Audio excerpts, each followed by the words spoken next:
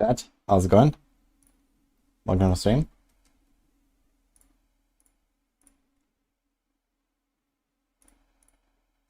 Okay, here we go. I somehow just misclicked on Photoshop. How did that happen?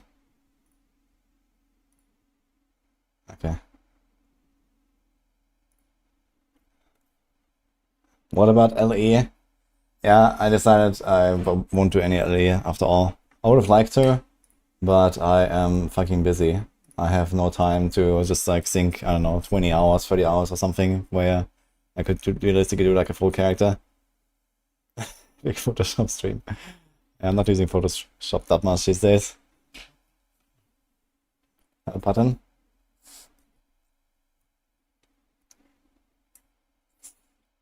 Hello, Anthony as well. How's it going? Alright.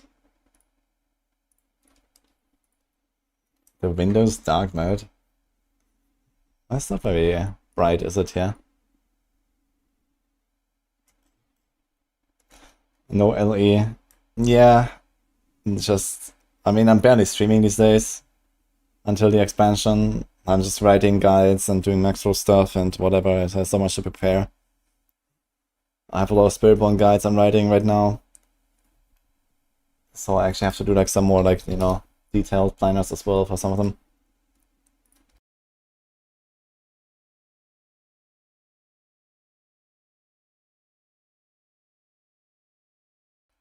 Please, Blizzard, don't nerf block chance and put a cap. Yeah, we'll see, I guess. I'm pretty sure they're gonna adjust many things on the Spiritborn when it comes to that. Yo, Valor, thank you so much for the sub, dude. And Glimmer of Hope subbed as well. Thank you.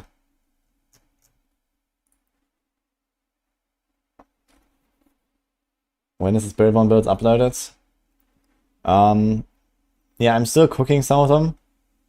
And then I will do a second pass through some of them. And then I will start putting them in my Discord, so the next few days. And also we are planning to probably release the first, at least, leveling guides of Spiritborn. Sometime next week. On Maxwell already. And then the Endgame guides probably a bit later.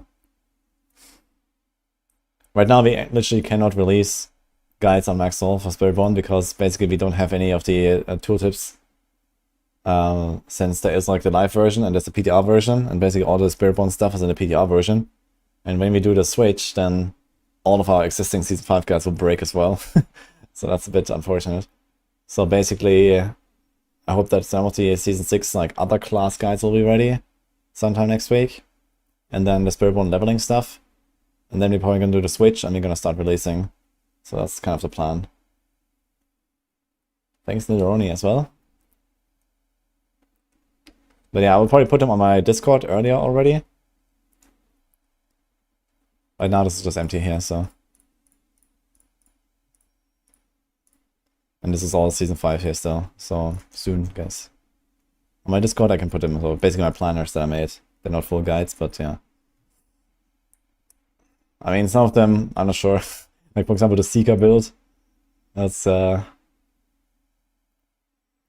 kind of weird thing that I made here. I wonder how that's gonna work. Probably not that well, to be honest. I'm not sure how much damage it will do. But yeah, we'll see.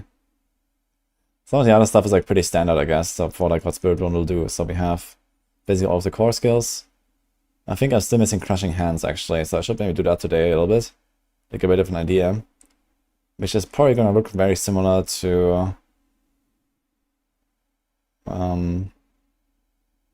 something like Rake or Quill Volley, actually.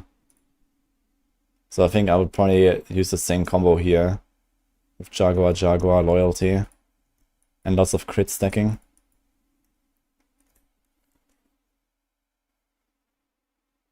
Wait a minute. Did I...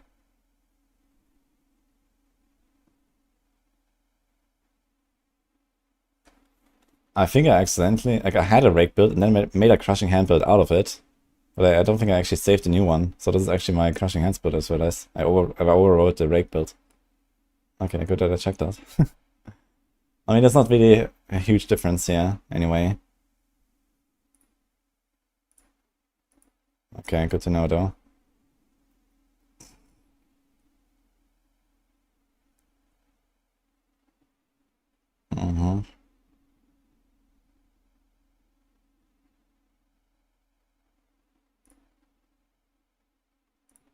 Let's rename this.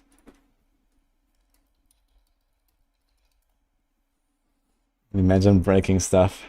Yeah, I guess Pepe got, like, you know, I took the rake guide that we had as a baseline. That's kind of what I did with Quill Body. I think I did Quill Body first, and then I made the rake out of that, and then I made the crushing hands out of that, and I forgot to make a new planner for it. But it's not the end of the world, I guess.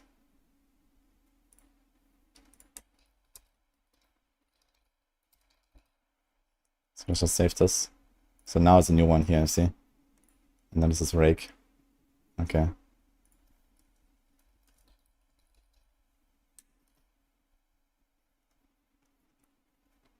Feral Druid. Yeah, quite. I don't have like an easy way to show it how it looks like right now, but yeah, it's basically like one big swipe that you do. And then there's a second one coming from the aspect, which is here. The Wild Claws aspect. Ah, we have a new technology as well. Nice. So you see here I can actually add more stats. In the future we're actually going to have like automated stat priority embeds on the guides, so it's going to be kind of nice that we can make directly from the planner.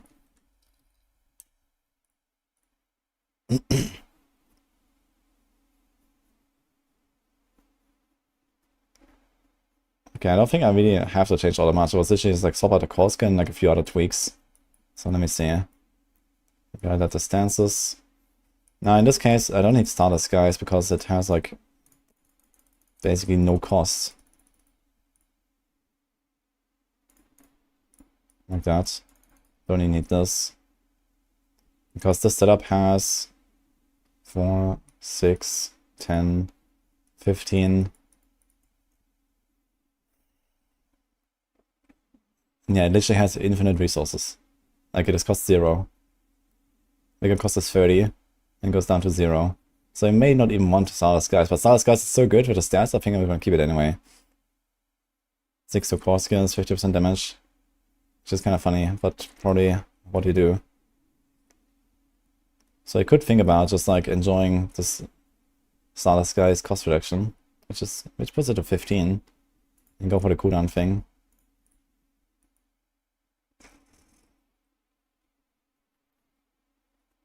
I mean, let's say we attack 2 times per second, 2.5 times per second.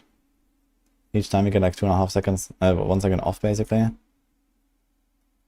It's not terrible.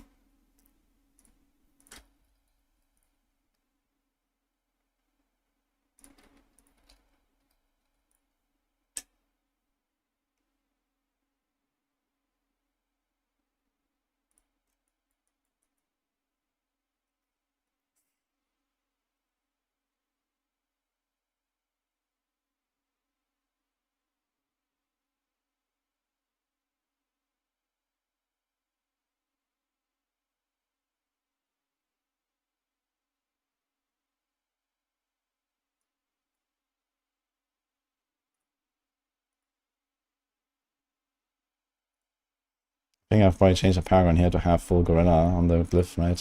1, 2, 3.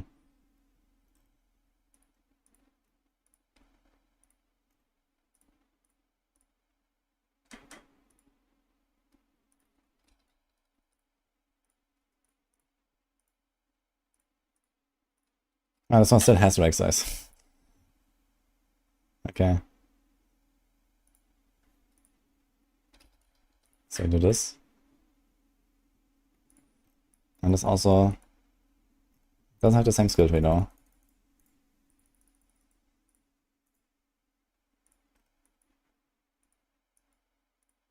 What are you gonna do with those 3 points, I wonder?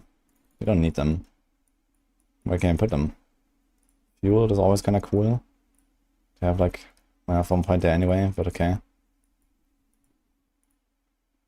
And here's anti-venom.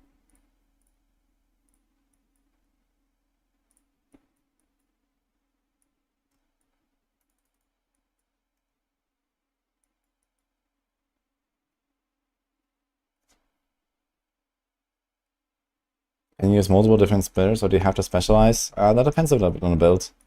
So there are, basically, there's one strong reason to use double the same.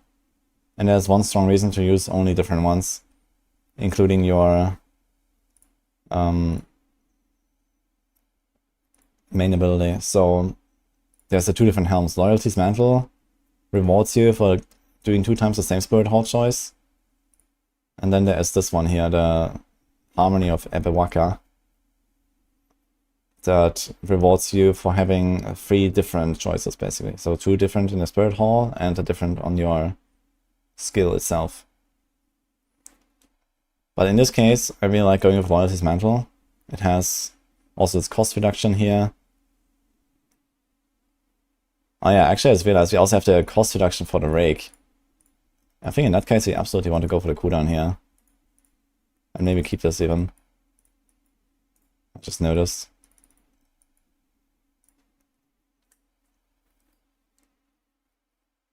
Increase all vigor generation by 10% for 3 seconds.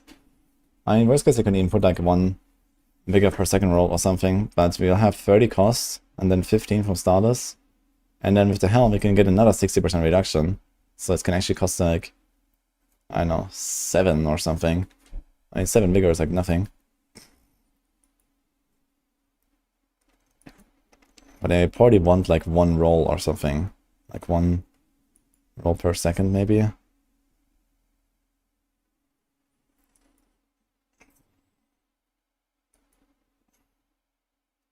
So you might remove something like an armor roll. Or can we remove the rest roll and put like a rest here? Like this. And put like 1 bigger roll.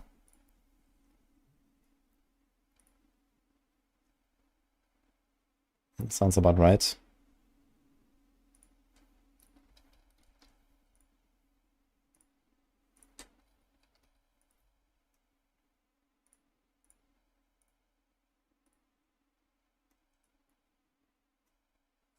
I like the new class. I like it a lot. I'm gonna main it for a while.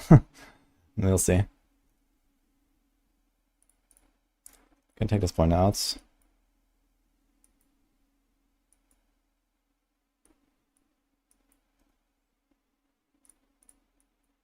So like 1 we can add here. Nope.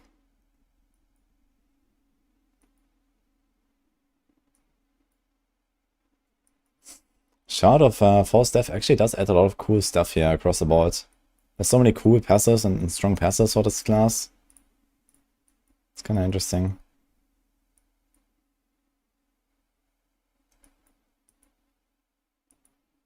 So yeah, I wonder how this is gonna look like when you play. Attack speed bonus is 50%. Not as high as I hoped it would be. There's not that much attack speed. We also, wait a minute, we have ferocity as well. We'll have 15 stacks of ferocity, that's 75% attack speed. Now the good question is it going to be attack speed cap 1 or attack speed cap 2? I hope it's going to be 2. In that case we have a lot of attack speed.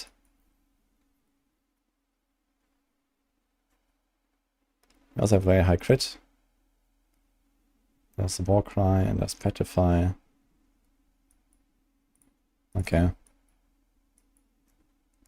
1 point to spend. Can do this if you want. Go faster. That's probably unneeded.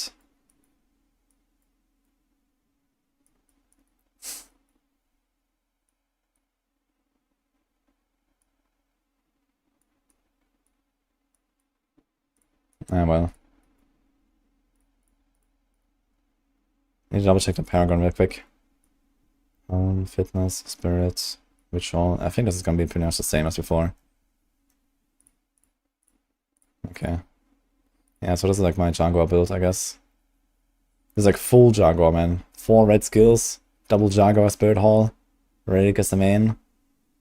Doesn't get more Jaguar than this. Actually, are there more Jaguar skills? Oh, that's Thrash, I guess. And there's, yeah, counter attack, okay. They kind of want to have Armored Hide. I mean, there's a way to skip Armored Hide. Which is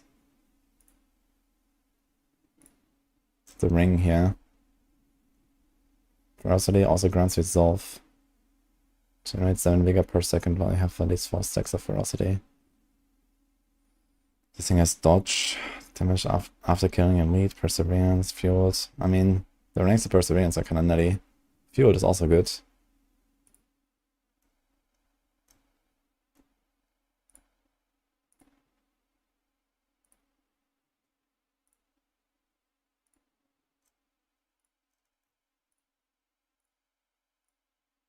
But yeah, anyway. Yeah, I'm not gonna play the early reset robot. I do understand it's a lot of fun. I would like to play it, but I don't have time for it. You know, I'm barely turning on my stream for like 3-4 hours every night right now. I didn't even stream at all yesterday, so. Can we do a new story at L1? You are actually forced to do a new story at L1, as far as I'm aware.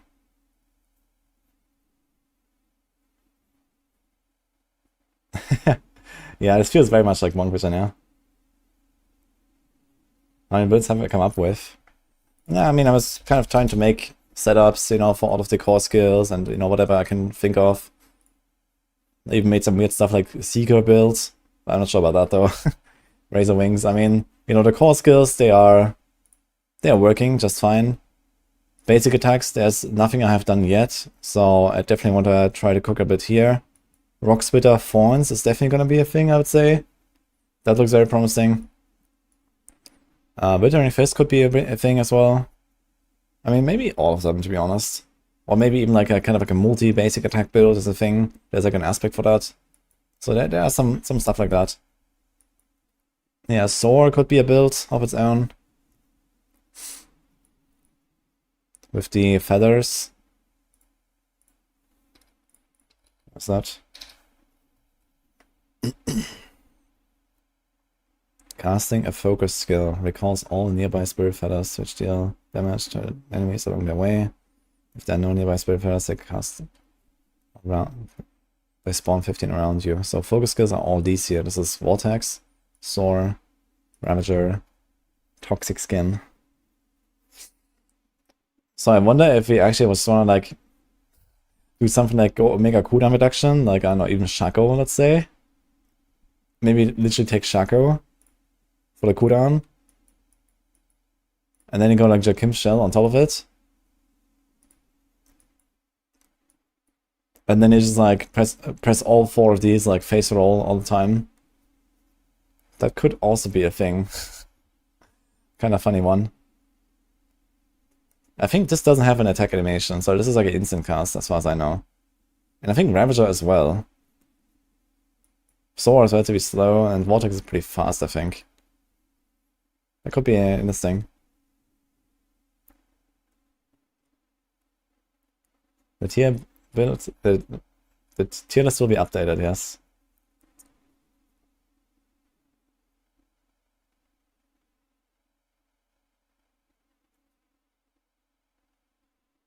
Set button to switch a pairing aboard, so each class in the expansion would be a lot of work to constantly switch classes. Every class has their own Paragon boards. So I'm not sure what you're trying to get there.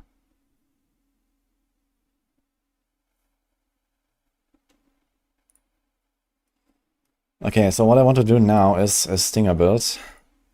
We already have a Stinger build, but I need to revisit that. This is a bit outdated with what I've learned over the last days. So let me check this out a little bit.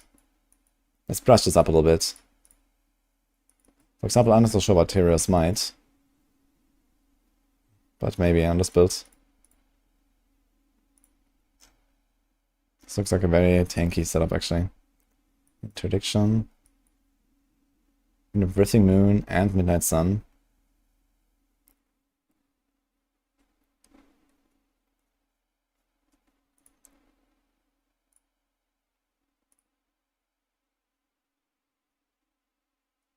We have Harmony. Gorilla, Jaguar. I think I might swap these two. Go Gorilla main, Jaguar secondary.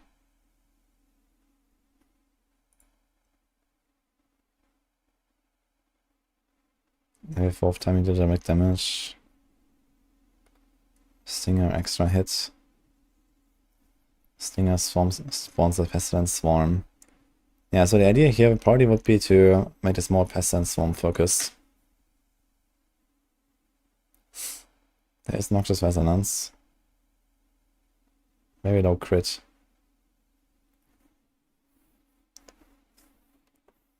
I'm kind of tempted to go Starless Skies for this.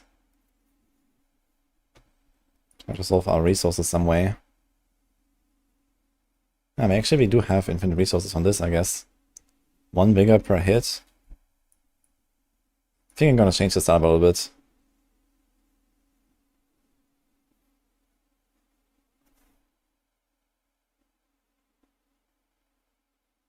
Yes, key over. We have a bunch of articles here you can check out. Hey, J-Rockets. You got the code, where can you use it on the site? I guess on checkout, there's probably like some way to apply the code. That's usually how it works. What have I learned in the last couple of days? I mean, I've just been working on builds and I, did a lot of math and I kind of like looked for the right synergies. And I just, this is kind of like a strong reason why I'm doing this right now, right? I want to be prepared for the release and how the class works.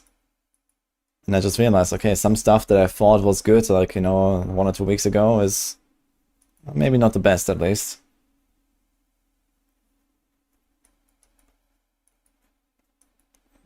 I've like reconsidered certain options, like for example, Tyrius Might.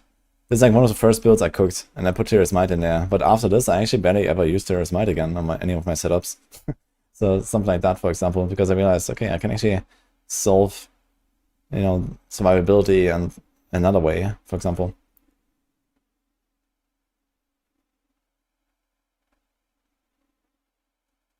Those should be paid. Well, turns out we do pay our writers on Maxwell a little money.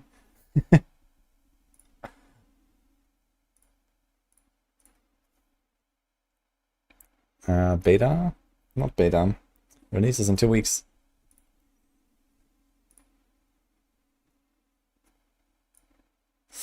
So for example, here's one thing, which is redirected force, which works for the crit damage. So if we say, okay, we care only about the crit damage that comes from Noxious Resonance, then this would make sense.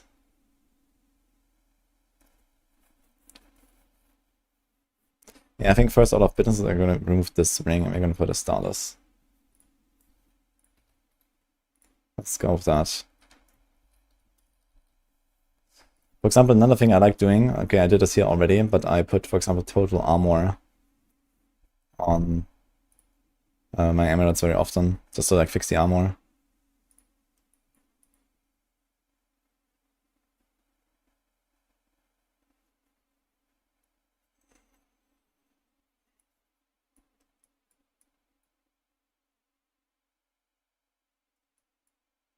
This build has a concussive stomp and a vortex. Okay. And a toxic skin.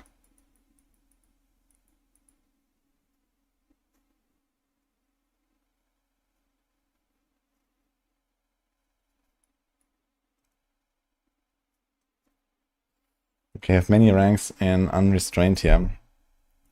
So this gives us a pretty good reason to use Gorilla secondary.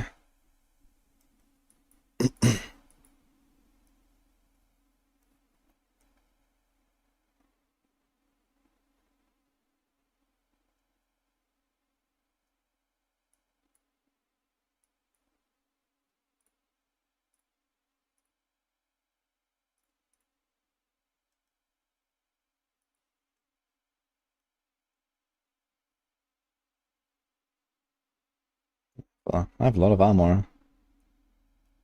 And that's okay, actually. Because you can do unyielding hits. Okay, I think it's gonna be unyielding hits combo.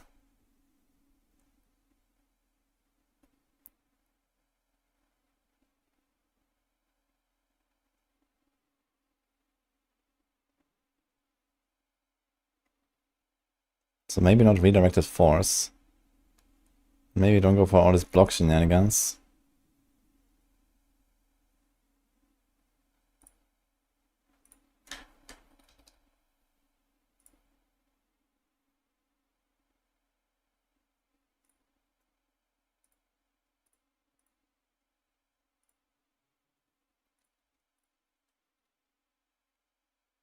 This has stinger size, vortex size. For some reason only one temper here.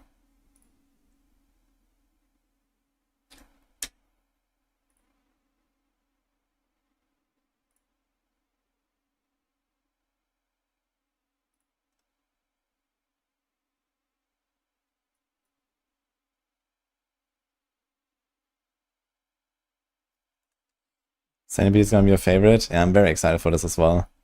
I think for the earlier game, I would probably even include the Devourer. I'm not sure if it's gonna be that good in the late game.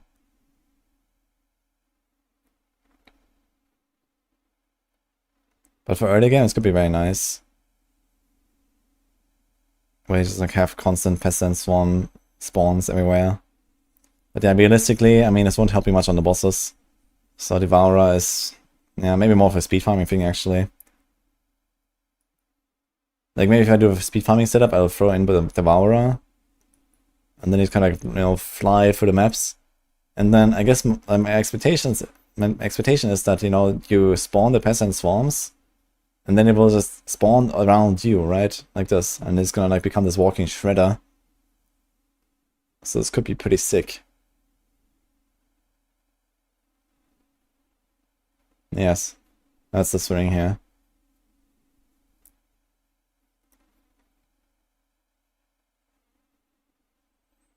You will find these builds on Discord, yes. But right now I'm still going through them again and I don't want to like post them just yet because some of them need like another look and stuff.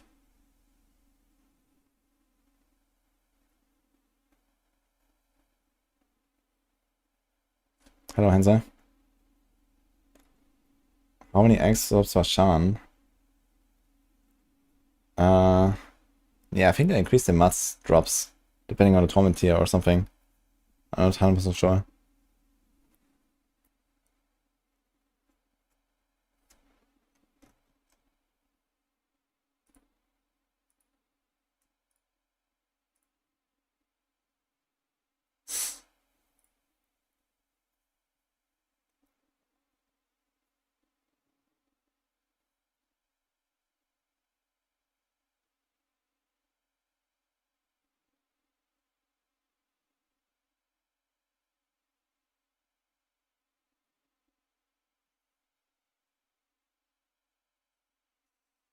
The 100% of the base damage as poisoning over 6 seconds. So for the pestilence swarms, I get 100% as poison. And for Stinger, I get 50% as poison. Alright. Is there like any extra poison synergies? We have Bane. 50% chance to deal double damage and poison damage. Then you have Consumption. This is a pestilence swarm thing only. We kind of need it as well with the secondary bonus. That's very powerful. 2% increased damage for each active pestilence swarm. I'm not sure how many I can have exactly, but quite a lot. Let's say we attack like 2 times per second. Every time we attack, we get 1 guaranteed, and then we have like a 35% lucky hit to get another. This thing has 20% lucky hit chance, not very much.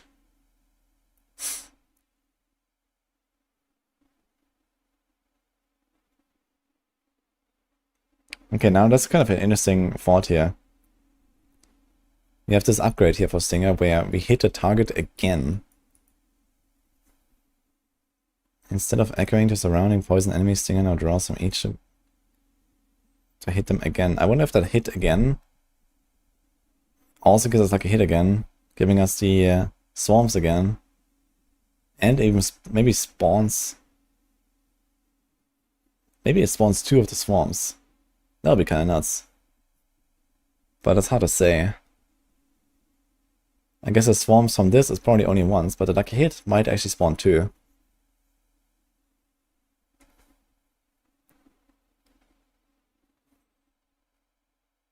Easy for 10% of your maximum life. Okay.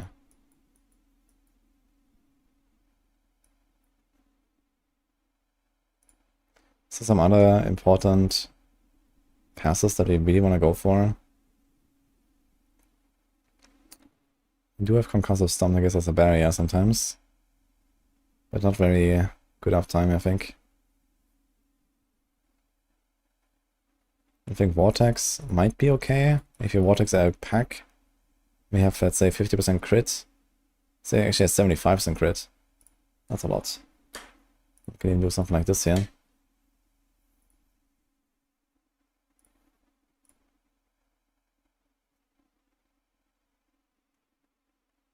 %80 crit.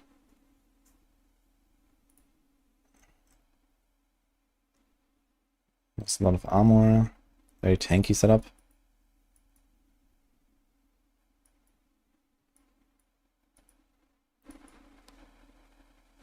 Low uptime on armored hide though. But probably won't matter too much.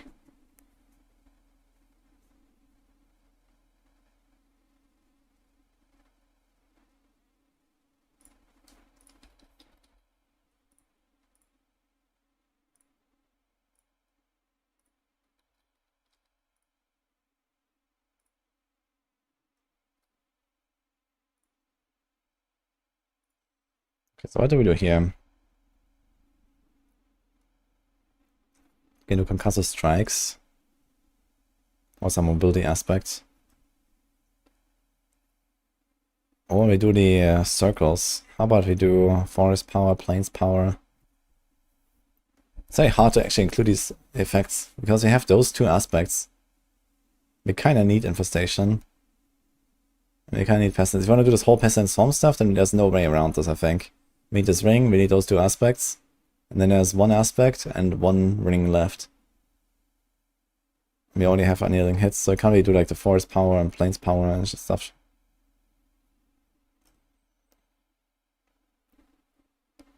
But maybe okay.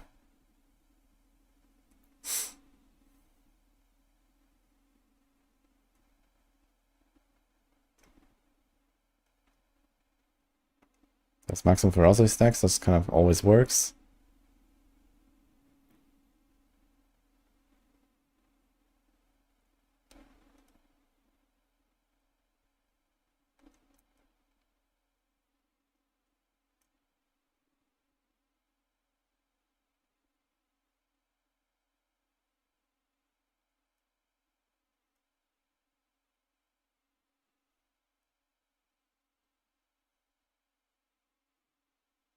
Could be interesting, the aspect of fleet wings.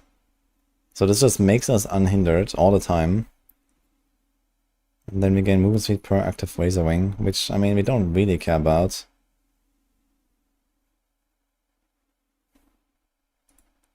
On the other hand, it allows us to get this movement speed here very easily. Plus the movement speed from itself. Plus unrestrained. So that could be an option. So maybe plays like Hammerden. This build here will be kind of like a Hammerden, yes. With the pestilence swarms. They like wanna be Hammerden and stuff.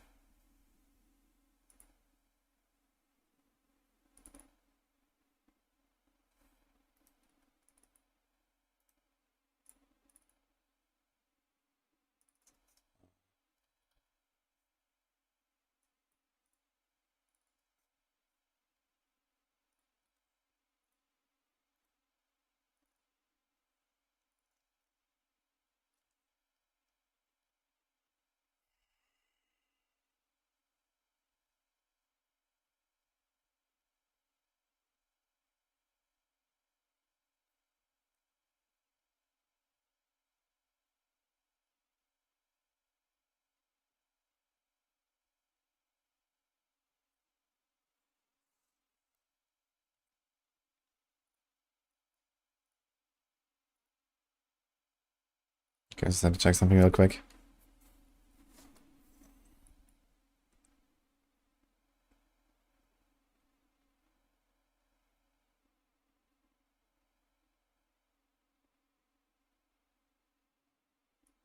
I mean, the thing is that the way I built this, I will still do mostly direct hit damage, right? Because get the Noxious Resonance explosions all the time. So yeah, we do apply the poison, but then kaboom. And then this will also proc Jaguar primary. That's pretty strong. So let's go with our secondary, Jaguar primary. I think this is an okay combo. I was thinking about swapping it around so we get barriers on the gorilla. But we don't need the barriers very much. It's just like extra defense that we don't really care about. And we could get ferocity there, which is nice. But here we have the perma unstoppable. We have the maximum resolve. Maximum resolve also gives us just like more defense and stuff. More damage as well. And we get this here very easily.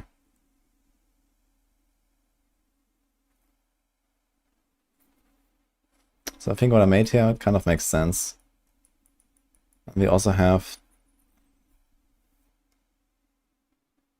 poison deals an additional 25% of its damage over time as critical strikes to vulnerable enemies. And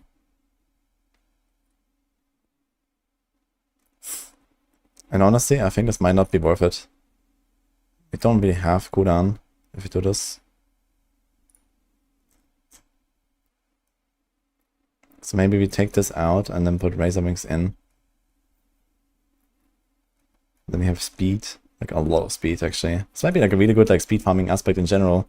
Just kind of like throw a Razor Wing and you get like insane movement speed.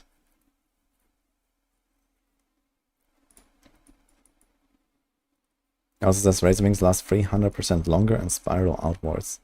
And I think they're not coming back actually, in that case. But it's kind of like a really easy way to get this thing activated.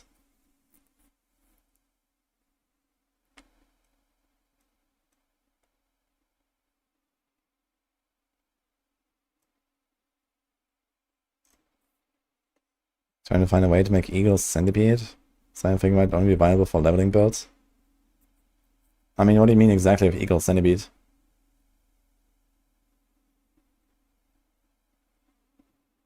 Hey, Mr. Decapota, by the way, thank you.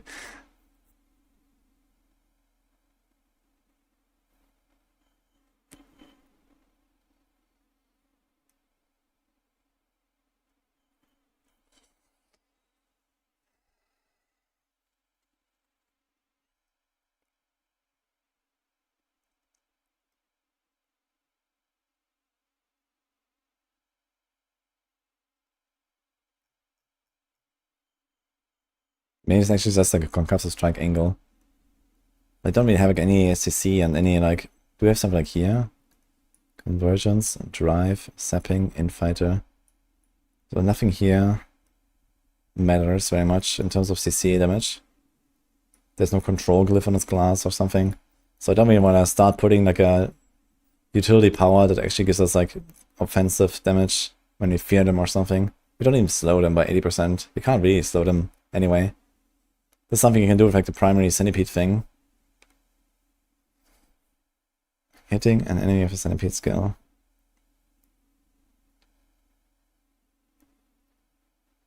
I want to poison Quill build the ring that makes it take a poison. Hit him with just poison. Are you talking about the glove?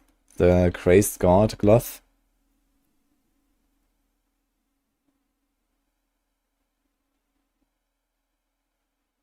Centipede is gonna be good for single target? You mean the Centipede's the ult? It does have this really strong beam when it comes out. But that's almost about it, I'd say.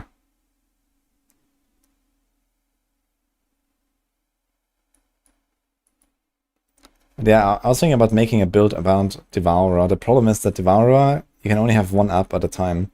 So basically, if you have like insane cooldown, you can do like, you know, Devourer, let him beam, and then you do the next one and let him beam. Something like that. That could kind of work, I think.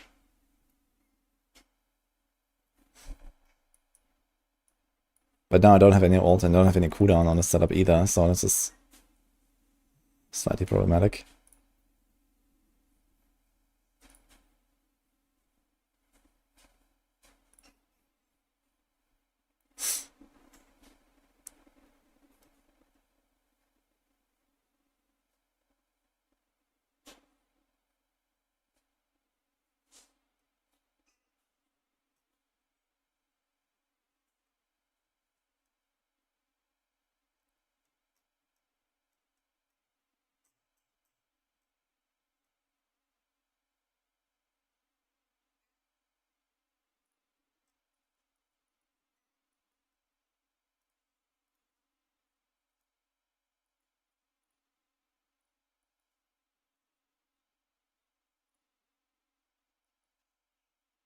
I'm gonna put the counter attack on the bar.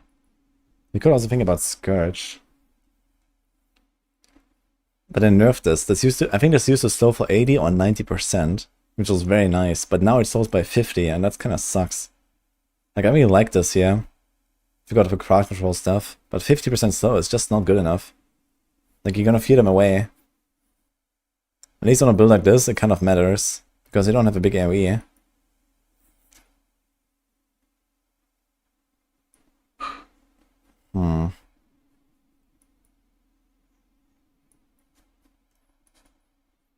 Touch of Death doesn't help us much either, right? It does a lot of poisoning damage. But would you really use a Touch of Death over a Stinger? Not really. I think this also doesn't help us much.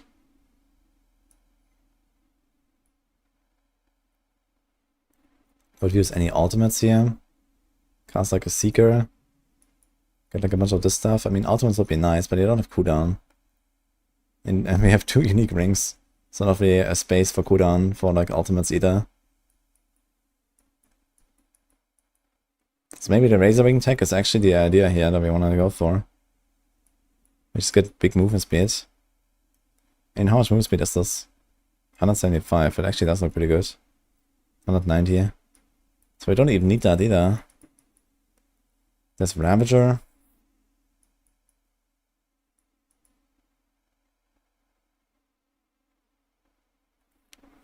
Cause instantly dash to the target and all vigor generation increased by 30. I mean, that is not bad.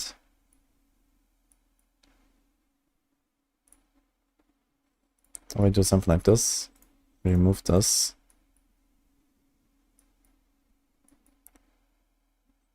Because Rockspit is kind of nice. Just get the extra block there.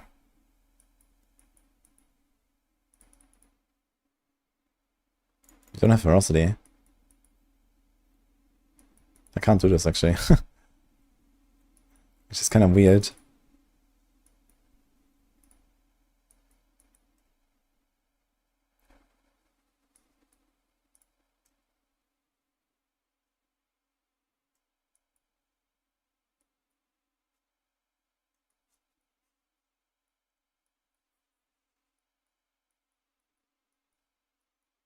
Could go for more points in Armored Hide. It's longer unstoppable, but we don't need unstoppable because we have Gorilla there. So it's just like one more resolve every once in a while, which is kinda shitty. There's this.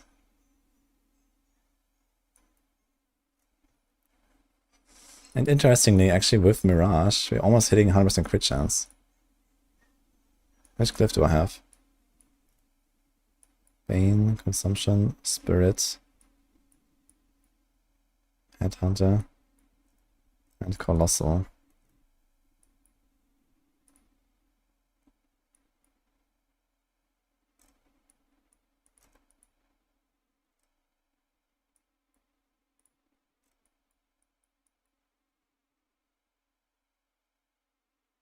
It's kind of weird not having Furnace. Furnace is so powerful. We have Jaguar Tag. And we have Noxus Resonance, but I kind of don't want to go for it. Maybe go do it anyway. Might be better than like random Swift or something. Like this at least. It probably makes sense. It just depends on how Noxus Resonance works, I guess. We don't really care about critting with Stinger. We care about critting with Noxus Resonance, which I can crit, at least when I played it.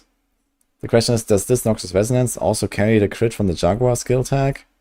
And I kind of doubt it, actually. So maybe not.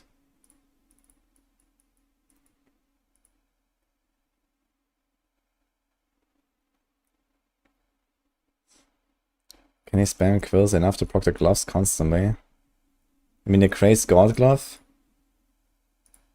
Wait, what did I say again? Based on a poison amount, dealing direct damage has up to a 10% chance to infect enemy with Touch of Death and clear the poisoning. I mean, the problem is that you need to get hit first, and then you clear it. So you can only proc like once. I don't think it's gonna be that effective. Unless you have like a big pack of monsters hitting you, but if that's the case, then you're not struggling already. So I'm not sure how good they are for DPS. I think it's mostly a defensive item. Could use Figure Step as well. You could use Figure Step. But I also don't really want to do that. I really don't like playing Figure Step, to be fair. It's just like not great.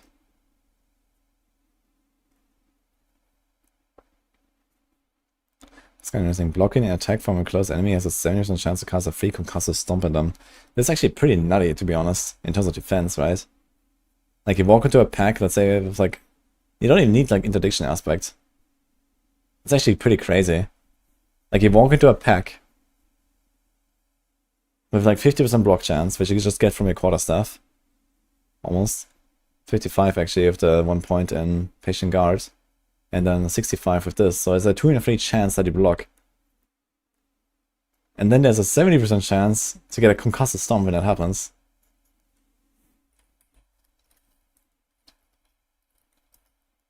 So that's almost every second hit gives you a concussive stomp on the enemy.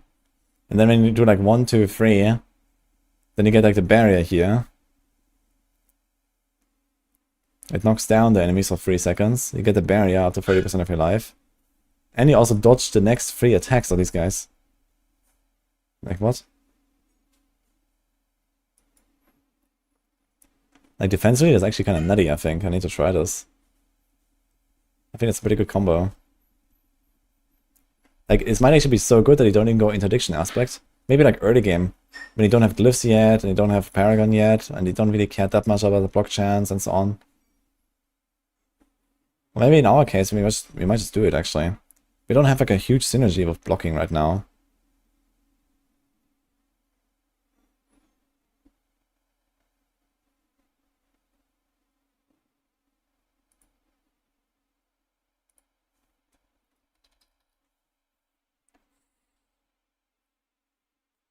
Casting Gorilla skill and powers on the party behind a barrier. That's a lot of armor. I think going unyielding hits and not having forest power is kind of weird. But they also don't really have like a space for the plains power, which is the main problem, unless we remove infestation, but we can't. Then we don't have any poisoning. You have to move starter skies if you want to do this.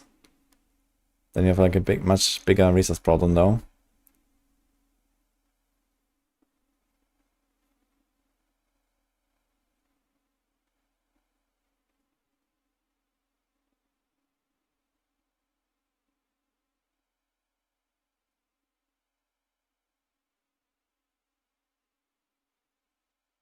Oh, Proteus, scrats.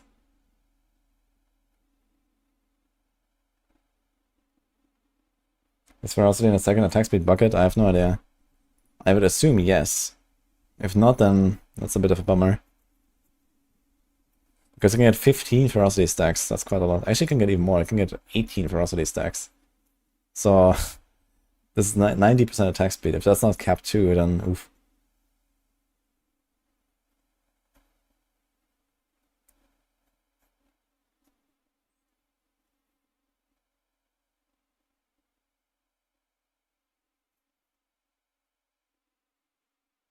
Yeah, Battle Pass siege only are pretty fast.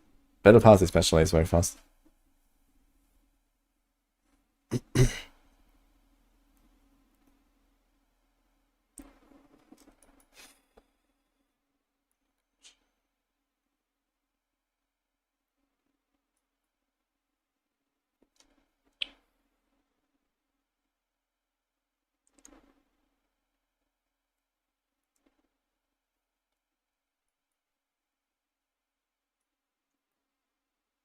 Yeah, I think we don't have a good way to improve this right now.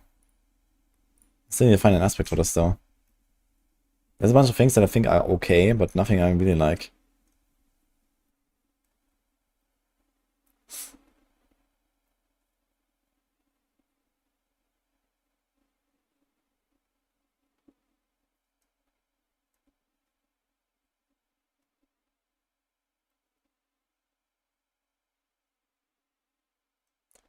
On the other hand, just getting the duelist, which is 5 ferocity, and then getting ferocity from... No, I need like the other ring for that. I think Stars is too good.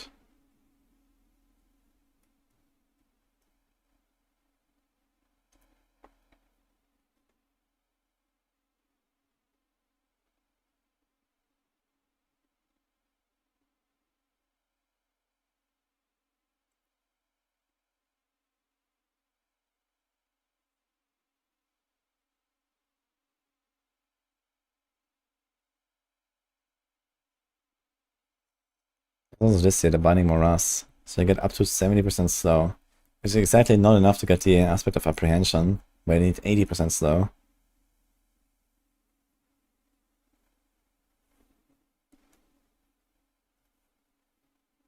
But here, close enemies or those you deal indirect damage to are slow, it's by up to 70%. You need to turn something. Maybe just do this here. It's not bad. Doesn't work on the boss. But the boss damage should be pretty high. So maybe this is okay.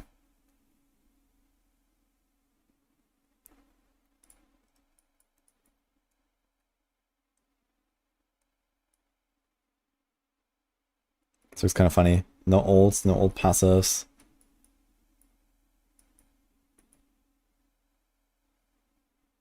Kind of want to have 1 point there.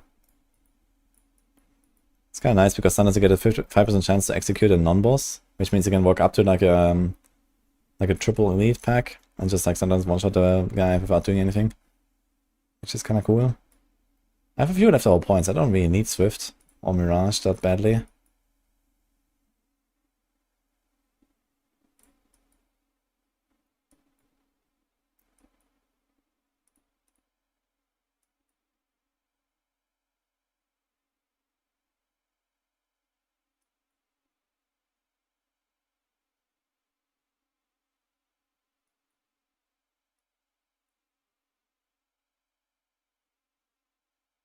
I think those 4 points are also not really well spent here.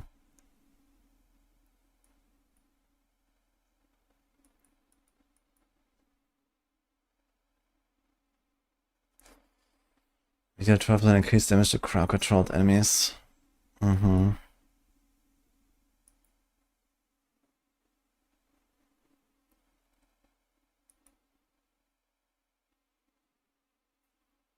Each time you hit an enemy with Scourge, you gain 1% increased damage to crowd-controlled enemies. I wonder if I should go for some crowd control stuff. There's also the knockdown we can get from one of the boards, which is revealing. 30% damage to crowd control, 30% chance to knock down vulnerable enemies. We do make them vulnerable, do we? We have the ring for vulnerable, I guess. Not very that effective.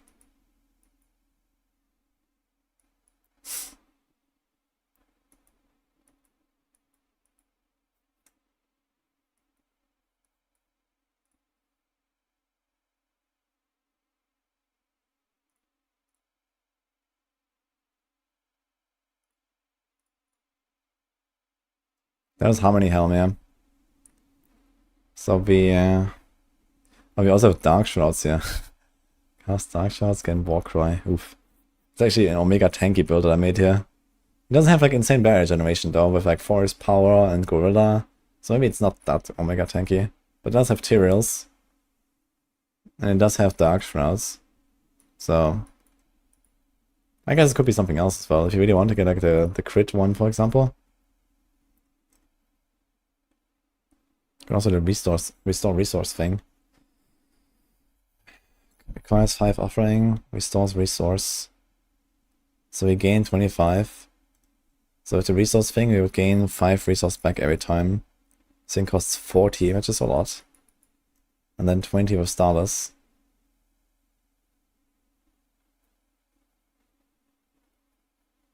Generate 1 vigor each second while moving. I think I have to go for this.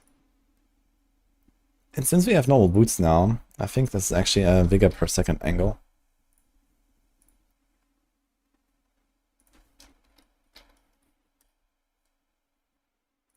I can also get extra movement speed here.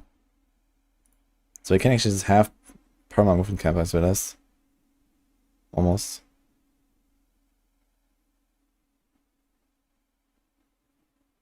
We can do like this.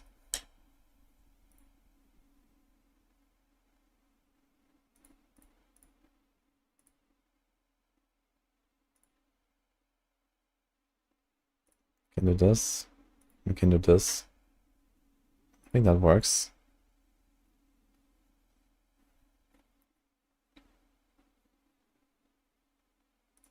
So just like that, we're gonna regenerate 15% extra, 30% extra. So we're getting like 11 per second or so. 15 with velocity while moving. It costs 20 to attack once with Stinger. Every time we block, if we cast a Rock Splitter here and there, we gain 11. Also 50% block chance. I don't think we need this here. And then we also have... No, actually, wait a minute. We also have the Rifting Moon, right? So maybe this just kind of stores our resource anyway. Pestilent Storms are always spawn only new and generate 1 vigor per hit. I would say that each Pestilent Swarm should hit each enemy at least once. More like twice, I'd say, at least. Maybe more sometimes, on like a boss. Because they circle around you and then circle out slowly. So even on the boss, I think it can probably just like spam Stinger actually like this. Might be good though to put a vigor per second for now. We'll see if it like adjusts this at some point.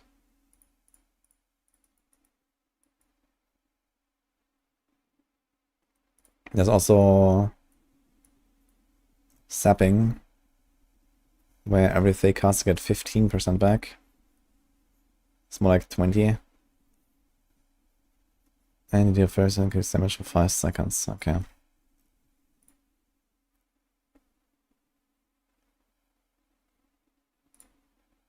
Yeah, I think this actually became a much better setup suddenly. We got this. We got the slow.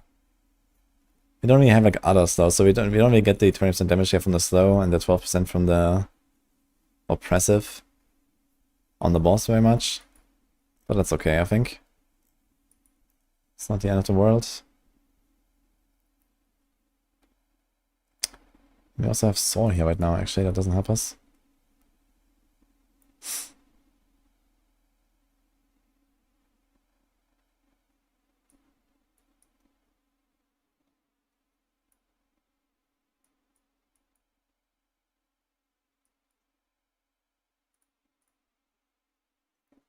I wonder if I just put like another utility power here.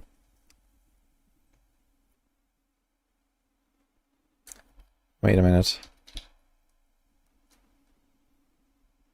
You gain resolve for each 30 vigor, you gain over 100. That could be kind of interesting actually, aspect of tenacity. If we have enough resource gen where we can trigger this every 10 actually. For each 10 vigor, we gain a resolve. That's kind of nice.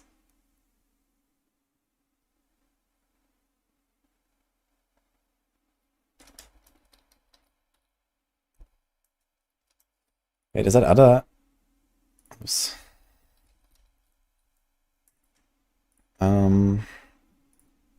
The ferocity thing. That's an offensive one. Yeah, this is offensive, man. 6% chance to gain ferocity when you crowd control an enemy. I mean, you get it easily by something like Binding Morass. You literally just have to walk into a pack and you have full ferocity, basically. But I think it's mostly gonna be an early game thing.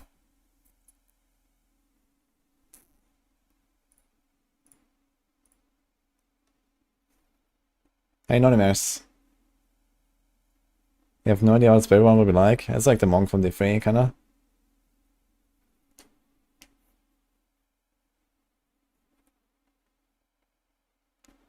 Is it worth randomly converting payback into core skill in order to gain passively gain vigor for an hit? Oh, that's a good point, actually. I was also considering this in some builds where I just had like an empty skill slot.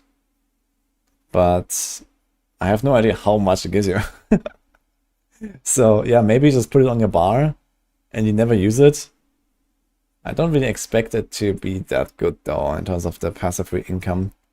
Maybe if you take a lot of damage, let's say, you know, they take 100% of your life as damage and then you gain like 100% of your resource or so. That's not very good.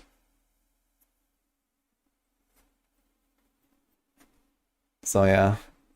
It would be interesting to try this with the Jakim shell though, the low life chest. Let's see what happens. We have so many leftover points now.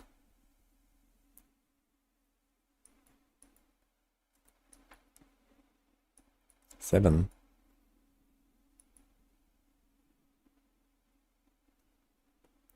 Is my gorilla cooking? I have a crushing hands build already. I still want to make a payback build at some point and a rock splitter build. So those are still to be done.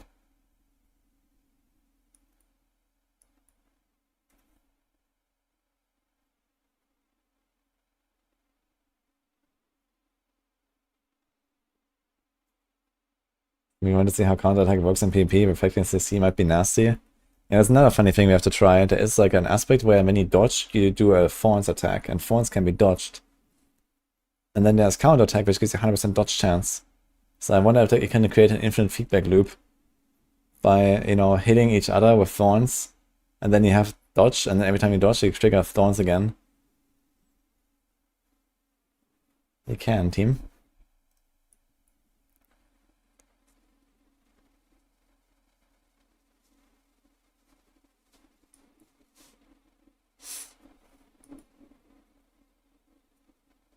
Yeah, I think this build is gonna be omega tanky, actually. It's really fast. Compared to most of the other Spiritborn build I made, this seems very tanky. On the other hand, I don't have the barriers, so maybe it's not that tanky. We have Tyraels, which is nice. But it's only defense, really. So I guess it's not that crazy. I just don't know what to do with all the other things here. I have so many points now. Swift and so on.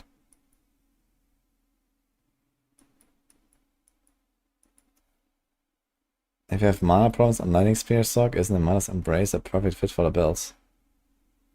No. Like if there is no mana problems on the Lightning Spear Sock. I guess you might just be spamming Frozen Orb all the time and run out of mana. The solve for that is you actually put like 1 mana per second roll maybe somewhere. Or you use the Unleash Glyph. And then the more cooldown you have, the more you'll cast Lightning Spears instead of Frozen Orbs. And you kind of solve that problem by itself.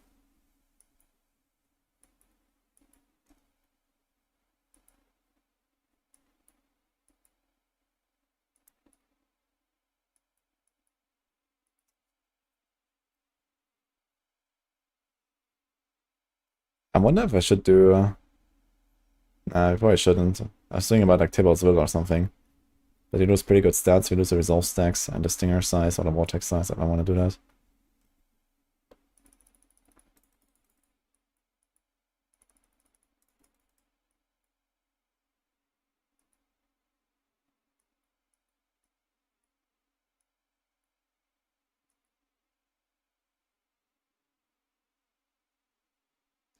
Whenever you heal, your poison damage increased. Okay, we can actually do this. I just realized I forgot about nourishment.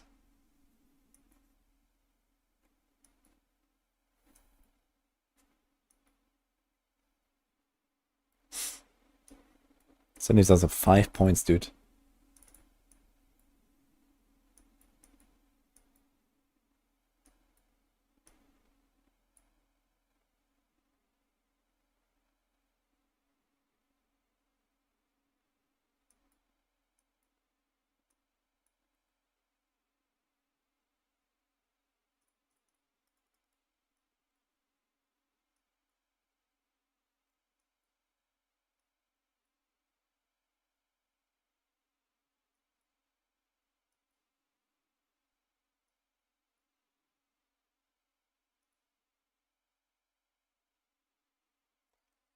We actually have Gorilla Tag, I just realized, right? Gorilla skills to increase damage to knock down enemies. But we are not knocking down. Only sometimes we stagger the boss. We don't have concussive stomp anymore. This could have been a combo actually, but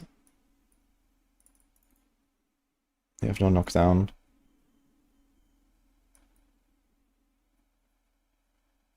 Rushing Claw doesn't help us with extra ranks. Maybe let's do this, honestly. Put 3 points in Furnace, cause why not? Because sometimes we crit and we just killed stuff. Even when Noxus Resonance is not proccing. So like, I guess we'll do this. I kinda like the setup now. I think this has become much better. I mean, it's still pending like some interactions testing. But I think the resources should be okay.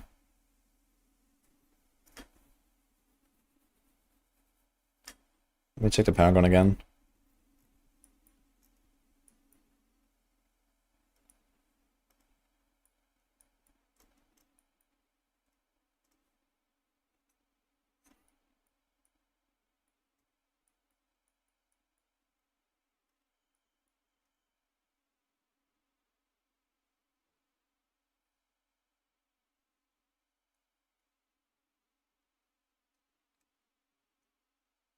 As well as this thing can be unlocked in the codex as a tenacity aspect. Which is not that good. You need 30 vigor instead of 10. But if you somehow generate a lot, there are ways to like really generate way too much and get resolve all the time. Okay. I have a playlist on Spotify you can follow if you want. This was the end of time from Scandroid. Why does Rod of Capelake don't work on Touch of Death with Poised Touch of Death or Payback? I'm not saying it doesn't. I absolutely expect Rod of Capelake to work. You convert this to core skill, and you convert Payback to core skill, and then Rod of Capelake converts those core skills to basics. Pretty sure that should work. And there is a way to actually, like for example, play Payback, where it consumes all of your vigor every time you use it. Like you basically just need to get to the point where you generate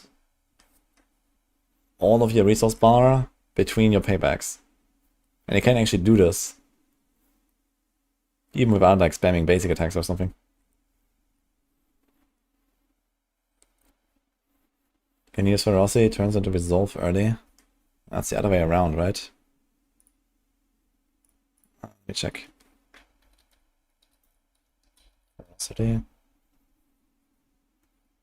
There's like a ring, there's like one of the unique rings that gives you Resolve when you gain Ferocity, but you don't have Ferocity in this build actually. It's a no Ferocity build. Which is kind of weird. But you do have relatively strong benefits for what we got here, so I think that's okay. This gives us 20% damage just for existing. Then we get a 12% there. There's Mega Slow, which is also kind of nice. I kind of like the setup now. We gain Resolve very easily. Since this build doesn't have any cooldown reduction, we don't have Rake to reduce our cooldowns, we don't have like a Shaco or anything. There's no cooldown anywhere. So we don't really press out hide very often. We don't have CC very much. And like this we would lose our Resolve stacks very fast, and now we don't, because we just gain them all the time. Just gain Resolve all the time. And we are perma-unstoppable. And we have these unrestrained ranks. Okay, let me try to use this here as like a... Let's make an ancestral version without the mythics and see what happens.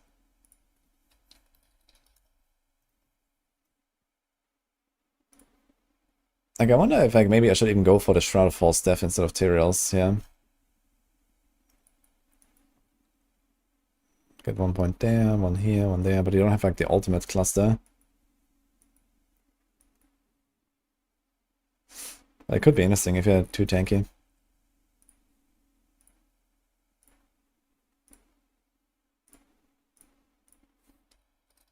Do I have to go for a lot more rests on this?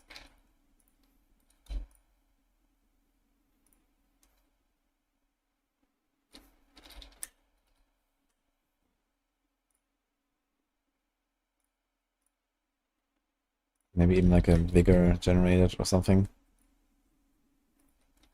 Vigor per second.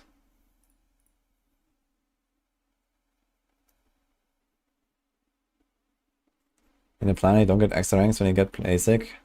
Yeah, this is not implemented yet. This is work in progress right now. Like all of the legendary and unique powers are not implemented yet.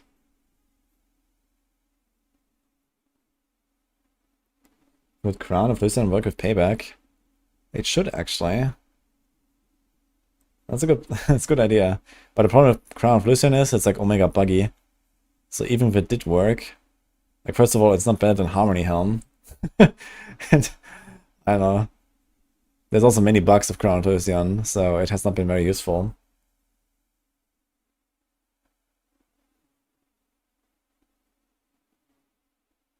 When can we expect Campfire Chat and patch notes? I guess in like 1.5 weeks or so. I guess like the end of the month or the start of the next month.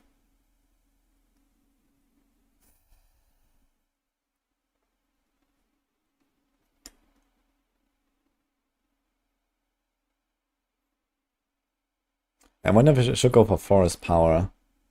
Even without extra Mystic Circle synergies. 25% chance to create a Mystic Circle. Periodically grants you 25% maximum life as barrier and increased armor. I mean, increased armor is very minor. We don't have Mystic Power, Mystic Circle potency or something on our gear. Which you could do if you wanted.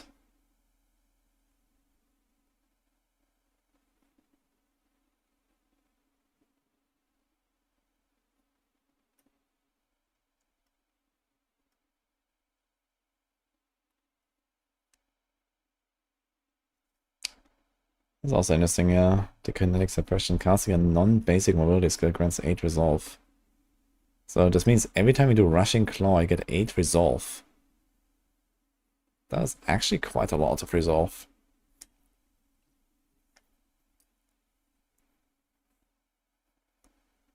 Okay. This might be interesting to use in some builds.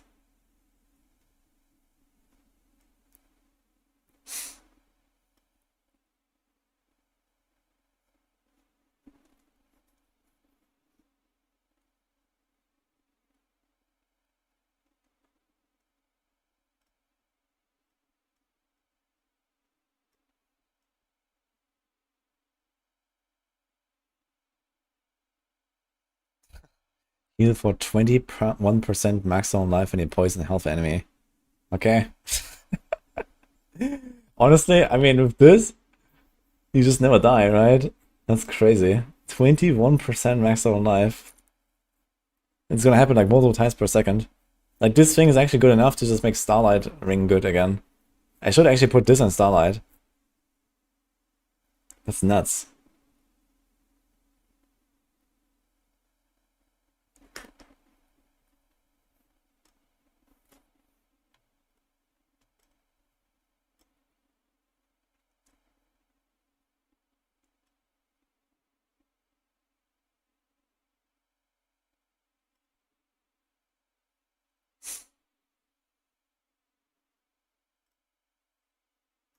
It is kind of... I might actually do this. Raiders aspect.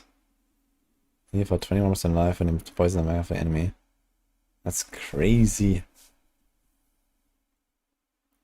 I wonder if that's only on the first poison though, but even if it is, I don't know, you walk through the packs, you get insane healing. Also, I realized you can't do fuels. Oopsie. You don't have ferocity stacks, so I can't do this.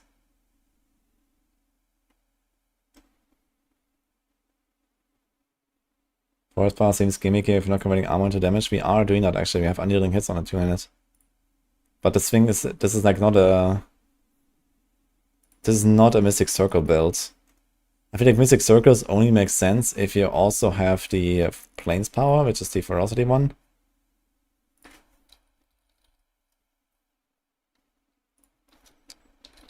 We all have the same number. Yeah. Okay. We don't have ferocity in this build though. The only way for me to get ferocity is to switch Gorilla to Jaguar here, but then we have like some other problems. So we're doing this here, I think.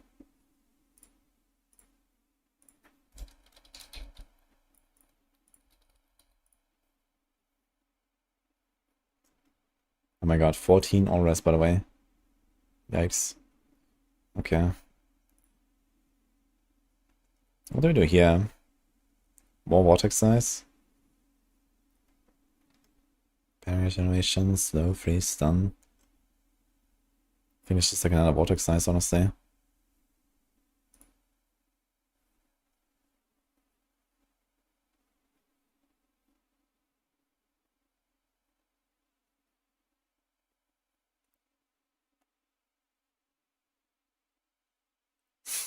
And the thing is that before Harmony, you have like another defensive power. I mean, this thing also brings damage reduction, I guess, which is pretty strong.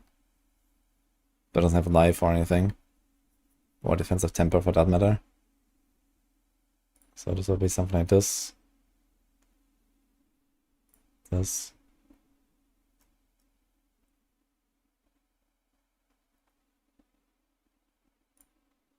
And then we unequip this.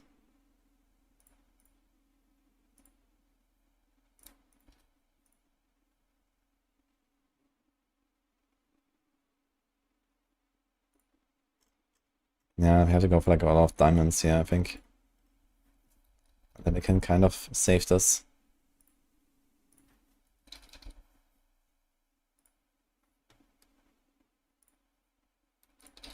Into res here. Okay. And here we do like a res as well, I guess, or something. Oh, we actually have too much now. Okay. Could be like this then. And now I wonder, should I go for Starlight Aspect? It's kind of funny to think about. What else is there? Let's see. But before I start this, it's probably not that much. Redirected Force could be something. Can increase critical strike damage equal to 70% of your block chance. Blocking doubles this bonus. It is pretty cracked as well.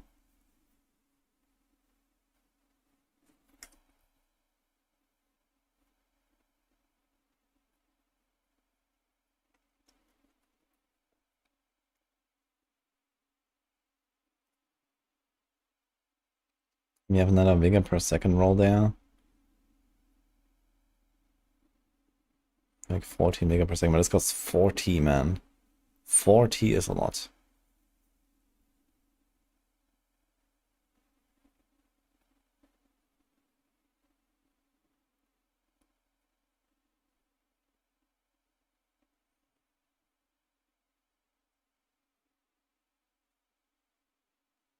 This is 60, 70% block chance. So this is 49% damage. 198% of the double. I mean, that's basically double damage. Because you have that almost all the time, I guess.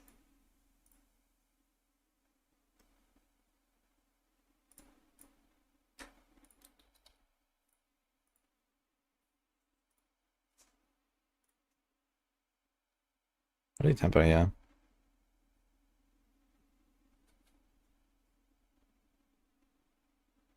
We have a mobility and a defensive tempo on our neck.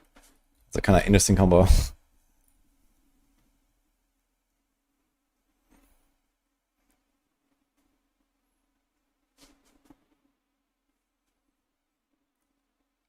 You could do the vigorous. Is that better? 3 points to vigorous? It's 5%. Instead of 18% resource generation. It's actually not better. And this is a multiplier. Like every roll of resource generation actually multiplies. So we should probably do this.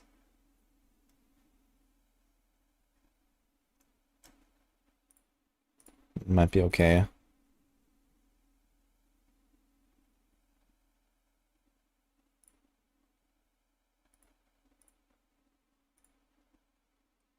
Hey, Boiler.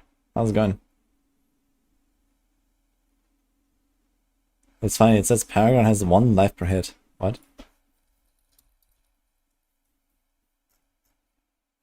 0, 0. Together is 1, guys. Nice. Here's also 0, 0, 0. Okay. Nice. It's at X% of block chance, yes. So now I can say 70% block chance without Armored Heart active. So you get 49% bonus from Redirected Force. But if I had to guess, this is probably on the chopping block as well for like a nerf. Because that seems kind of crazy. So we'll see. It also depends on what they do with block chance. Will block chance cap out at 100% or can it go over 100% block chance? If I remember correctly, you used to be able to go over 100% block chance with interdiction aspect, for example. In that case, I would go interdiction aspect, and then you would definitely go for this here, because this would give like a ridiculous amount of damage.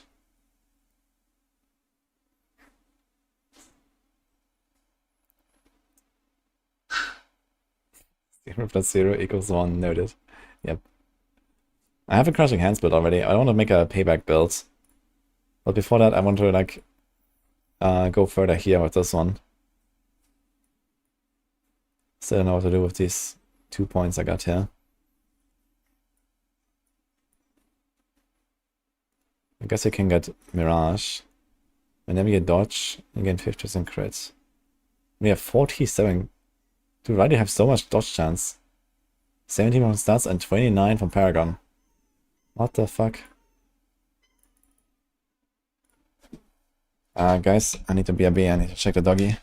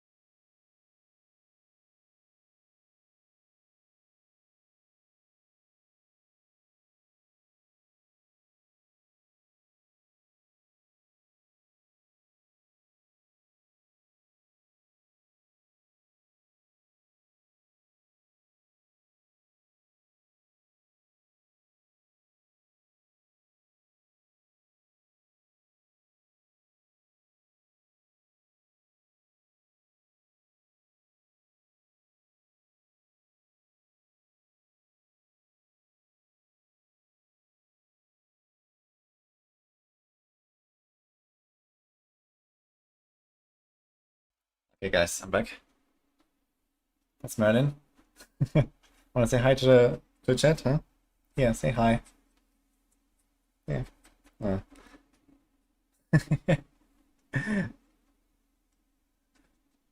Yo, thanks for the prime, by the way, from Sifu.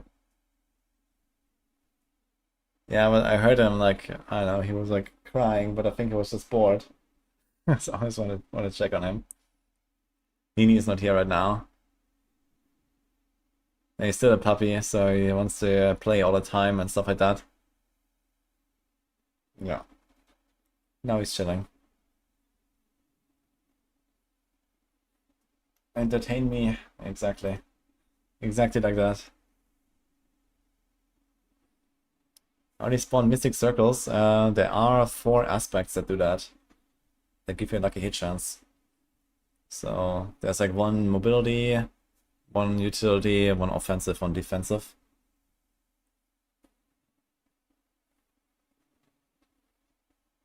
You can dress up Puppy as a default companion. Yeah, we're already training him to pick up gold and everything, right? You're gonna do a good job. I need to blast, and you have to pick. Okay. Can you post a build? Yeah, I can post your build, okay. I can take a look. But I need to finish cooking the Stinger build, because I need to start writing guides. And I was like, I kind of want to start writing this other build now. And I was like, oh, my planner's not really finished, so I should check that out again.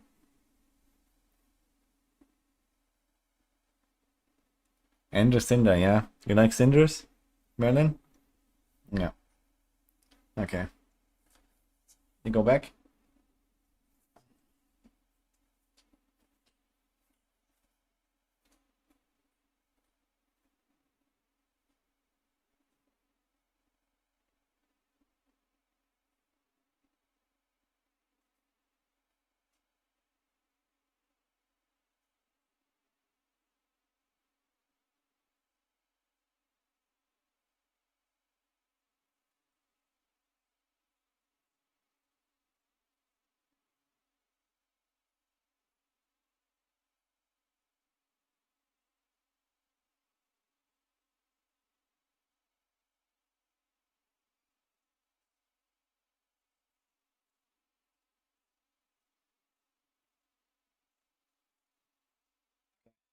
Back.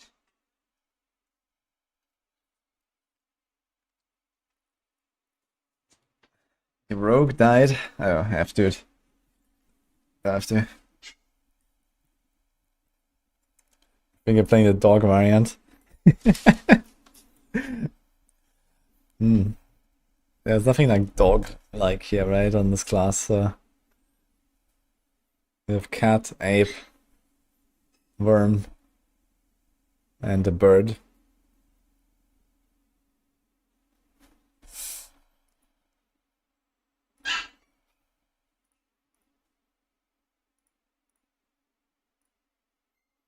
Okay, I think we actually did this one here, but let's do this.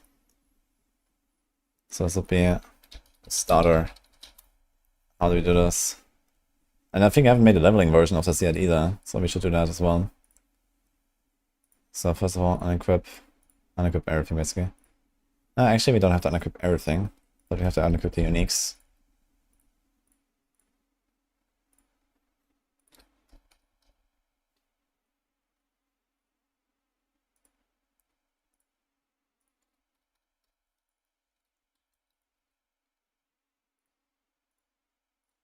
That's everything to 750. Like that. I think you can actually keep most of the setup as it is. Almost. Once you have all these aspects and stuff, I think it should be fine.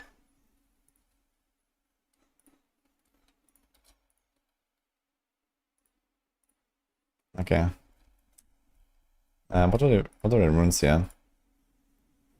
Dark Shroud, huh? Maybe we don't want the Dark Shroud so much.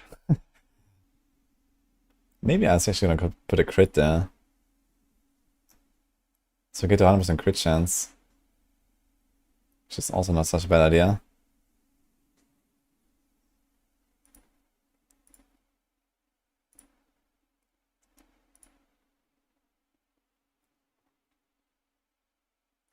Because we need to cast 6 Core Scars to get 1 Dark Shroud Shadow. Which is actually not that crazy, to be fair.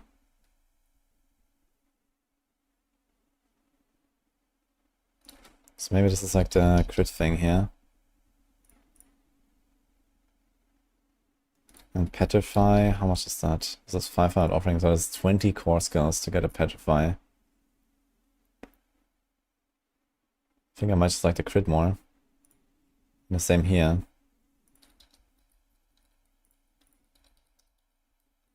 And just get it like all the time.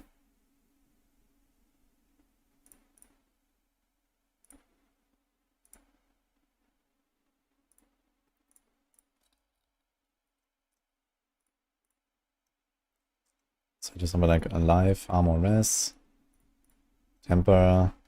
I guess it's like another angle for maximum resolve stacks. Okay. And then another defensive power we can put here, or the utility. Not sure what though.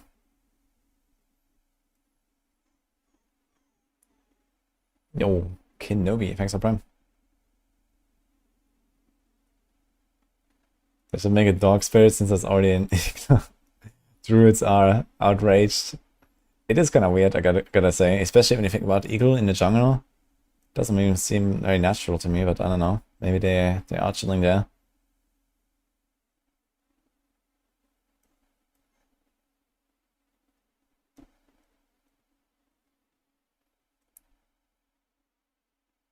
Do we have any way to get barrier?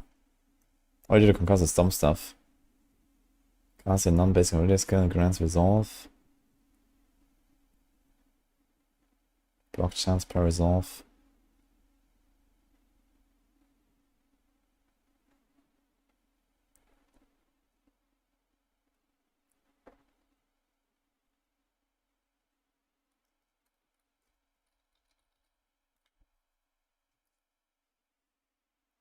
Gain block chance and blocking an attack from a close enemy has a 70% chance to cast a free concussive stomp. This sounds kind of nice, actually. I might just put this for the early game. It's gonna make it quite tanky from the start. Because just walk around, you get concussive stomps everywhere. Why not? Actually. I think for progression it's gonna feel very good, the reactive armor. Definitely excited to try it.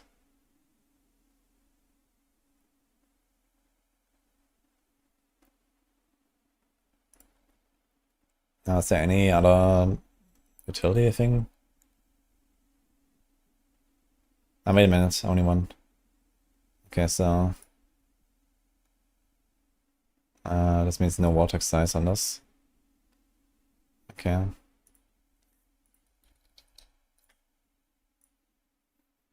Definitely want stinger size though.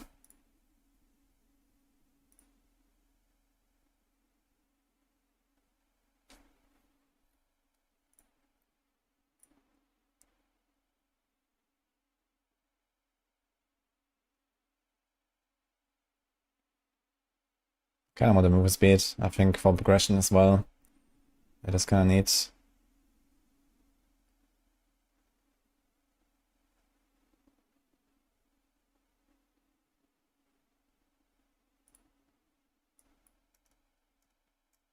And I think I want to put a Colossal Glyph here on the starter. And then Spirit over there. This has 40 strength and 80 dex. It says 44 strength and 80 dex.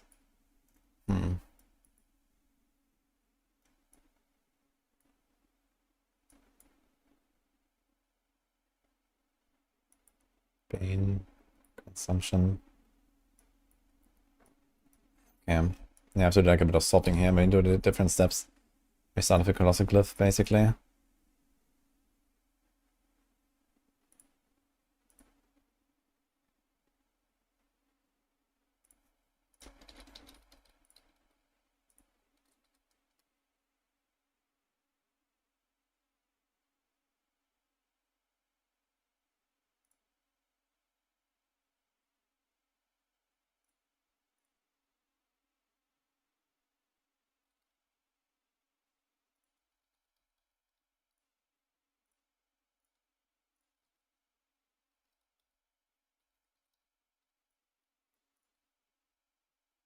Like that, maybe.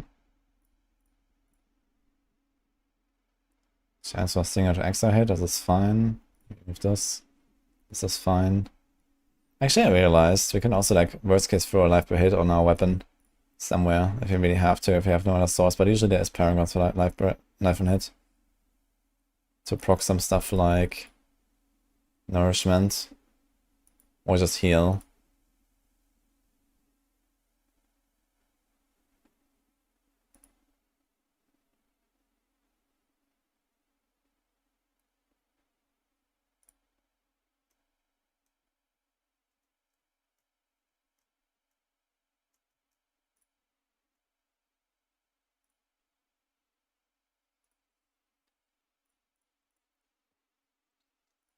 Kind of feel like instead of offensive tempers, I should go for a resource.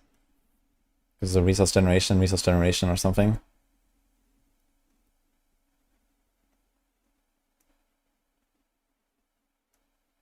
Which is probably the way to go, just to make this more smooth. Unless we go for some other resource power. And we said maybe Starlight. Even with the nerf. There's Dark Dance as well, but as far as I know, this is still buggy and doesn't actually give you 80% extra damage every 5 seconds, which is kind of sad. It also will be kind of nice, just get like sometimes a free one. And then the extra damage.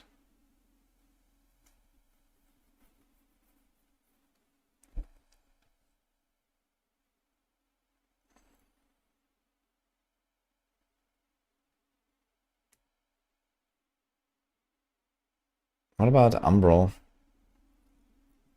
Still one resource when you crowd control an enemy, which is kind of do by walking.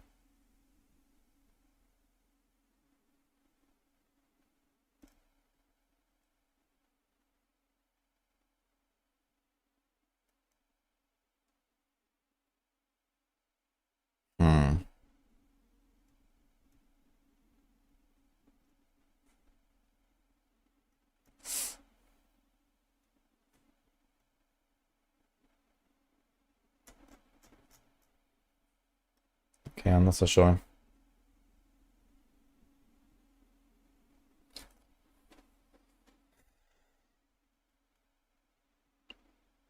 About Creeping Death? Not really, right?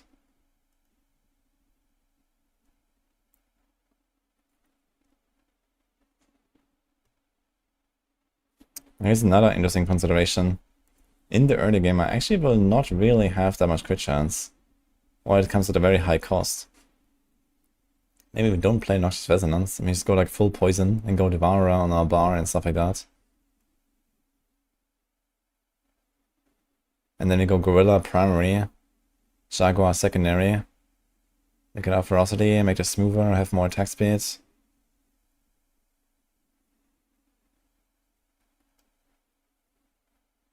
Kinda interesting. Might actually be like a swap here, because you don't have Harmony Helm now. Could also just go double Gorilla if you want.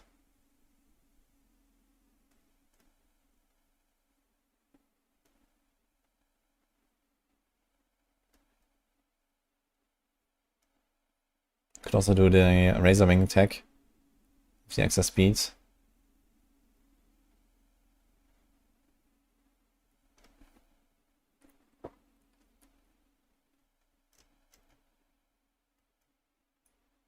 I think it's actually a starlight angle.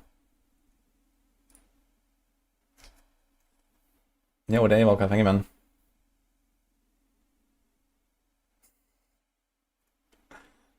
Yeah, what's up with Neo State setup, mate? When I'm playing for the season? Nearly, but not fully. Harpy Eagle is neo-tropical and ranges in southern Mexico through Brazil. Inhabits tropical lowland rainforest in the upper canopy. Interesting. Maybe that's a thing.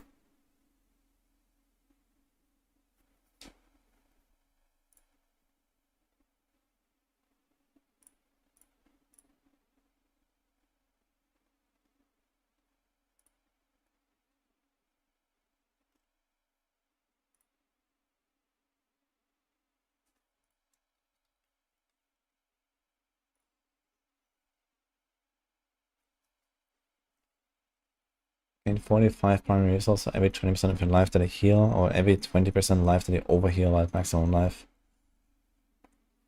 Yeah, honestly, I think this should be fine. If you find a starlight, you'll probably go for it. And for Codex, I guess you could do Umbral if you want, or something. Instead of an okay crit chance, yeah. Stinger extra hit, Vinger per second, Vinger per second. If okay rest, it's like it's at least enough for almost turn 3 actually, but with like big paragons. Worst case can throw a bit more res.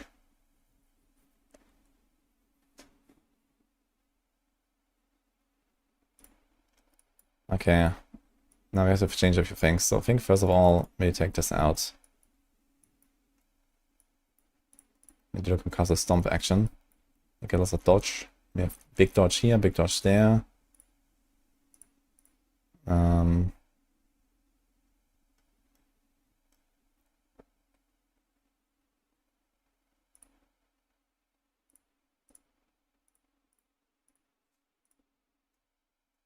This is more like Torment 2 here.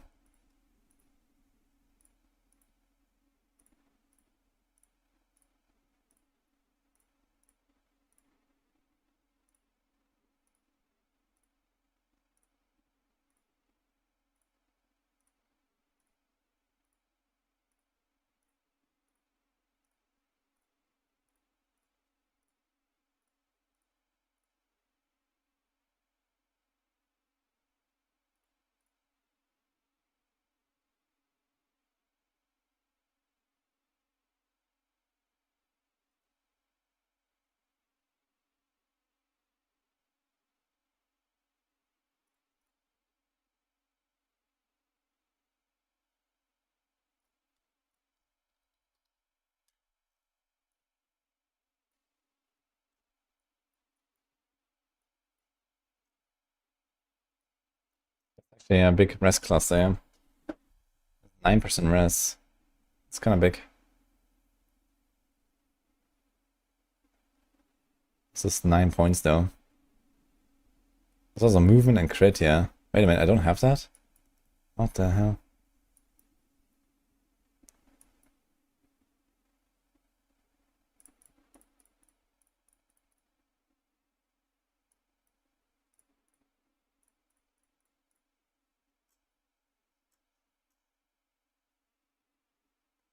Wait, I pick this up kind of early. It actually caps our movement speed here.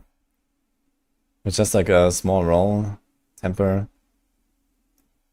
Also crit chance.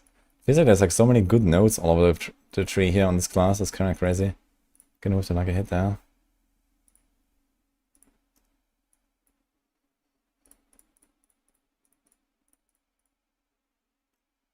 And it certainly has too much movement speed.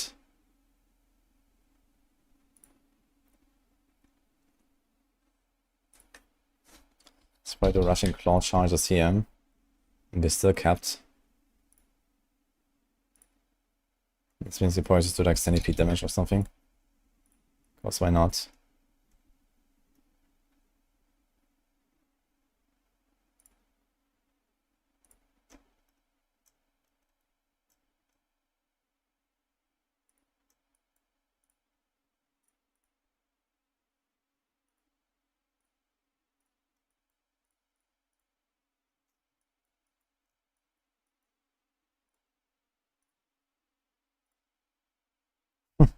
Interesting.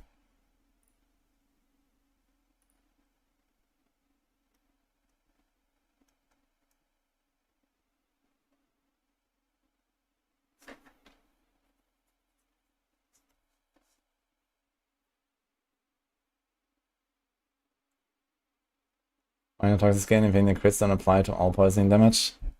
I don't actually. I have not tried it. It says your poisoning deals an additional 25% of its damage over time as critical strikes to vulnerable damage.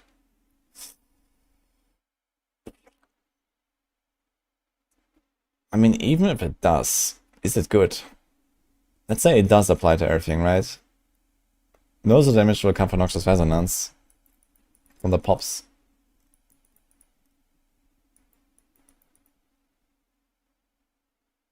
First 100% of the poison damages. So in AoE, Noxious Resonance will completely outperform everything, basically.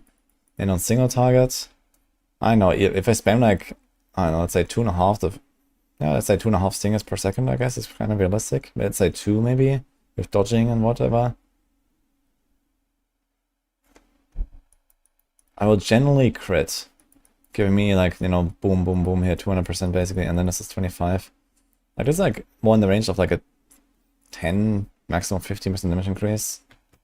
And what we drop for this counterattack is also a 6% minimum, up to 30. Dodge.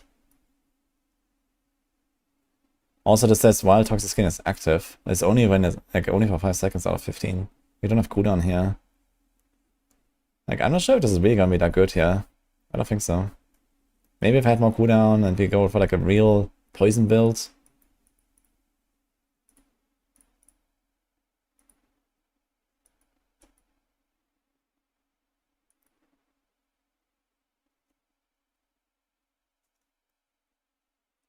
I think Fallen Swamp is good for a new player. You mean right now? I'm not sure. Like, for Season 5, I think Fallen Swamp is not very good. In Season 6, they gave it some improvements, but they were quite buggy on the PTR. So it's hard to tell how good it's really gonna be. I want something good that's easy to play and mindless to farm. I mean, Lightning Spear Sock is very powerful, and a bunch of stuff on Rogue is very good, but not that mindless, I guess. Lightning Spear Sock is relatively mindless, I'd say. And, like, basically the best build currently.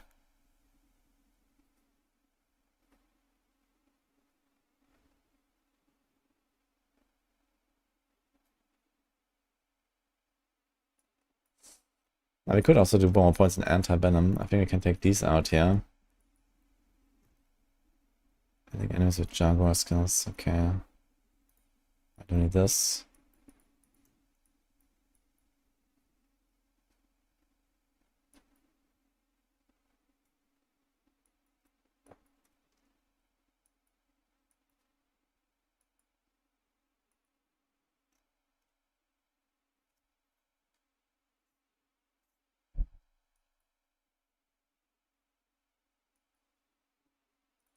I want to max out Anti-Venom for like an early game build.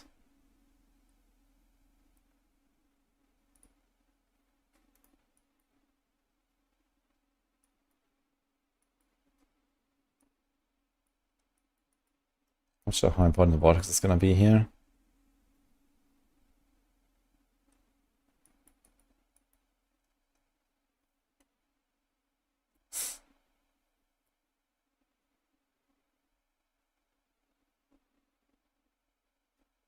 Stinger strikes a vulnerable enemy, it heals you for 10%.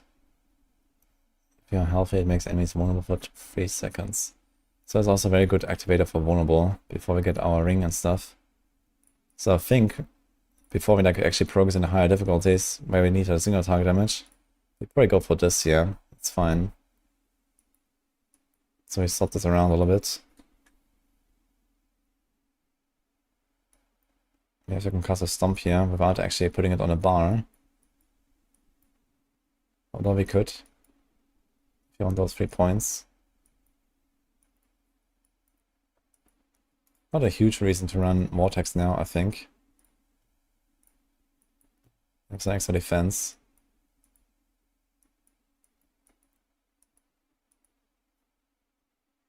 And I saw another gorilla skill to activate unyielding hits, which is nice. Now question is, do we do Devourer? Yeah, so that is probably no. It's too long cooldown. It lasts 15, cooldown is 45. With Prodigy's tempo, easy to reset. But you want Noxious Resonance.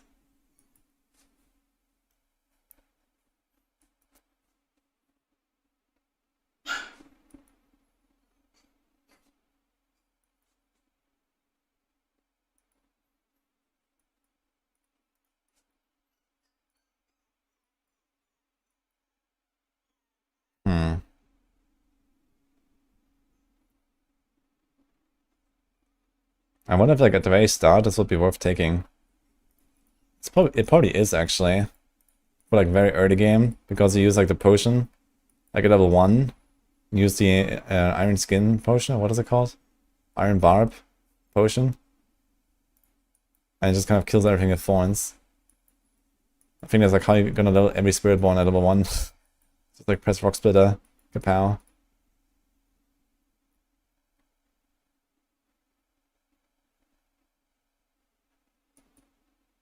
It's even better if Toxic Skin automatic triggers Noxious Resonance, but chance of that. Yeah, that remains to be seen how these things will interact. I mean, yeah, okay, if you get like extra Noxious Resonance pops, then this is good, I guess. I guess it's like once a second or something, I imagine. I mean, dots usually take twice per second, so maybe that actually takes twice per second for 25% of its total damage over time as crit. I mean, that could be kind of good.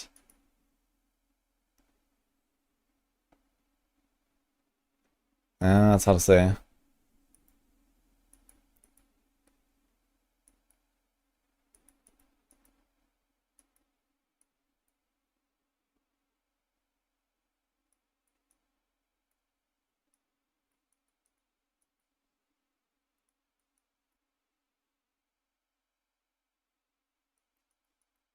I have 4 points, man. What do I do? I guess we can do this here again. Now we have 2.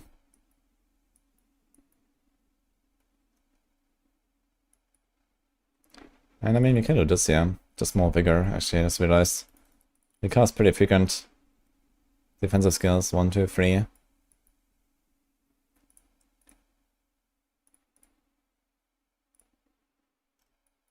think like that would be okay. Don't have any eagle skill, but that's okay.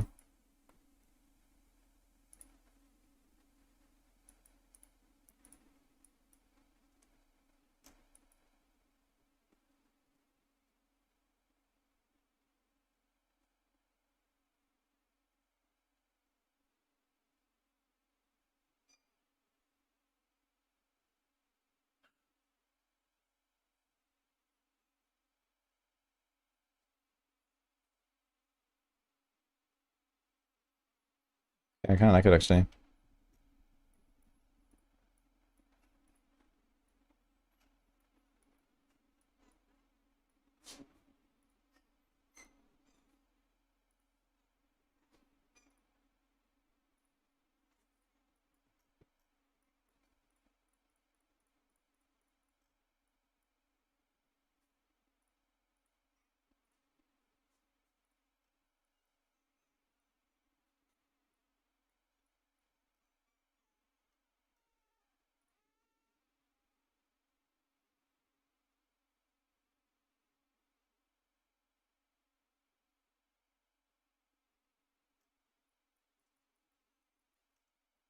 I actually don't need those resistance points here, do we? And now we're missing 1%. Ugh. Which is kind of funny. We don't have any resistance roll though, right?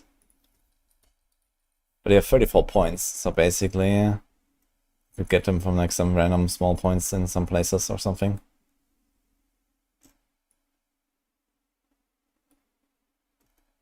Yeah.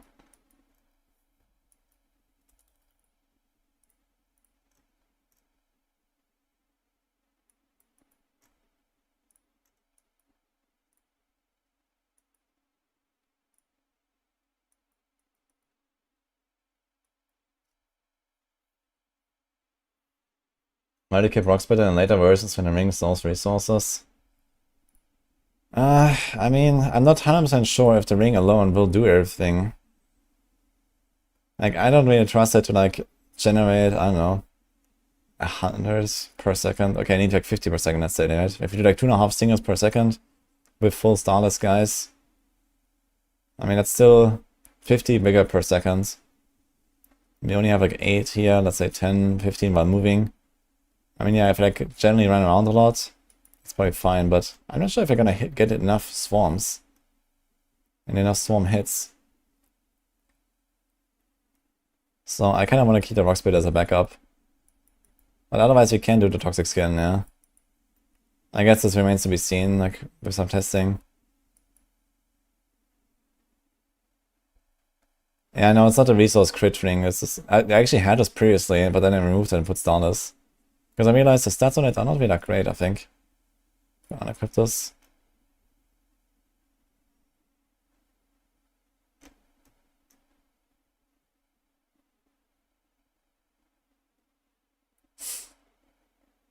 This one here, critical strikes restore 40% of the resource. Yeah, this guy gives you infinite resources. He has good attack speed. But then crit damage is kind of, nah. Mirage is not really good. Damage to elites is also not really good. Doesn't have a temper, doesn't have an aspect. It just does resources and nothing else. So I kind of like to have the backup Rock Splitter there.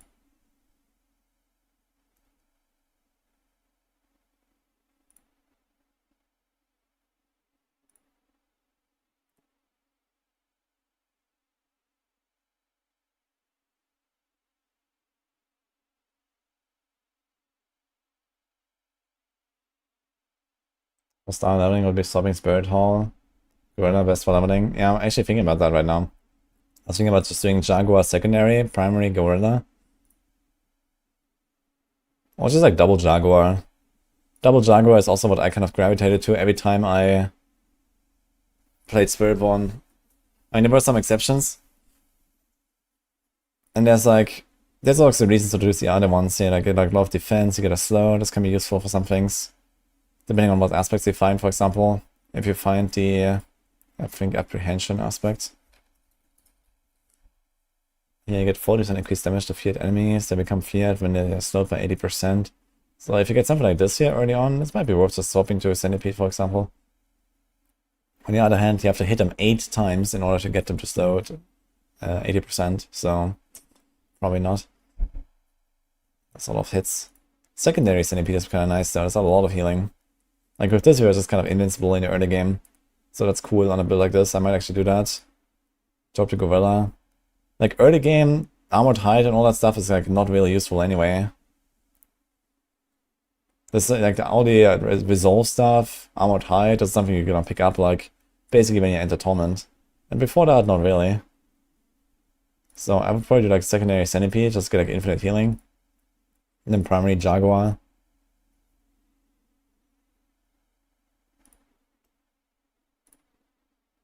Primary Eagle is not very useful, and then primary Gorilla. I think these are very small barriers. So I think the Jaguar is just the way there. So I think for leveling, I'll do Jaguar Centipede. And then we swap to Jaguar Gorilla. Now the question is, would you do Jaguar Jaguar? We get Ferocity, and Ferocity allows us to reset our Rushing Claw.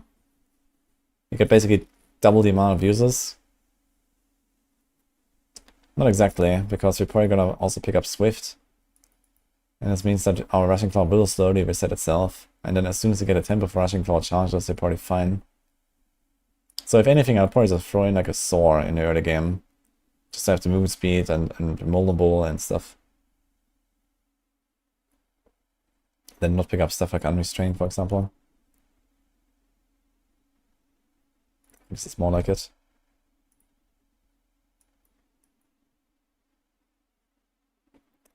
Any Spiritborn and Darius builds? We actually have someone on the job for that. I think there's potential for an Andaria build, for sure. You have like really strong synergies, you have like lots of lucky hit. You can do like a Quill Volley Andaria build. Quill Volley has pretty good lucky hits. You hit up to 16 times on a single target, it has 15% lucky hit. So the base lucky hit is insane. With just one aspect. And yeah, Noxious Resonance. Andariel procs. That's certainly something that is gonna be pretty good, I think.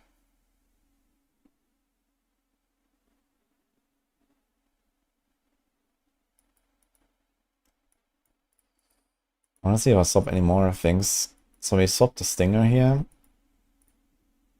I don't have Vortex, but I have Concussive. Don't have the Dominant, that's fine. Don't have the Furnace. Okay, I'm kind of happy with this setup, I'd say. Let's try to make a leveling version.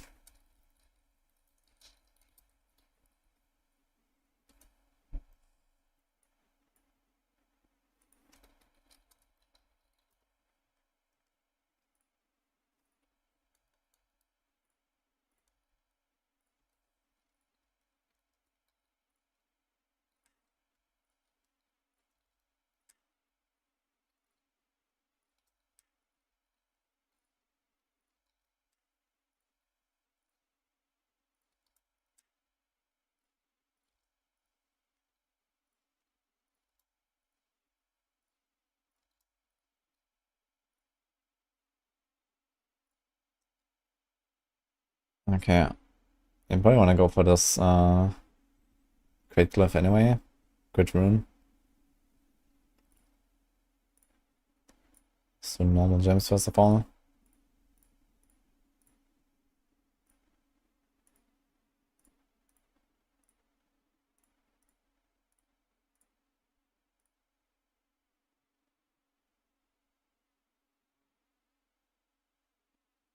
Rogue's the only class I play and feels so strong. Yeah. Rogue and Darius is definitely insane. And I mean, Spiritborn and Darius does have potential. There's very strong poison synergies on this class. And like generally like very strong, you know, lucky hits, very strong like generic damage multipliers. They can do some funny stuff with Andarius, I think. Kinda excited to try it.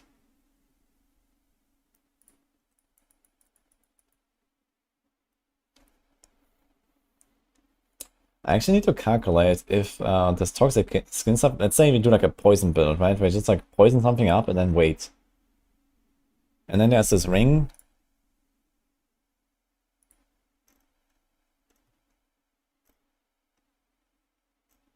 Which one is that?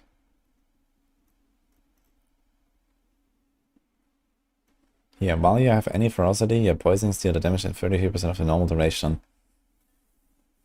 So does that actually reduce the damage done by noxious resin, by toxic skin? I don't know, let's say we poison them up for 9,000, right? 9,000, 1,000 per second. And then with this, it will become, you know, 3,000 3 times. And then if you look at toxic skin, deals 25% of its damage over time as critical strikes to vulnerable enemies. So let's just assume this procs once a second. This would mean, in both cases, at the first tick, you have the full 9,000.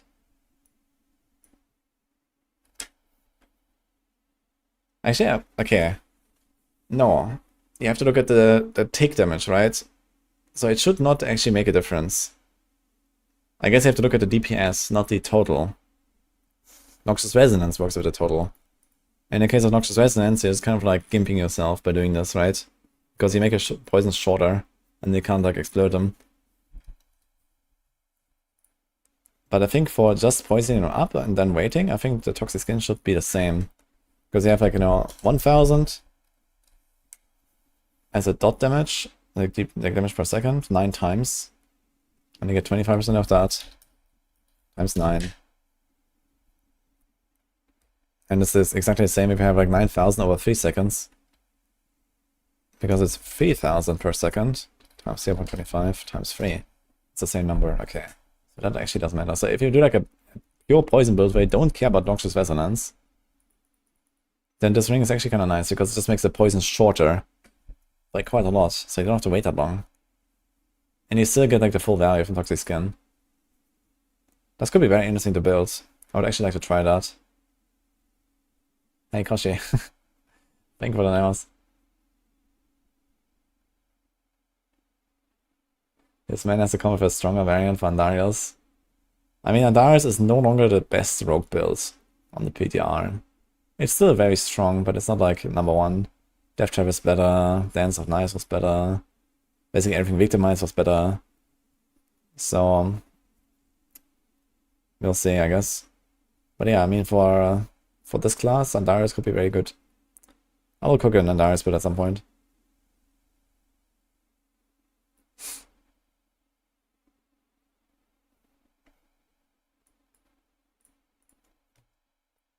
Okay, let's change the skill tree a little bit.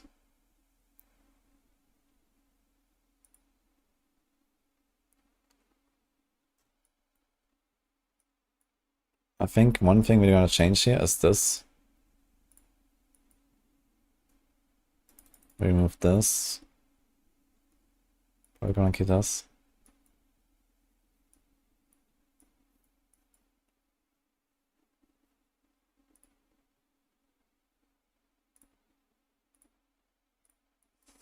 And I think customs are nice and all, but I think with the centipede healing, not required. So we could rather go for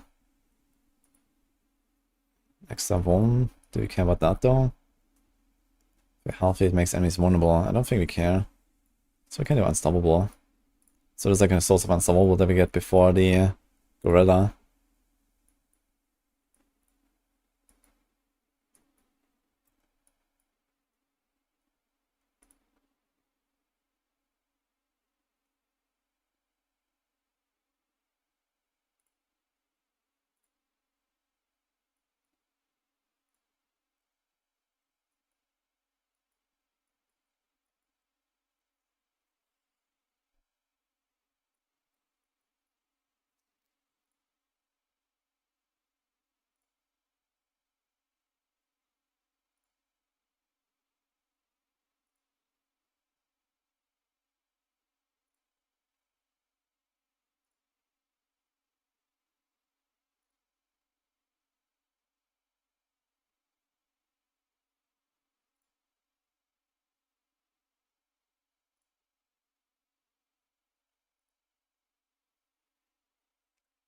Can resolve for each time making half of 100.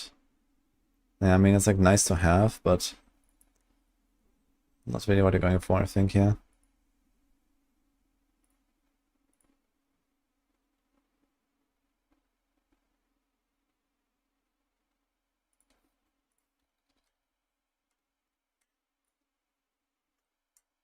Hi, Chris.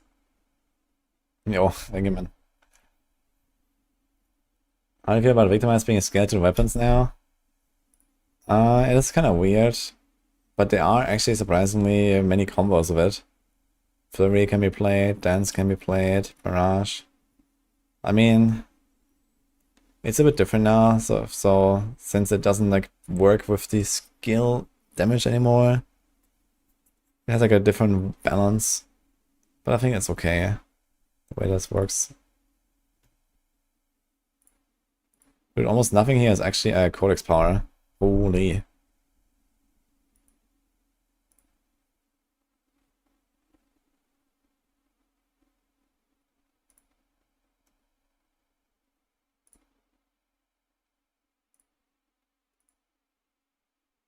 That's the codex power.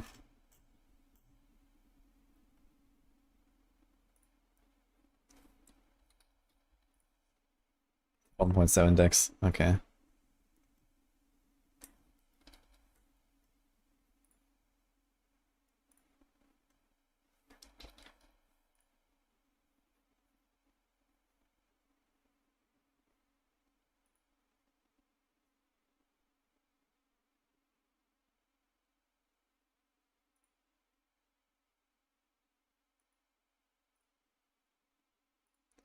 Yeah, check a little bit what I can put in the codex here.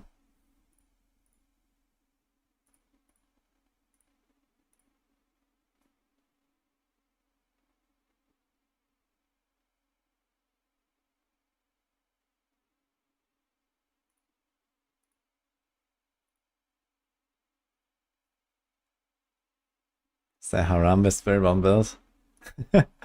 Yep. Nothing where I put the protector ult though, if you're looking for that.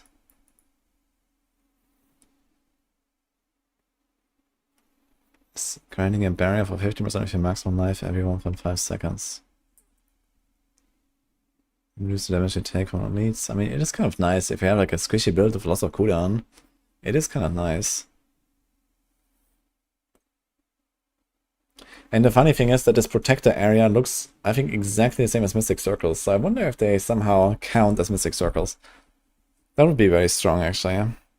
Because you can create it on demand. But I don't think it does. Okay, let's look around a little bit for some Codex powers here.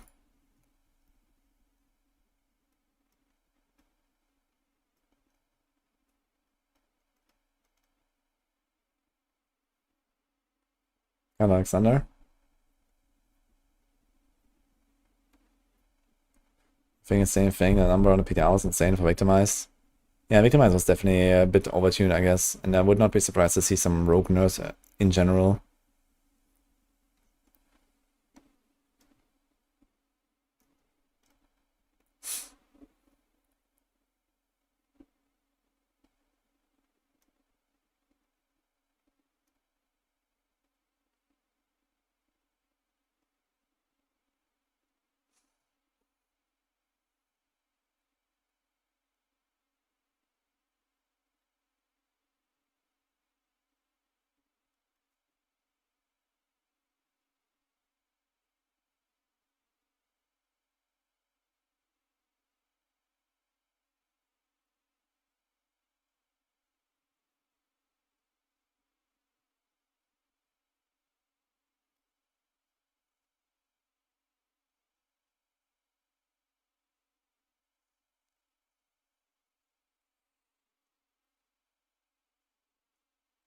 Okay.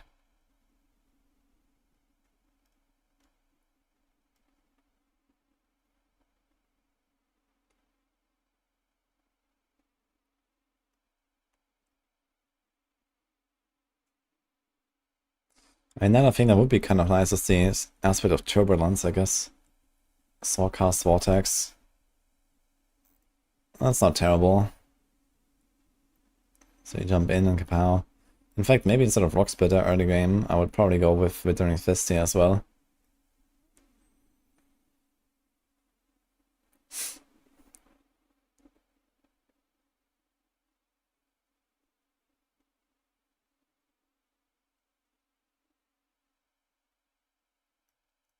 So let's keep this in mind. Just put it here, I guess. What do you got for defense? I can do a Disobedience, I guess.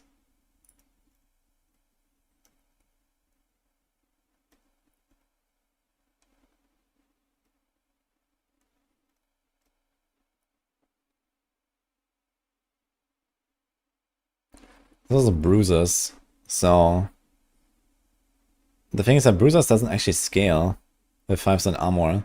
So if you miss like 20% life, you have 100% increased armor. I think that's actually pretty legit, I just realized.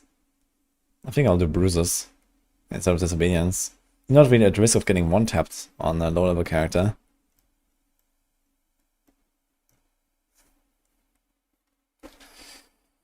There's also this here, gain resolve by each 10 to 30 vigor, you gain over 100.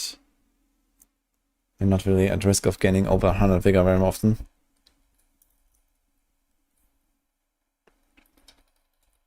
I think this is actually a thing here.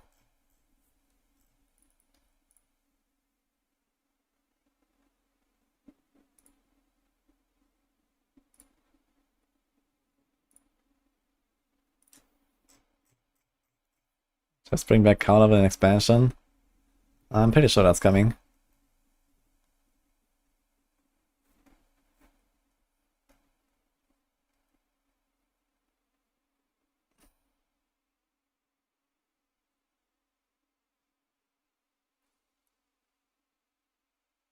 Yeah, on the other hand, I think this doesn't make too much sense, I just realized, since we can't really stay at all life. We're constantly poisoning stuff. But I guess if we want, you can do it. Is there anything we can do here? Umbral.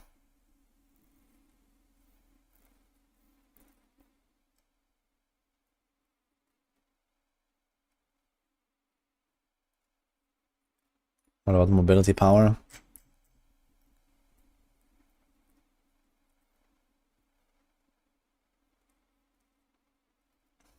After you evade, your next core skill dashes to your target and does 50% increased damage. There's also this here, perma unhindered. So if you put razor wings on the bar, that could be interesting. Can increase move speed per active razor wing.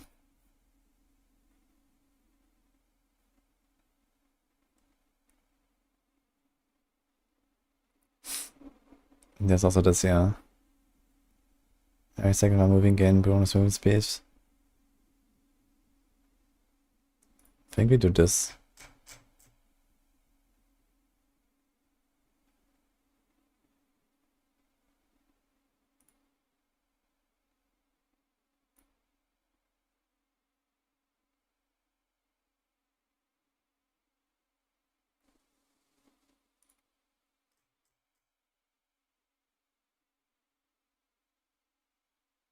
So it's kind of must have, and then these are like optional, I'd say, that it could go for.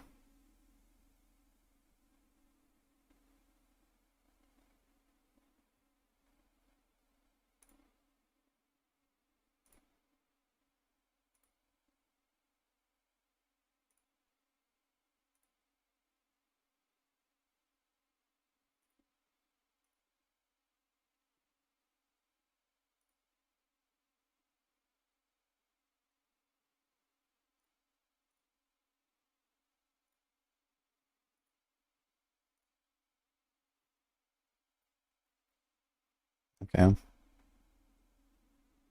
have to fix the skill tree.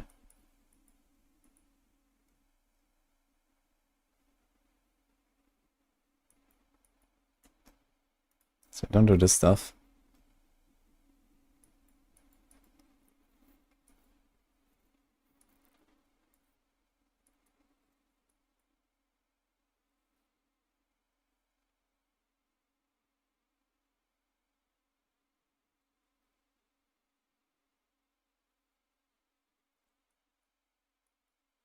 I wonder if I should like Touch of Death. I can also Scourge, but Scourge fears everything away and that's kinda sucks. That's Toxic Skin.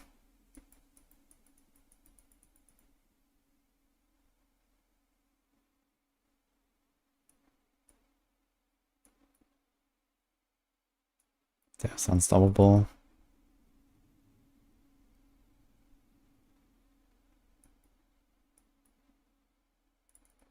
I mean, it's 12% extra damage, it's not that crazy.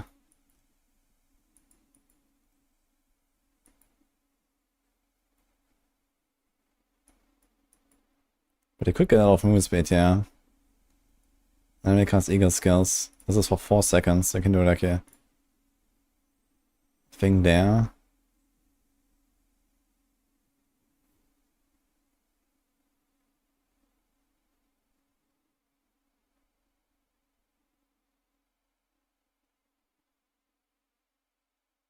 I have to go double mobility aspect. Always don't put haste. And put a razor wing instead.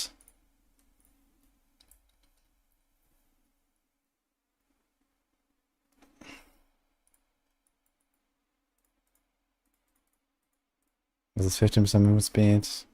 10, 20, 30, 45.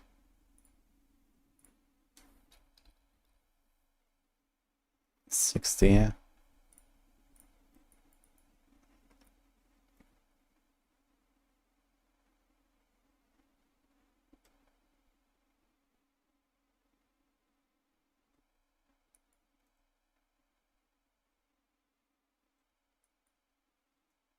You actually have a way to proc oppressive? Not really. Unless you go Scourge. Is the Scourge thing here?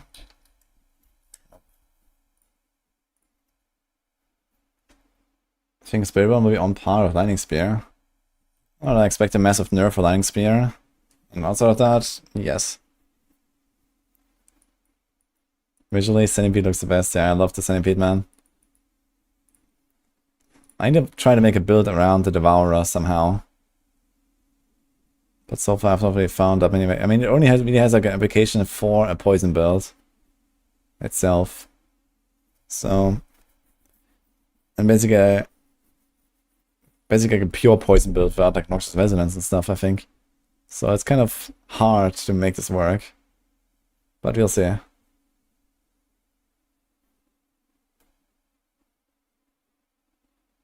If you want to start theorycrafting or building builds yourself, what's a good starting point? Well, if you think about how I make the builds, it's usually always around either an ability or some unique item. Or in some cases, even like a legendary aspect. So I always take this as a starting point and I try to like, get the max out of it.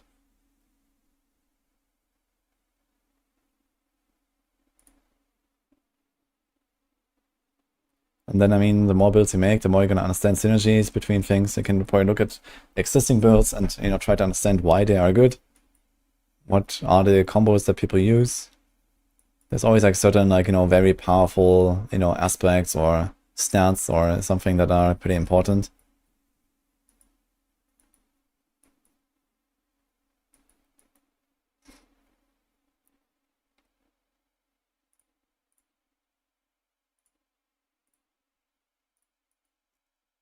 What if you just put Devourer on the bar, man?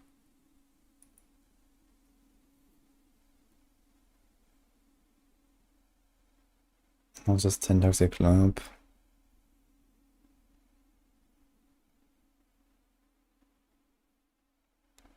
Unleash a Peasant Swarm that deals 40% damage per hit to enemies.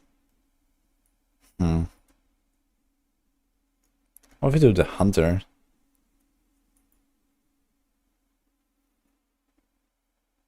Uses 8 seconds, 100% damage. And then we get the occasional resets.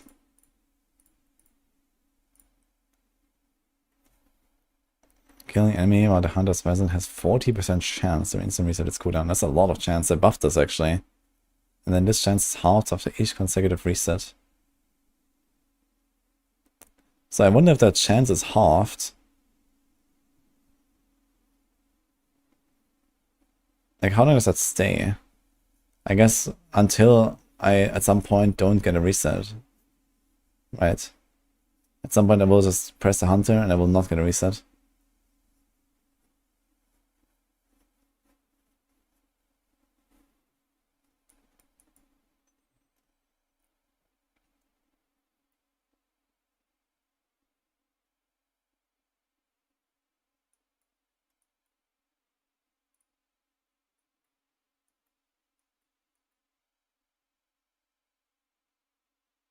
It's like a really nice execute, man.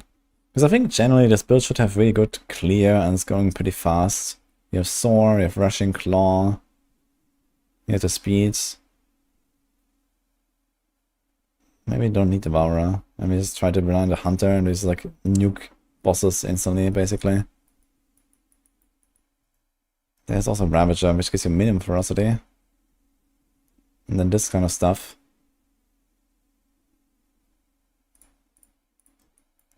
That could be kind of nice.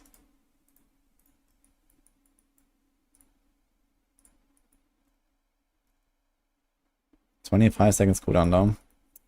Only lasts 6 seconds.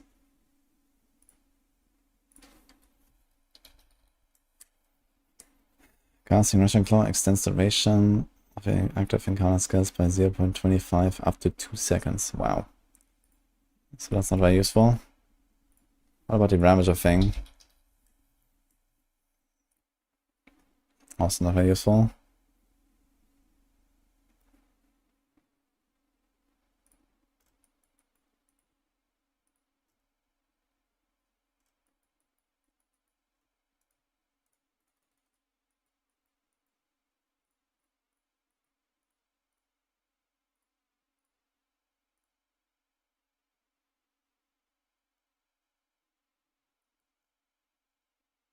Okay, I would like to get at least 2 more points for Supremacy.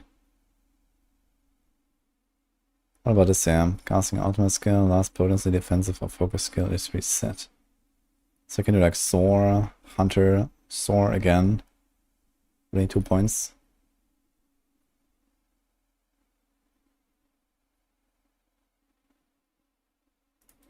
Maybe remove Potent.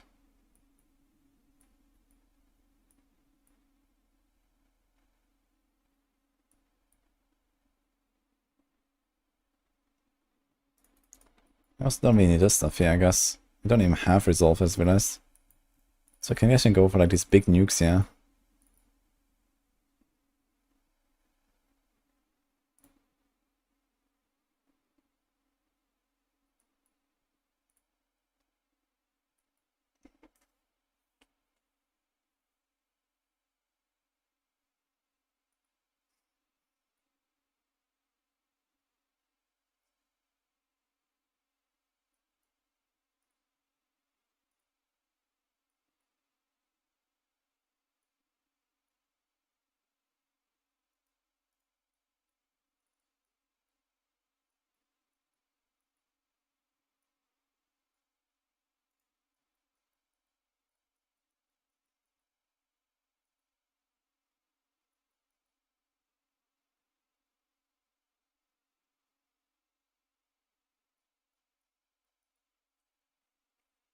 And the base cooldown is 36.9. That's not that terrible. And it lasts, I think, 8 seconds. Or maybe this just gives you the 8 seconds buff, but I think it doesn't last that long. I think the animation is shorter, like maybe 3 or 4 seconds. He jumps out, he does like some circles, he disappears.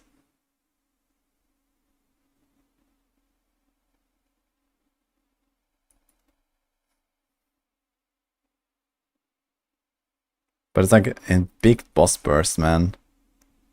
It's like 30% extra damage against boss, and 100% again when they're injured. So it's basically almost triples the damage when they are low HP, and you just like insta-kill them.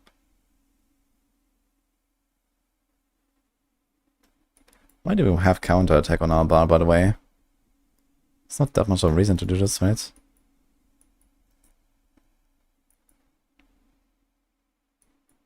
So maybe do Ravager anyway.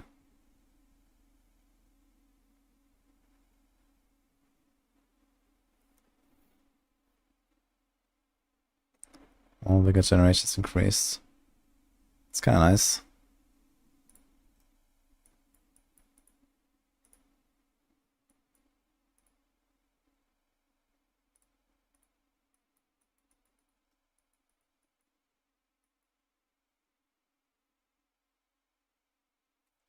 Thanks, Lee, for the 50 bits, by the way.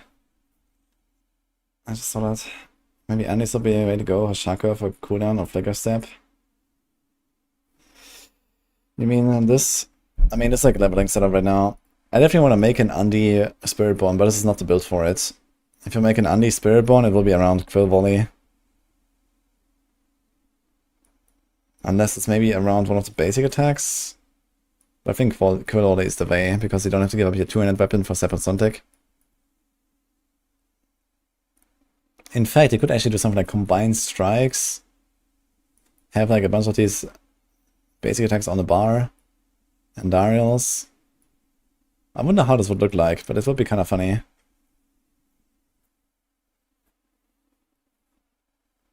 I've seen a few Fawn skills on Spiritborn that look interesting. Yeah, I think Fawn Spiritborn is definitely a thing in various ways, actually.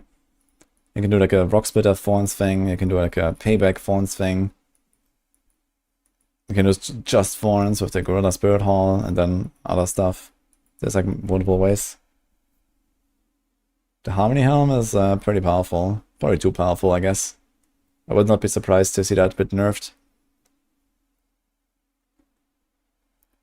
Narrator's passive means they never go below 2, yes. So even when, for example, Rushing Claw consumes 4 stacks of Ferocity, you will still have 2 anyway. So that's what Narrator does. So you always have like 10% attack speed, basically, no matter what. And so on. Actually, another thing about it, when I'm looking at the starter setup, maybe I should not go for the counter attack. Maybe I should just do Ravager instead, because you can actually still do this here while Rise is active.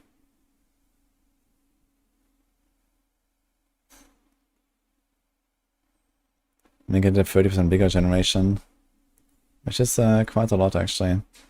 So we fill it up really fast. I think I'll actually do this. Here, maybe like in the early game, we keep Ravager a little bit. Hello. How's it going? Oh, you're back. I thought you'd stay longer. I thought you'd stay longer. Okay. Did you have a good time? Okay.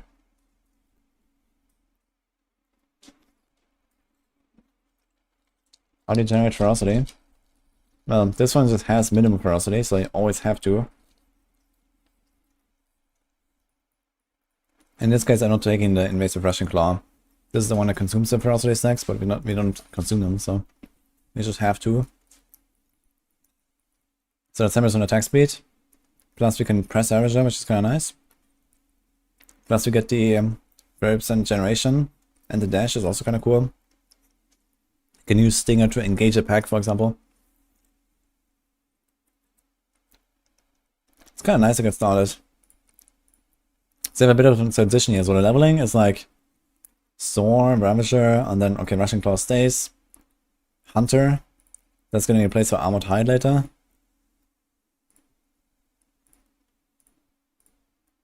And we could think about keeping Hunter in the setup. But promise that later on we have too many unique jewelry. We only have like a non-unique amulet. And then we have unique ring and unique ring. And we could think about not running Stardust Skies. And then put like 2 Hunter cooldown reduction tempers. You can try an alternative here.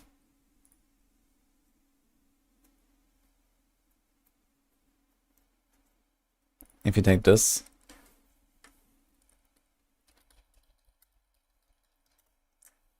So the problem is I also don't have the points for it. There's like so many points attached to this, right? We need like 1, 2, 3, 4, 5, 6, 7, 8. And then ideally we have this one as well. So it's like 10 points. 10 points. And then we also want 4 more in the Hunter for the cooldown. So actually 14 points. How the hell do I get 14 points? When I look at this. Okay, so one thing we can do is we remove oppressive altogether. That's free.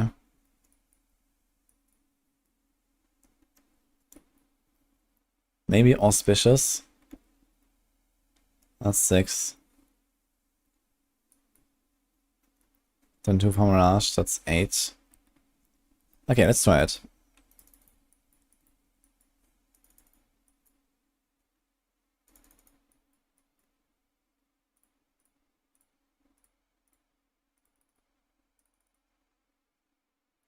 I mean, this is not as important as the skill ranks, I guess. And then here we do a Hunter cooldown. We do something like this.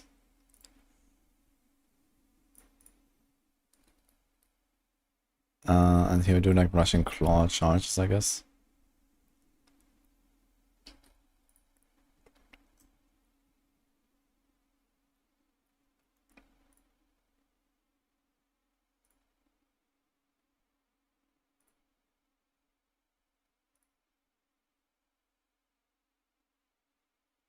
And then we do a Hunter cooldown here. So how much cooldown is that?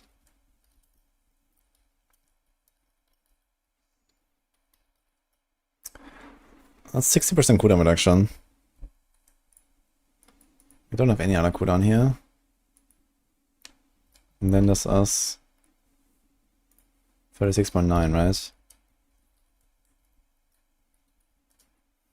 So this would leave us with a 14.6 seconds cooldown. Interestingly, we could have Perma Devourer that way.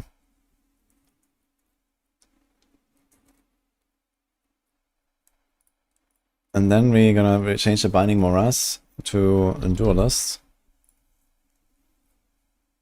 And then we change this redirected force stuff. Maybe I change this.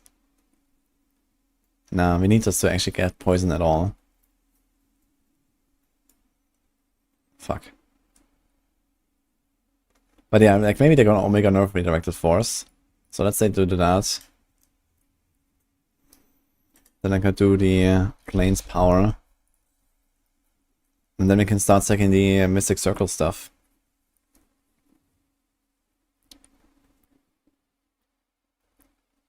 And then we do, for example, Forest Power. And then we remove something like Headhunter Glyph. We put the Ritual Glyph.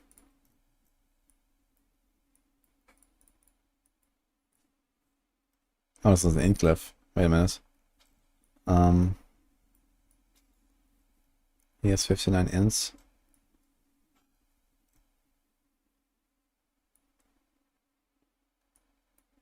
Sure. So the consumption here. We do ritual here.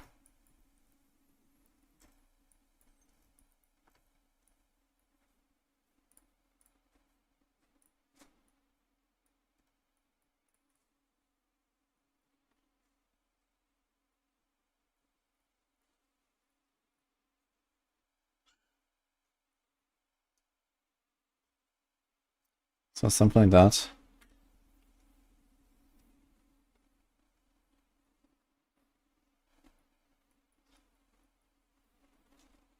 And then get big barriers.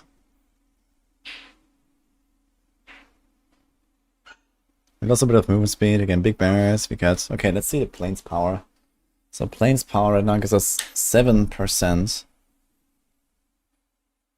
I wonder if I should put it on the neck, actually.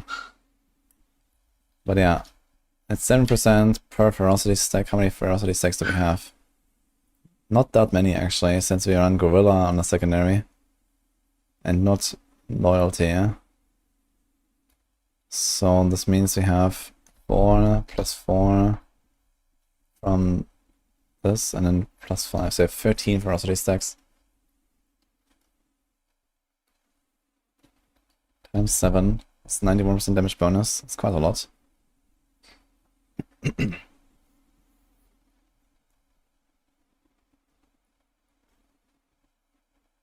And then we have Mystic Circle potency is like 500, 600.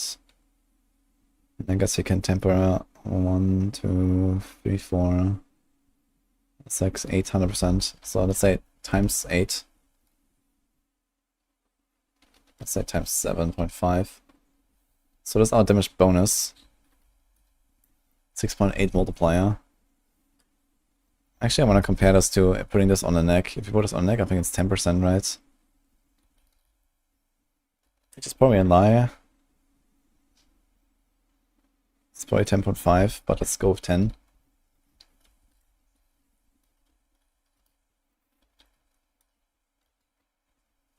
So 9.75 multiplier, almost times 10 damage for having full ferocity. That is a lot of fucking damage.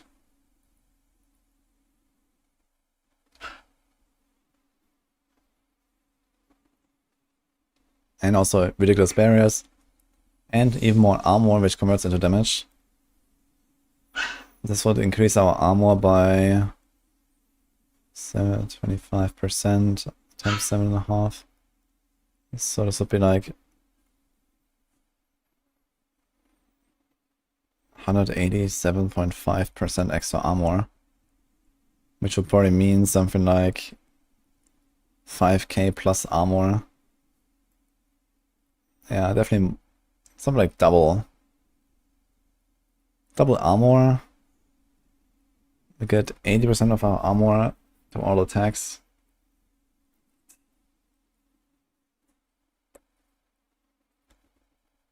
So this means most of our damage actually comes from the armor anyway.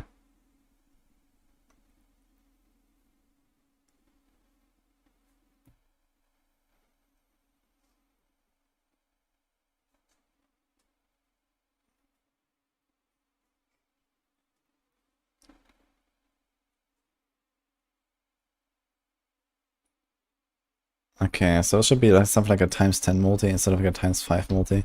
So overall something like a times 2 again. Yeah, I think that's actually what we're gonna do. We're not gonna do this starless.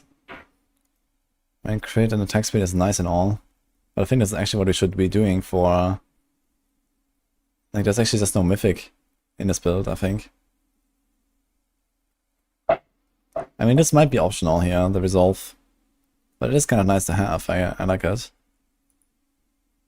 We could run materials and put forest power on the pants. But you have so little cooldown.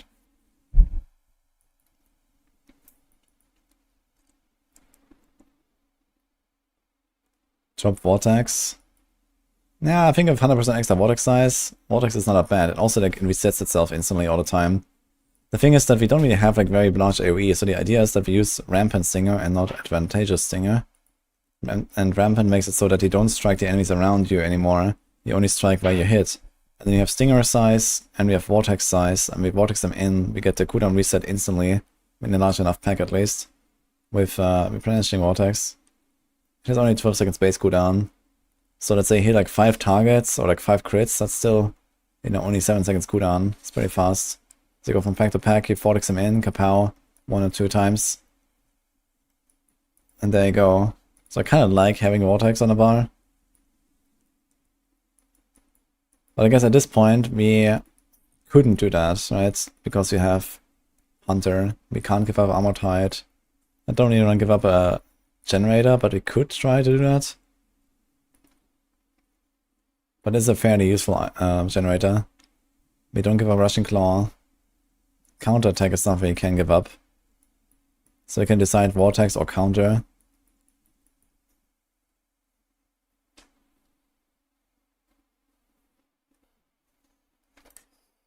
Now what about a lucky hit though? Now that really depends on Rampant Stinger, I guess, right? So if that actually hits again and produces lucky hit again, it's very good. This has 20% lucky hit. Let's say optimistically that works. So it's 40% lucky hit. And then you have a 77% chance for an extra hit.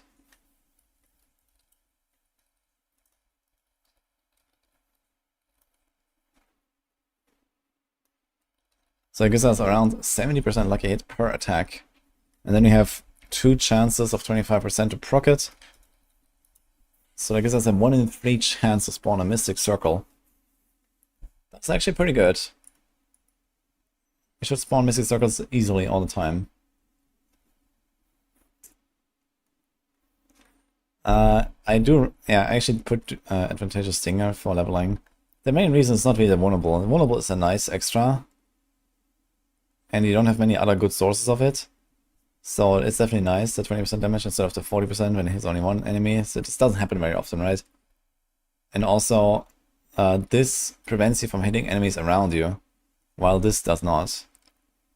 So you poison them up. In fact, I'll probably put Withering Fist here for the early leveling. And we poison stuff up all the time, and then you hit the entire screen. That's kind of nice. You could also do Scourge here. I might put Scourge in this setup as well.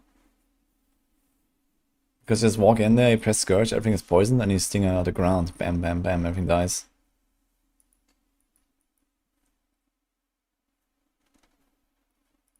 I'm gonna finish this variation though.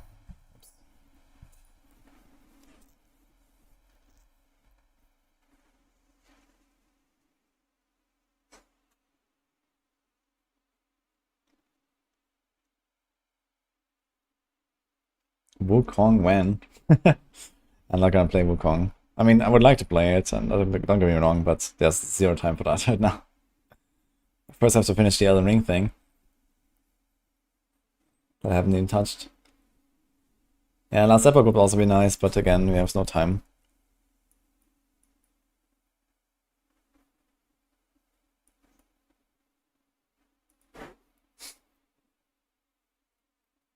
Already have 100 hours playing Vessel Faded. Easy, yeah? Pretty much.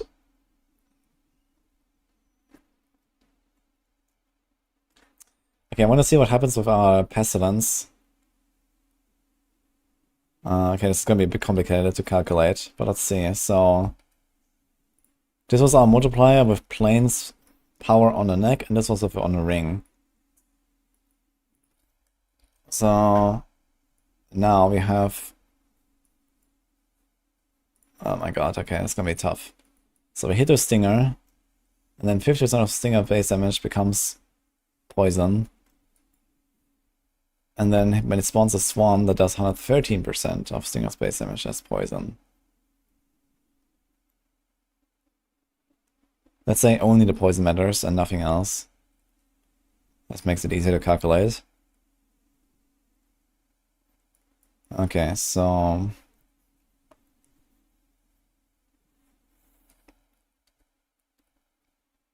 again, 0.5 from the base hit of Stinger, and then we got 1.13.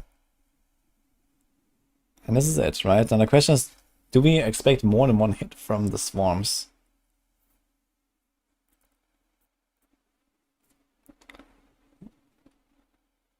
I'm not sure how fast exactly they spin outwards and stuff. Well, no idea, actually.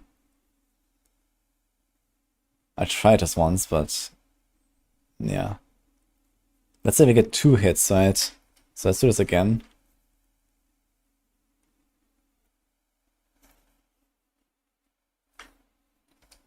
Times 6.825. So do this here. Now it starts on the normal slot. So what is the normal slot actually? 13 or so it's 75%. 0.5. Oops. Get 2 hits plus 0.5, so our base damage is 2. And then we have times 9.75. So that's actually slightly more. Almost the same number though.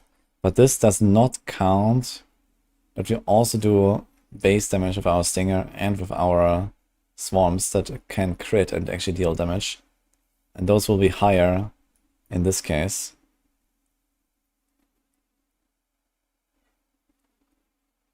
Or will they be? Well, the Stinger will certainly be higher.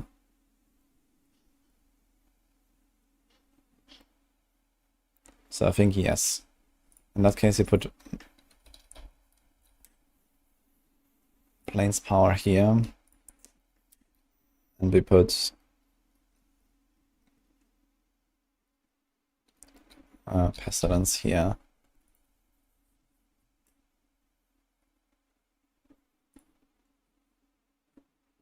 Honestly, it just seems like a way stronger setup. Even if you don't get a Hunter reset. I actually have to take these 3 points out. Could even take Swift back if you want. I put Hunter here.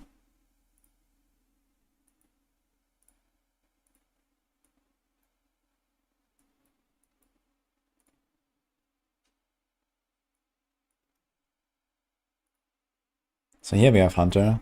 Here we have Hunter. And honestly, I might just keep Hunter everywhere, including here. This Concussive Stomp is relatively optional.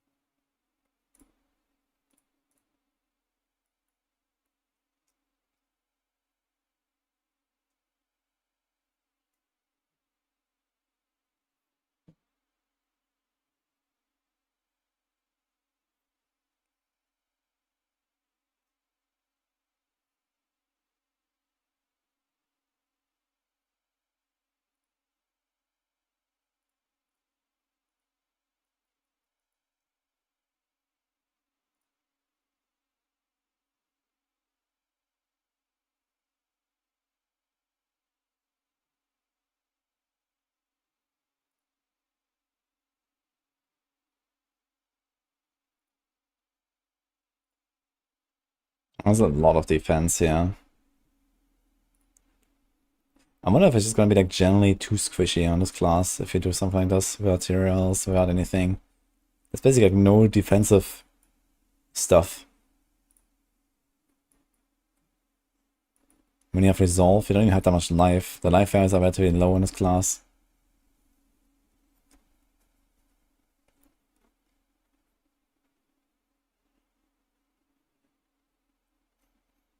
Do have the barriers now though. The barriers are massive. They're basically like insta-flee a barrier all the time whenever they proc. But I do have to proc them. But yeah, if this Mystic Circle stuff works out, that's pretty crazy.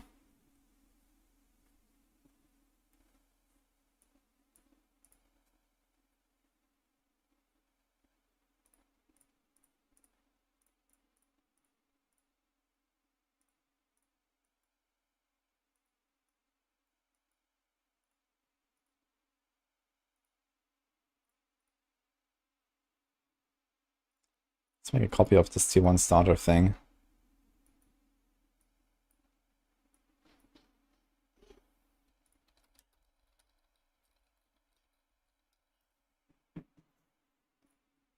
And see what I can do here. So I can take out this.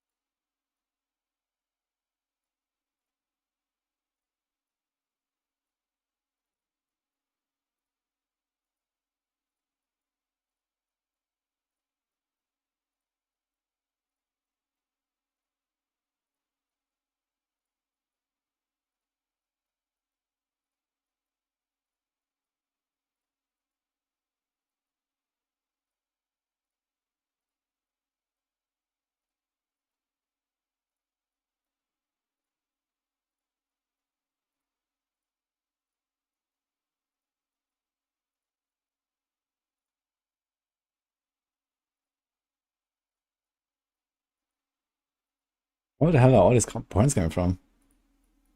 What?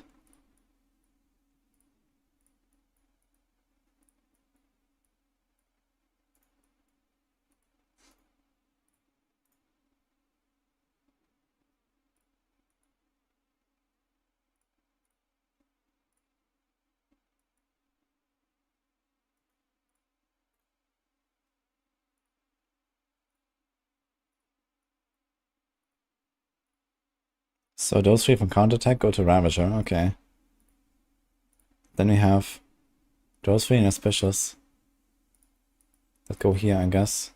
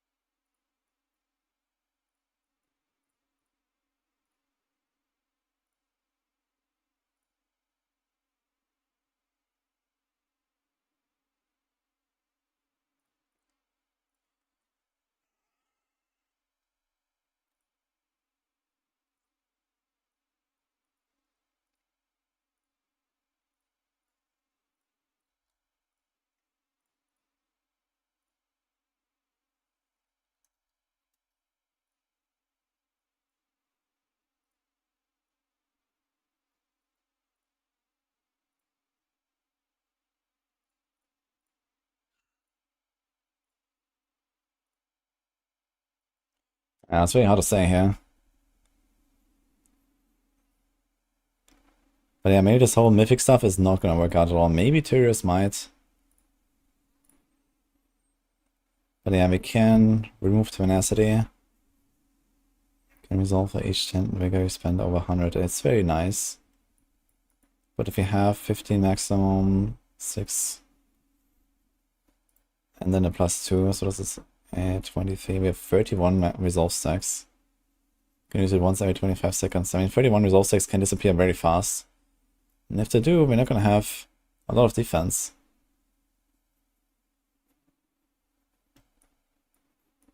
I think even stuff like Tyrius Might is just not good enough here most of the time. I'd rather have the extra maximum resolve stacks, giving us extra aspect. Have the perma resolve stacks all the time, meaning we keep our perseverance very high.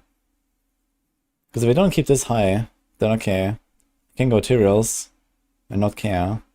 But since we are constantly generating, bigger over 100 should be relatively easy. Oh, that's interesting. You gain resolve for each 100 bigger, you gain over 100. So maybe if you have like a higher maximum than 100, you don't actually need to overcap. It doesn't say that you need to be maximum resources. And there are ways to increase your maximum. So maybe I actually want to put 2 points here in a spiritual attunement. That could be interesting.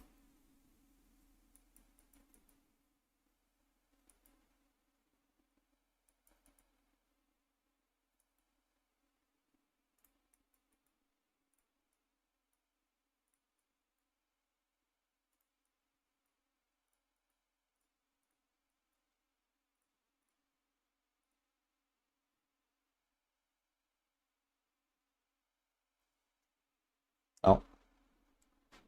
I don't have my glasses. Rod of Capelege, Poise, Touch of Death, and Sensational Aspect. Yeah, I'm not sure if Capelege is really going to be good for something like Touch of Death. I mean, Touch of Death does like 0 base damage. It's all poisoning. And that poison won't benefit from Capelege at all, besides like the skill ranks. I don't think that's the way.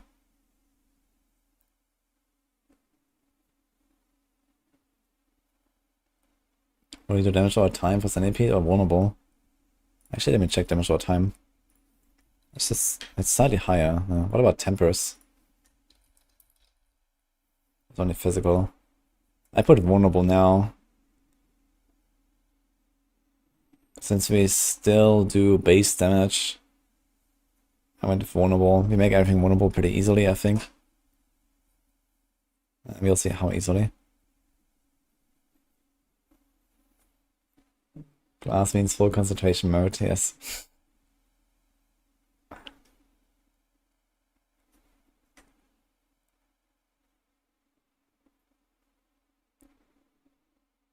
Don't need resource ring, you can use Moonrise at that building and follow through.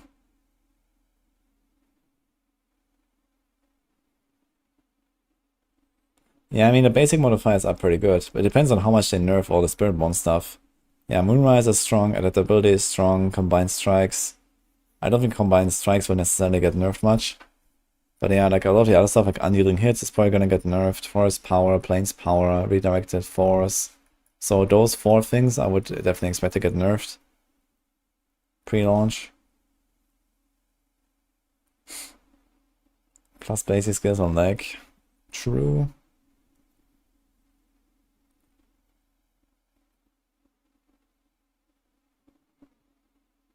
There's a lot of like nice synergies if we go Road Capelege. I agree.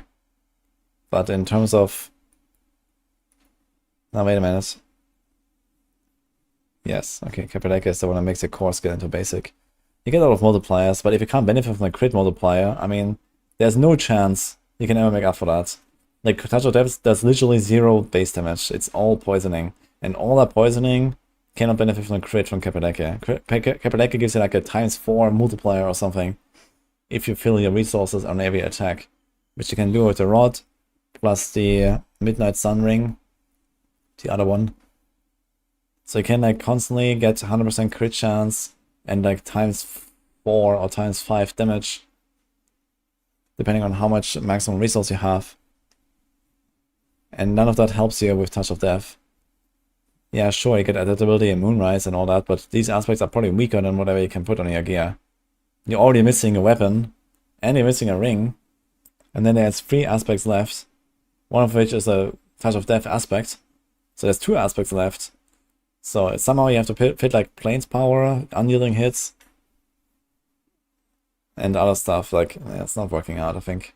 And then you still want Moonrise and adaptability, where they're gonna put that. You can't benefit from this.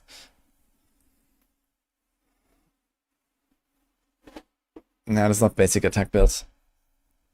I've been trying to cook Stinger today, again. It's like one of the builds I started with when I started theorycrafting. And I just spent like almost 3 hours on it again. And I also made some different versions, like leveling stuff. I kind of like this leveling setup right now. Now I cannot do Resilient, because I don't have any Gorilla skill.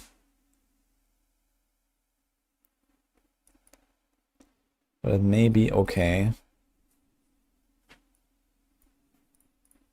Maybe do Fueled for even more healing. Actually, well, that doesn't help us, unfortunately. We also don't have Resolve. We have 3 points, and what do we do? Soul and Unhindered, so when we like soar, we get it.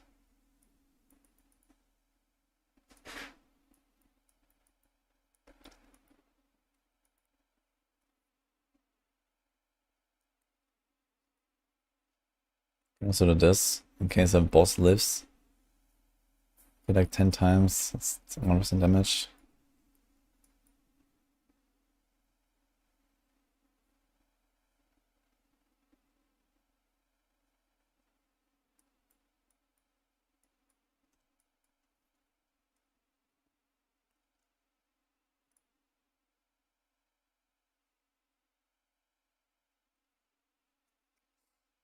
Yeah, I think something like that would make sense, yeah. Then his leveling setup is already relatively complete, without really having to worry. Here I just don't really know how much I'm gonna nerf the stuff, how does everything work exactly. But I'm kind of leaning towards the alternative versions I just made. With the Mystic Circles. I think even if they like really nerf Mystic Circles, I think they will remain pretty strong. Plus Hunter is kind of cool. You get lots of Hunter cooldown there. Very high uptime.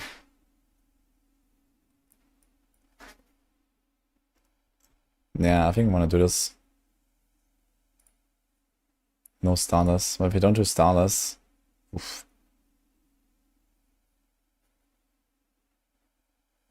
Resources might be a struggle. 13 mega per second. It's like maybe 20.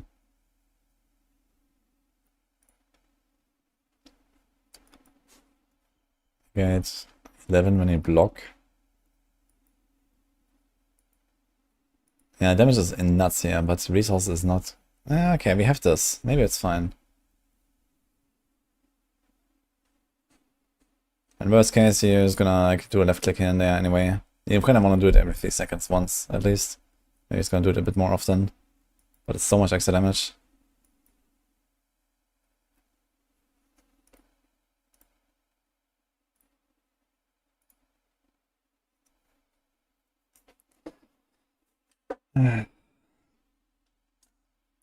Touch of Death aspect is not good, I think.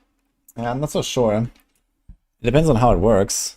It could be very strong, because if you spam Touch of Death, like when you do the core skill and that has no cooldown, and then you spam Touch of Death, that means like basically after 3 Touch of Deaths, every Touch of Death you do will always explode your swarm, right? And then the infestation aspect says that it deals like 450% of the damage it would have done in the remaining lifetime or something like that. So that depends on like how does it work. Does it only work with the invasive Touch of Death? Then it would be kind of shitty. If it does work with this, and somehow it does like a lot of like the base damage there, then it could be pretty good. But yeah, we'll see, I guess.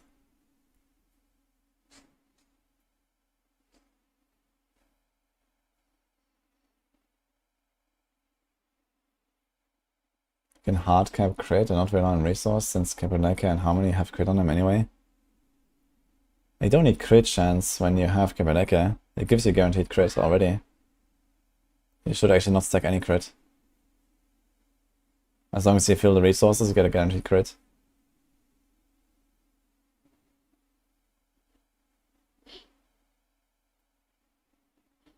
You fought it on his case with a swan damage. Yeah, that 10% damage per hit is very low, I agree. So if that's how infestation scales, then it's not very promising. So I guess we'll see if that's gonna be a thing.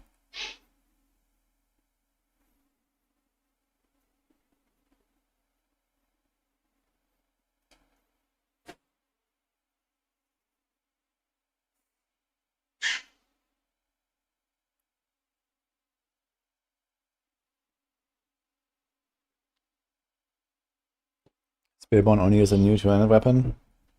They have 2 new and 1 old. Quarterstaff is new, that has block. Glaive is new, that has elite damage.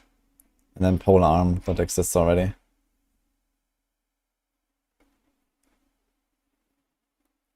But yeah, basically all very similar types.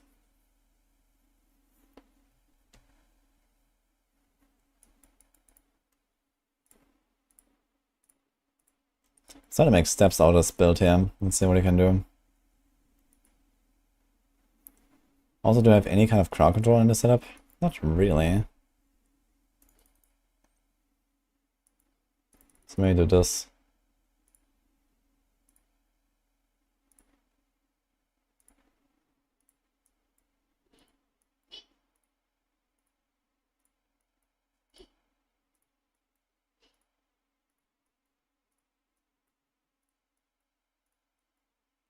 I think damage this build is gonna be so fun.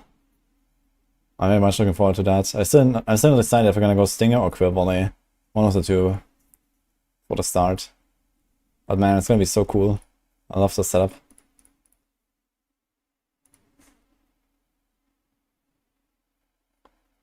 Okay, so I make steps here.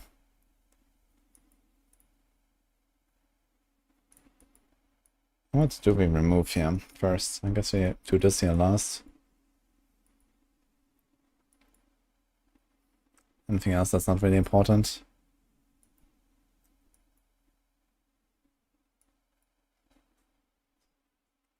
This is also not very important, I'd say.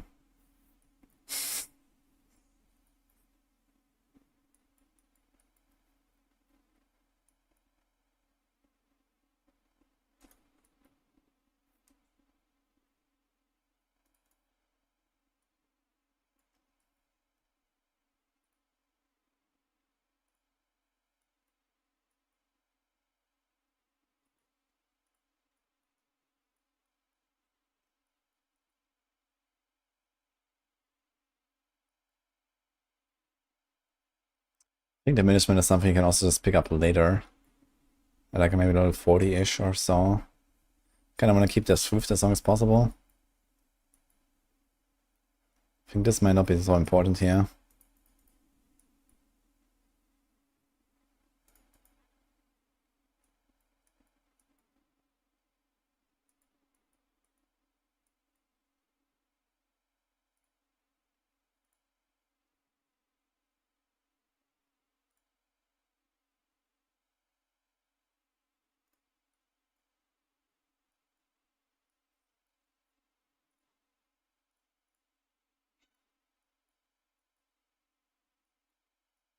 Hmm.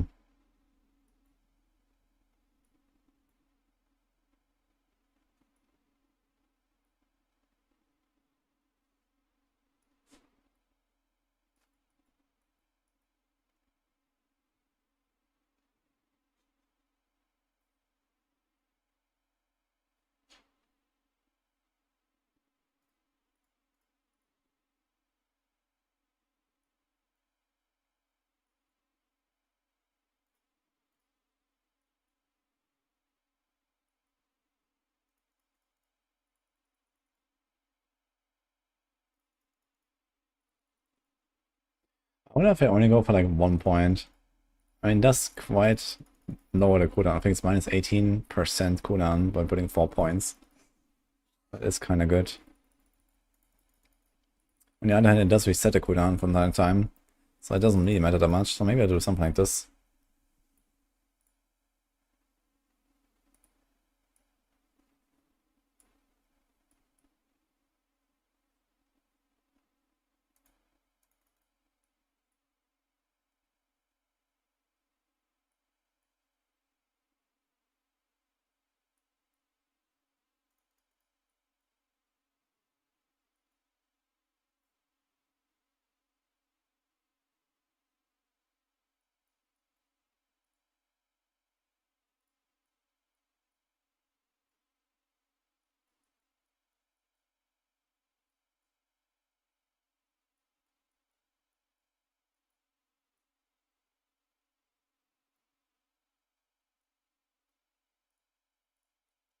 Don't really want to remove Ravenous anytime soon. I wonder if this actually applies. Like, I wonder if like all these like bonuses actually apply. I would assume so.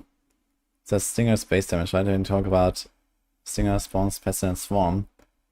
And it would be quite a bummer if like all these like passives, like Centipede skills, doesn't apply to like the Pestilence Swarms. So I think it should work. And this should probably also work. But I mean, who knows? I guess I have to test and see if they actually do something. If not, then ugh.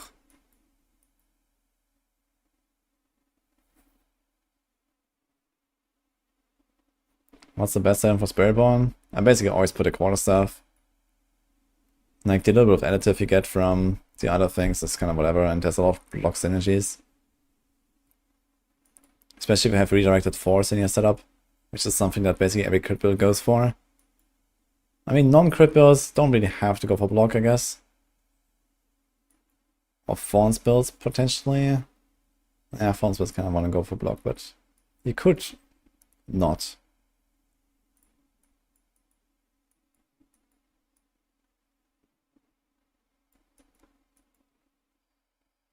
Ah, well. This is level 32. Okay.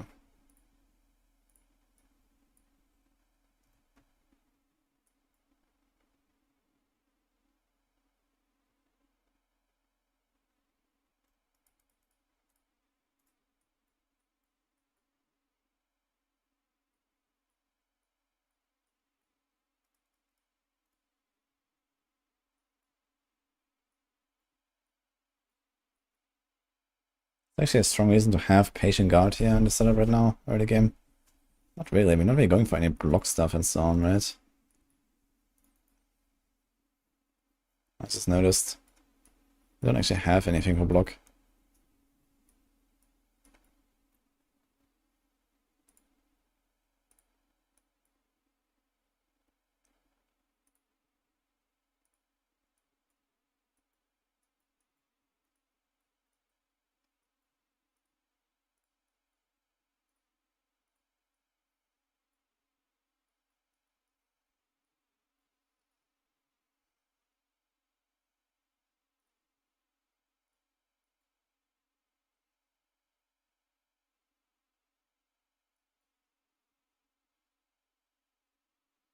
I don't think I care about Patient Guard at all.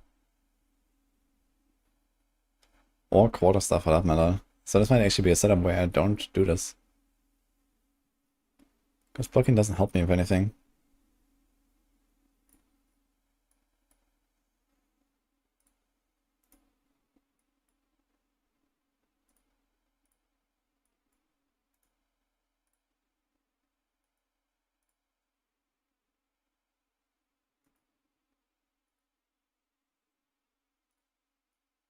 There's only 6 points difference. This is 9, this is 13. This is 6.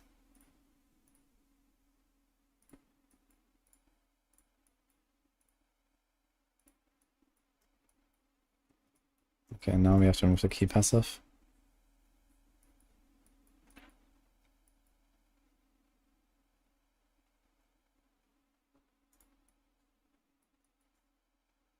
Don't want to remove any of these two, too. Yeah, they're pretty nice.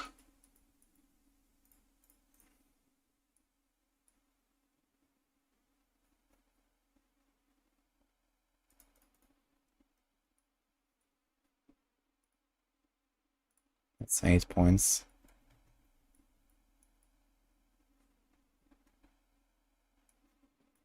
I mean, that's basically all the basics now. We have 26 points spent.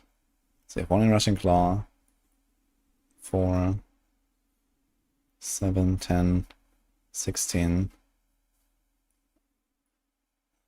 23, 26. Okay, I mean, that's what it is, so...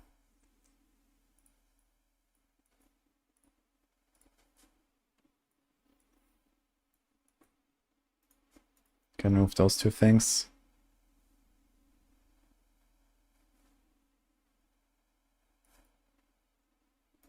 Can move this here, since at the start we're probably not really gonna make everything vulnerable all the time.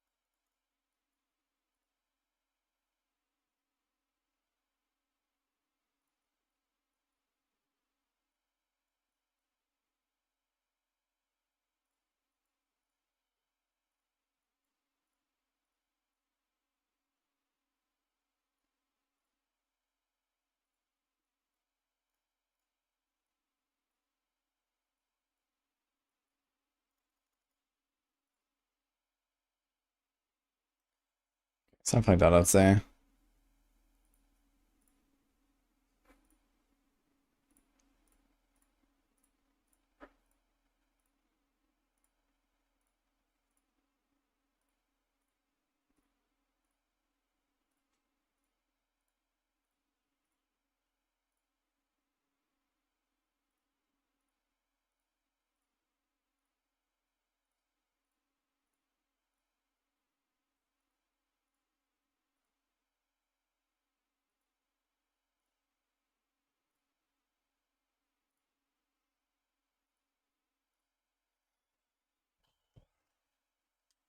Which spirit looks the most promising after doing some theorycrafting?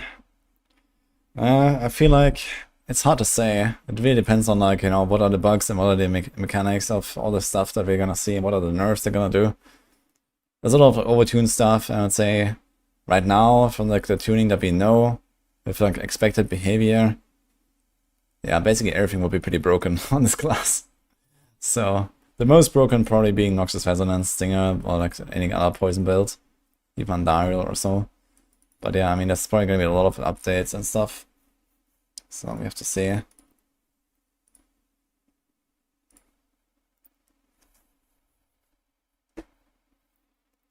Probably won't get a lot of builds that work as leveling. Yeah, we're currently planning to make 5 different leveling guides on max roll for 1 to 60 on Spiritborn. So 1 for each of the core skills and the fonts. So there could be more, but yeah.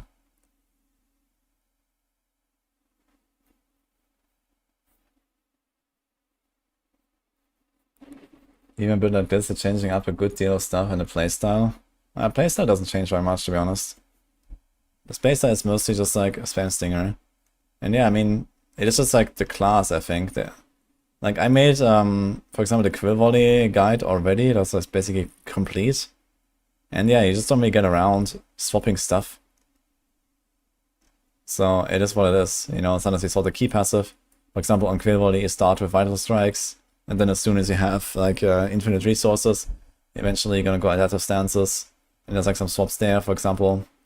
Or in order to use Vital Strikes very well, you have to get a Cursed Touch. A Cursed Touch is a drop-only aspect. And before that, you have to use like, you know, many other sources of vulnerable from your skill tree. There's like Soar, there's Seeker, there's Skill Volley itself. So this is kind of like, you know, one big step, you get a Cursed Touch, and then the second big step is you get the Midnight Sun unique ring, and then you can go change the other stances. So you don't really get around doing this stuff, I think. It's just how it works. Like, a lot of these aspects are very transformative. on this class. It's not just like, okay, plus 20% damage there, plus 30% here for like little things. But it's like, okay, stack block chance to infinity to get like ridiculous amounts of crit damage, right? And suddenly, how do you stack block chance? Well, you need, armored height either permanently up, or you need to have interdiction aspect, and you need to have a quarter stuff. And then, suddenly with armored height, you also want to get resolve stacks and the perseverance. And then there's also the glyph that gives you the extra damage when you have resolve stacks. Like, you can't really not change your setup unless you don't care about being efficient. Then I guess you can. But yeah, like here, for example, the Spirit Hall swap. Yeah, it's just how it is. So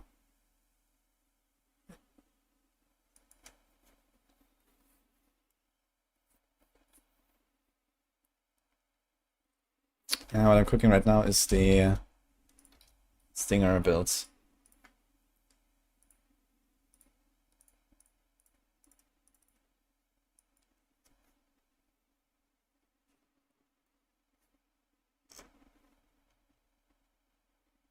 That's an end of an amazing skill tree.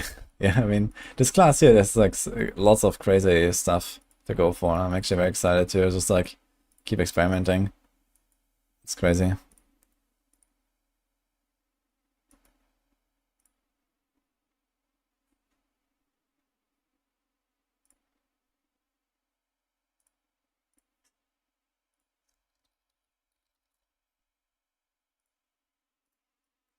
Sword and Ravager.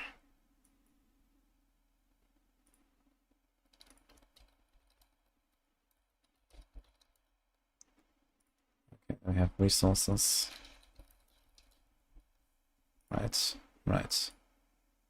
Then we have Rushing Claw.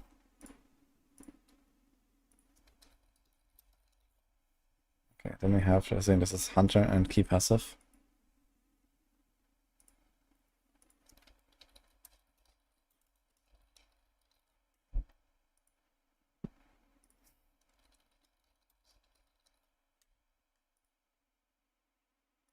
What's that? Just like damage passives, right? Poison passives.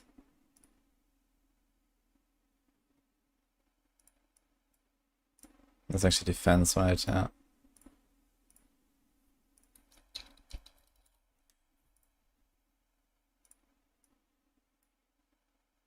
Then you just pick up a bunch of extra offensive passives, I think. It's actually even more defense, yeah, we can do this as well. So maybe we can actually take this here and then... Do we actually have auspicious at the end? Seems like we do. So maybe do this as well in our defense part.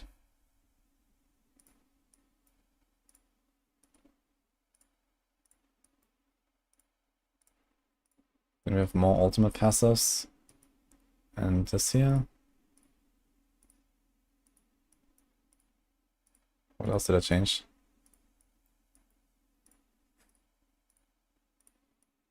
It was like ultimate. I get the skill ranks, right? Okay, so it's +4 and then okay.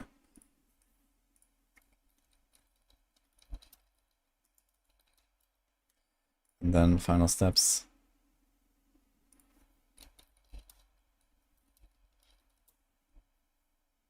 So like that. Clone.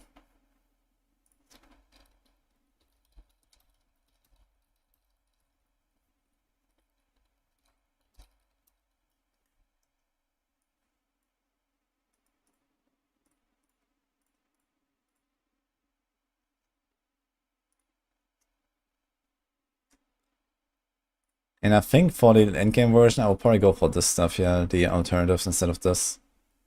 This just seems wild. The plains power.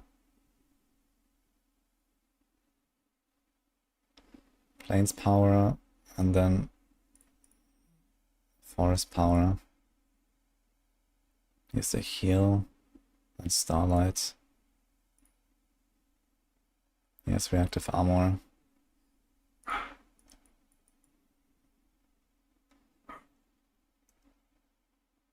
Get a free concussive stomp. Okay. In this case, I think this should be forest power here. And raiders on the helm.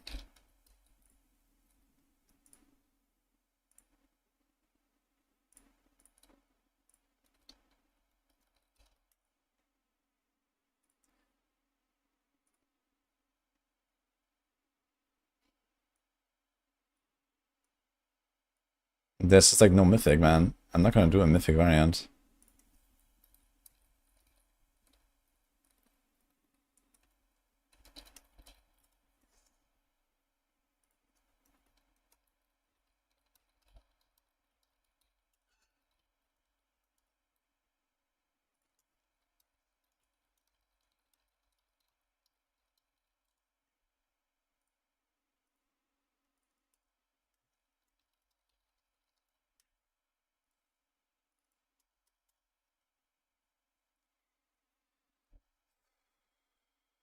Like that.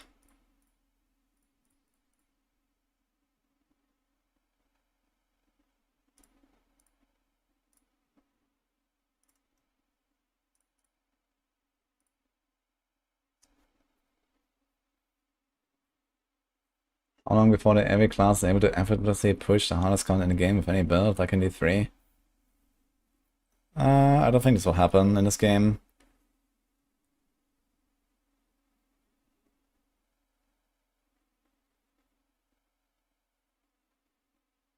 He bet someone in Japan is gonna run 4 computers, have 4 alts all running the live helm. So it's gonna sit in front of the pit instance and use them to push pit. I'm not sure how the prediction helm works in group actually. I've not actually tested that on the PTR.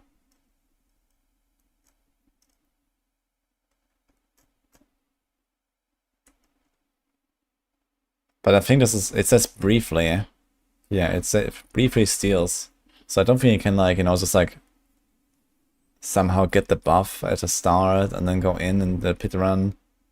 Like I have no idea but how long it lasts or something, but I guess it's like a few seconds or something, if anything. It's more like a gimmick than a help, I'd say.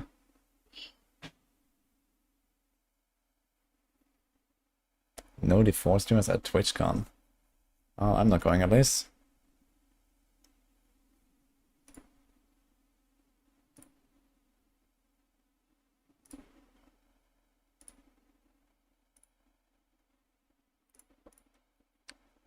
So there's a second build I made now that doesn't have any mythic items, which is kind of funny. It seems like I'm not really doing that.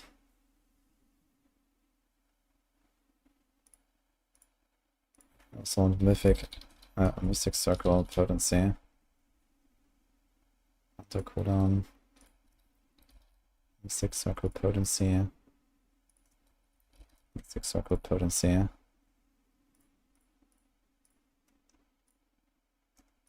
So how does the Paragon look like?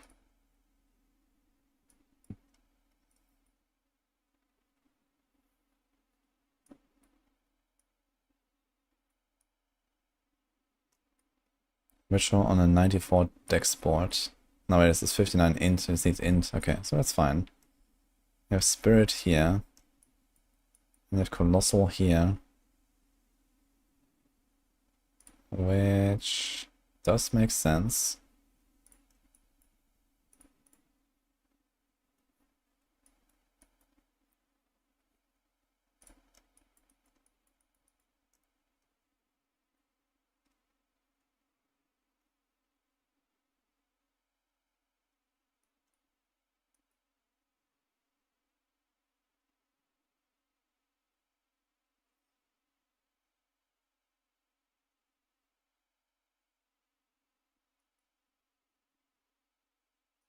Do we care about blocking?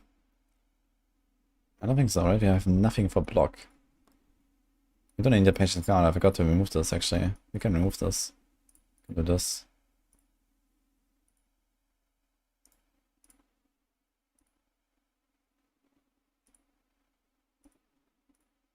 So how do we have at least 5 stacks of resolve? So we can do this stuff here. Because they have unstoppable there. Can I get one more point there? Where's that good point coming from?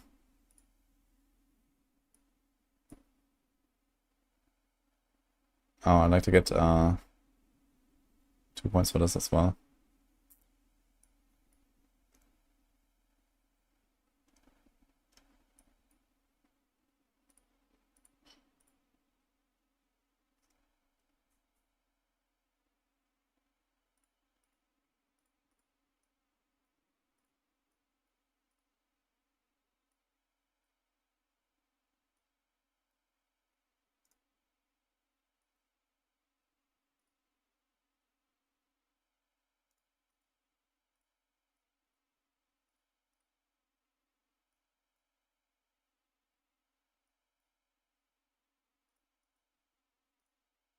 Just want to get that fueled now.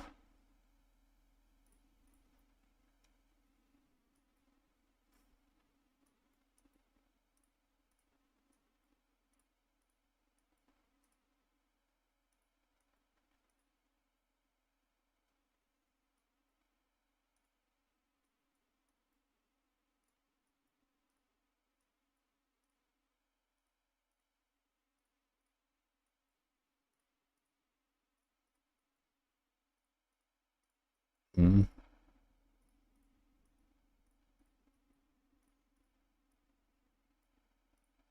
Where's that point gone? This is 6 item contribution. Okay, this is fine.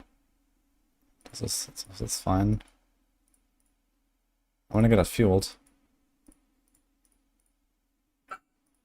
And you also wanted 2 and anti-venom.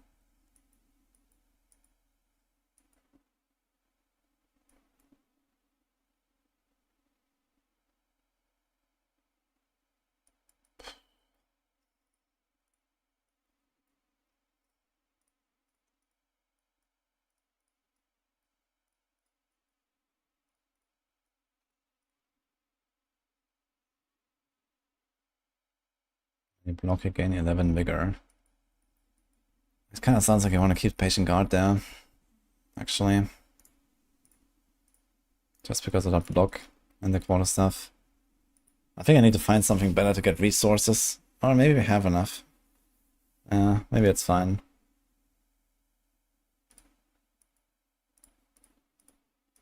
I still need to get it fueled.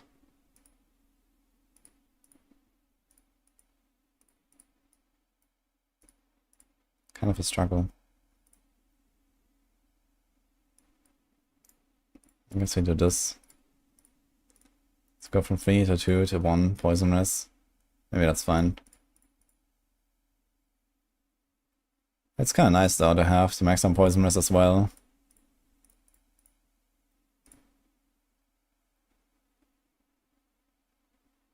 You have 69.9 res. Oof.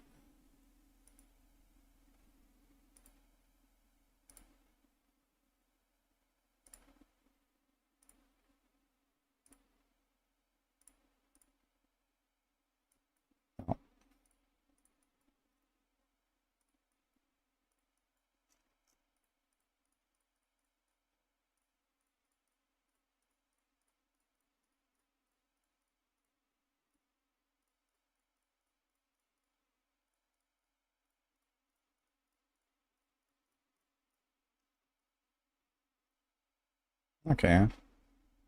Very good resistances and stuff.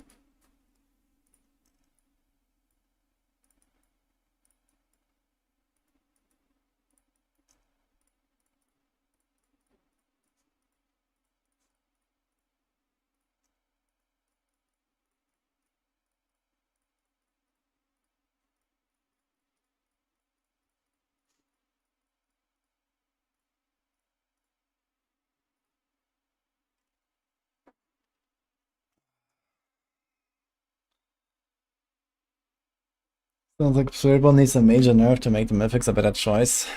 Well, the main problem that Spiritborn has with Mythics is that you have a lot of like combo stuff. Like, you know, you need to keep up your resolve so you can get Perseverance, and then you can get the Colossal Glyph. These are like really powerful effects, and then you try to, like, for example, temporary maximum resolve stacks to like synergize with all these effects. And in that case, it's very nice to have like a defensive power here that gives you the resolve whenever again is bigger. And yeah, you can't really just like throw out like the defensive power there. It's not just like, okay, this one gives you 20% damage reduction and this one gives you 30% damage reduction. There's like a lot of like stuff attached. And then same here with the forest power. This has the mystic circles. Mystic circles also combines with this offensive power here, which also has mystic circle stuff. And then you're gonna temper mystic circle potency everywhere. And then you have the mystic circle glyph here. And then you can like play around that. So there's like so much combo stuff that it's like very hard to even like get something in there. And there's like other stuff like that. There's like redirected force. There's also like a very often used aspect here that gives you extra crit damage based on your block chance. So in that case, there's another aspect here where on top of all the resolve stuff that you just saw, there's also interdiction that gives you block chance per resolve stack. So you're just trying to get 100% block or even beyond if that works. And then get a lot of crit damage from that. Yeah, so it's like really hard to like take anything out basically.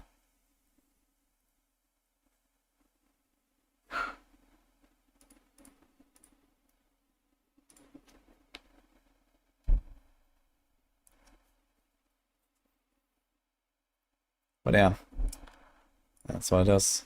I mean, you could have Paragons a little bit.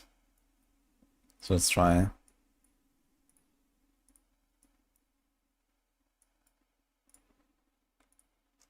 Let's do 46 glyph.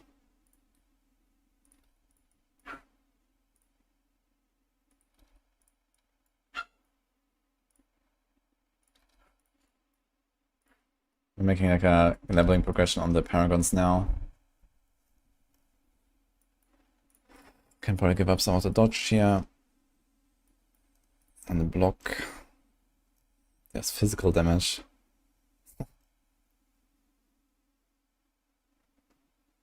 We dodge or block, gain attack speed, and damage.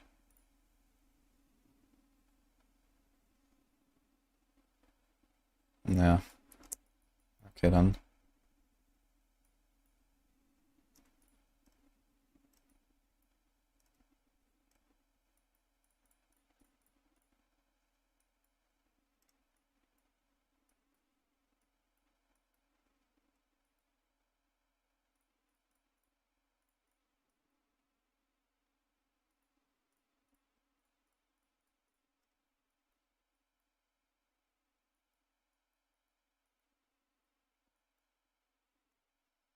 It's a lot of dodge.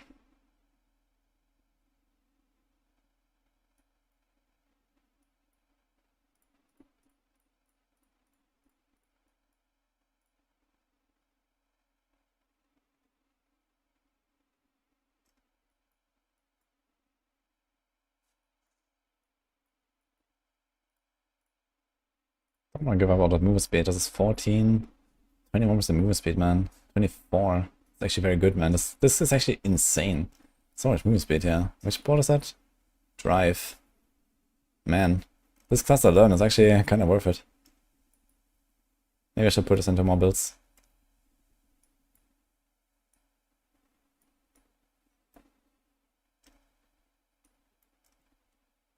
Yeah, so we remove some from our glyphs, I think.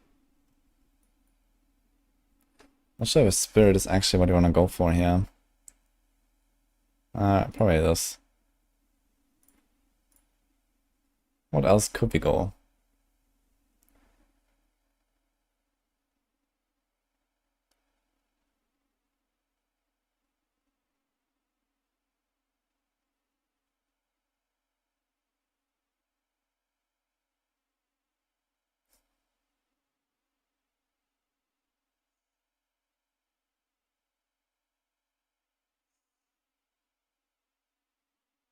Only canny, I guess. Okay, so I leave that.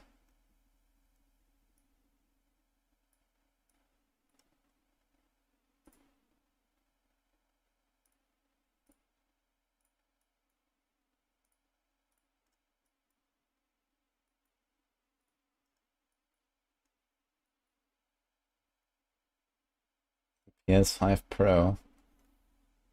This is not a heater, this is a fan. That's the opposite.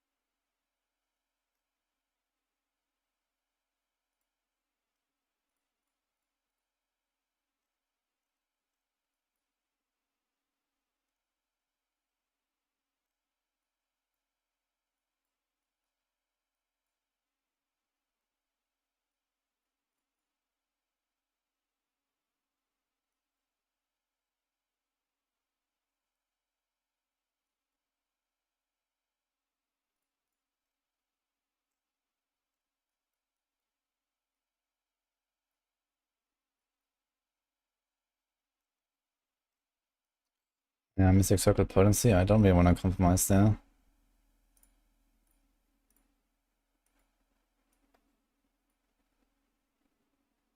So let's go all in on the Mystic Circle potency stuff.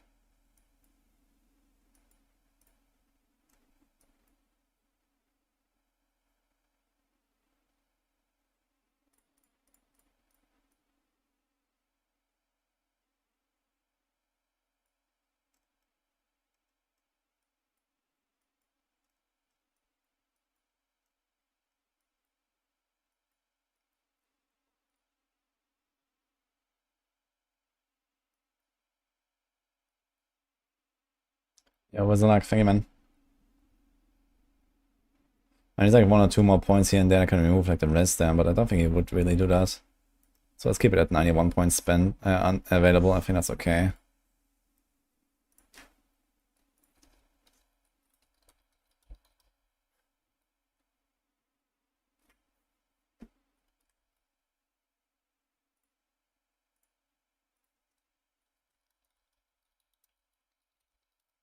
Did I name this here? Like this, I think.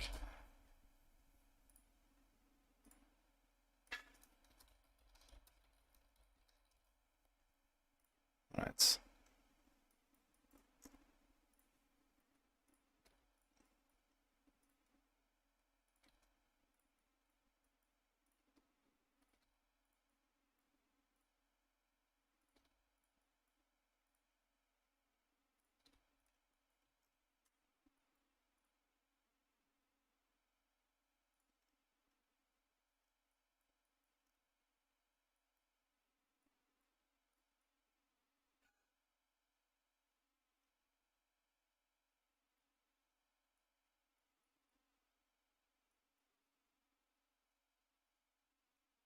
There is audio, yes. I just haven't spoken a little bit because I'm doing the Paragon boards.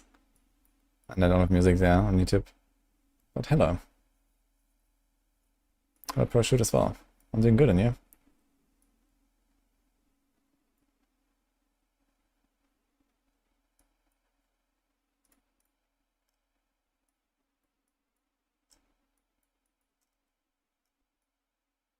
Is there any reason to remove some strength here or so? Nope. Neither is there any reason to remove anything here. This is fine. Okay. You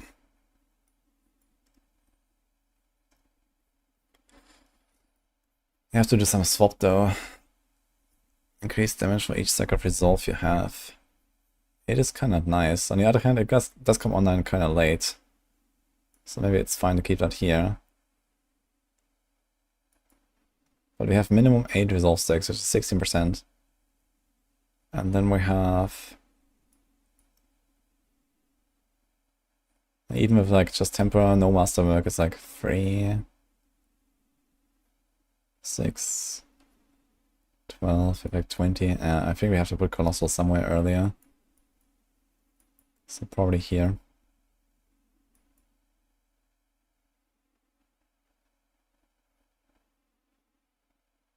Also Spirit kind of comes online later, so I think this is okay. So let's do a variant. I put Colossal here.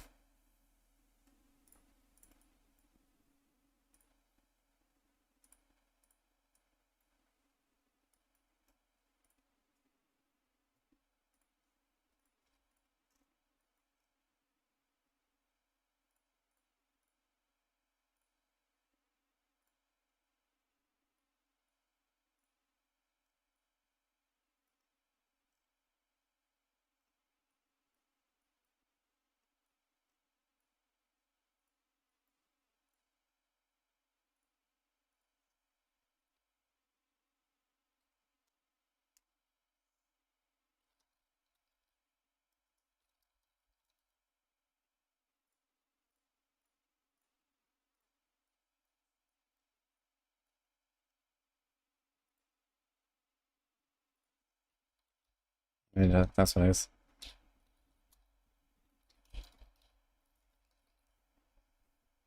Something like that. Nah, I think this is better. So we have this, and this. And then we do a variant here. It's gonna be like the ultimate all point spend thing. But I guess we can do it later. That's fine.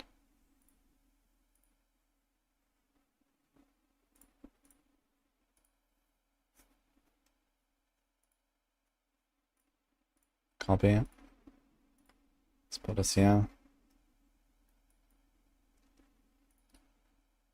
I actually want to do it from top to bottom, right? So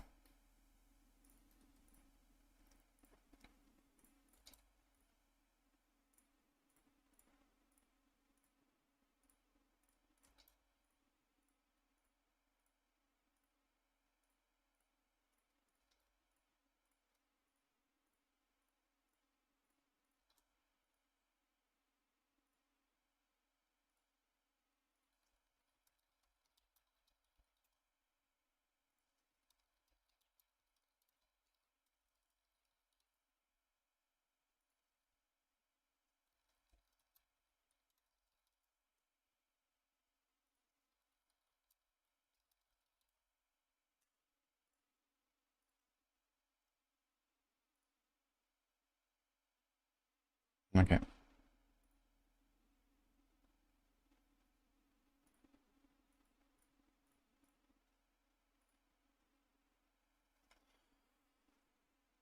Ugh. That was quite quite a lot. It's kind of interesting because this build works very differently from the other builds I've been theory crafting lately. So I was doing like Rake, Crushing Hands, Curve Volley, and they all kind of work similar with like you go Jaguar, Spirit Hall, Loyalty Helm, and then the Ferocity stuff, the Plains, Power. So I actually managed to fit that in here now as well. The Mystic Circle stuff is just so good, I feel. So I wanted to really make use of that. Plus here we have like easy access to like unyielding hits. I think we'd have to sometimes cast Rock Splitter, but I'm not sure. Maybe not.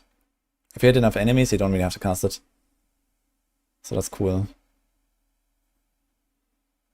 But yeah, I can't really tell how much resources we generate. I mean, there's the option to keep Ravager, honestly. Maybe just keep Ravager. It is 30% bigger generation.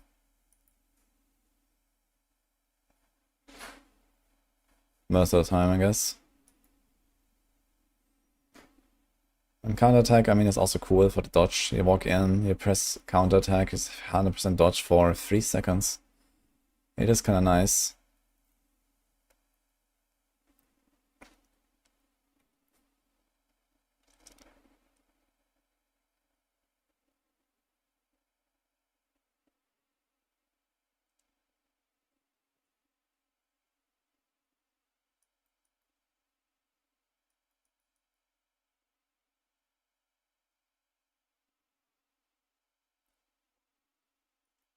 Now, one thing that would be interesting to theorycraft is like to go the same combo with like Jaguar, Loyalty, even with Noxious Resonance.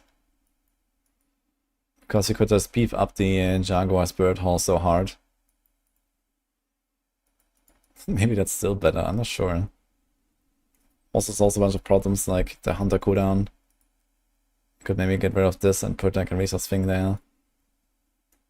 You have like a lot more counterattack or Ravager if you want. A lot more Rushing Claw if you want. Okay, I guess we'll see.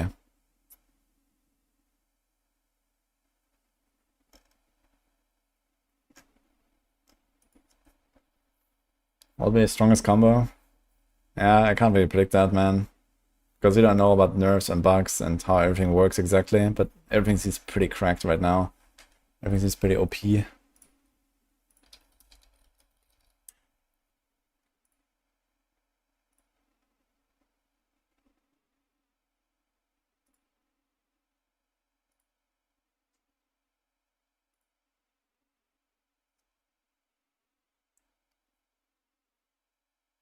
Can you see the Season 5 builds again? They are in Discord. I mean, right now on Maxwell, you also find still the Season 5 guides, so we haven't updated to Season 6 yet. That's gonna be probably like the next 1-2 weeks. And otherwise, my own planners, they're all on Discord on the !builds, Woody Builds channel.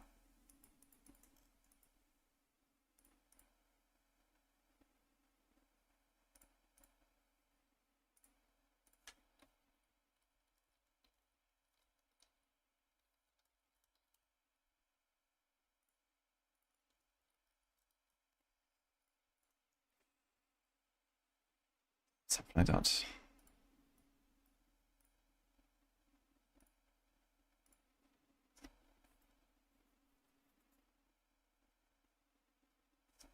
That took a while.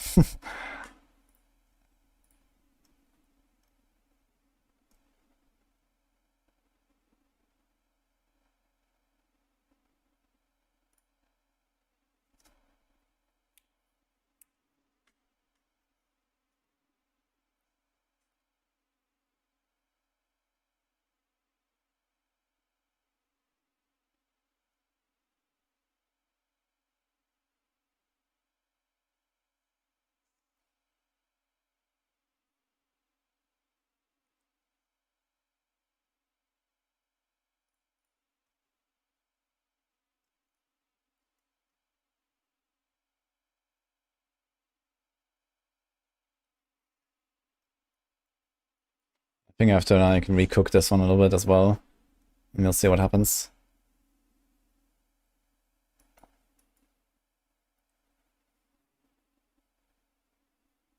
Also, for some reason, it's missing tempers. And this one's also missing a temper. What the fuck happened there? They're gonna fix this in another time, though.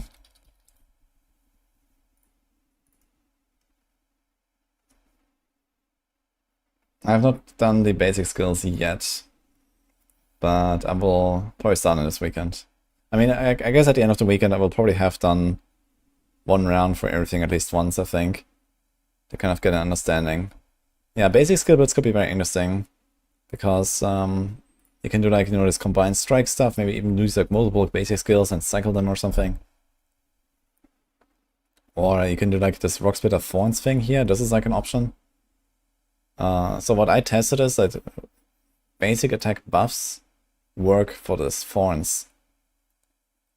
I'm not sure if all of them work, but I think Moonrise, Adaptability, like all the important stuff here, follow through, does seem to work. So this is kind of interesting about it. You can actually just do like some Rock Splitter Thorns thing, just left click shit. That could be interesting.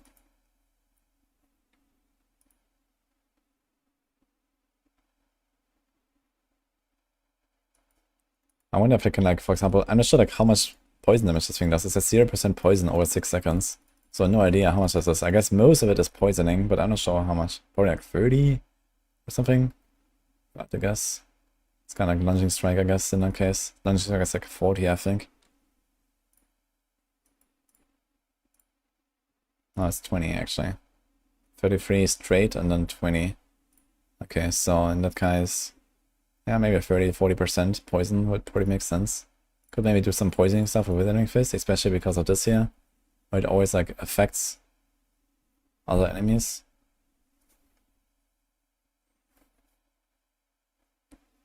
Hitting a vulnerable enemy will also spread that effect to all hits.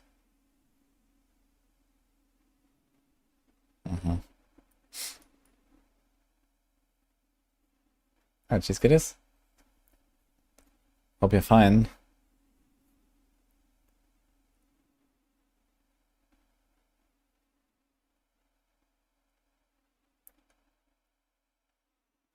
I think I will nurse Spiritborn in the first 2 weeks. Not in the first 2 weeks. I'm pretty sure Spiritborn is going to be relatively OP for like at least a season. At the very least, even if they nerf it pre-launch, at the very least it will be because of some bugs, I guess.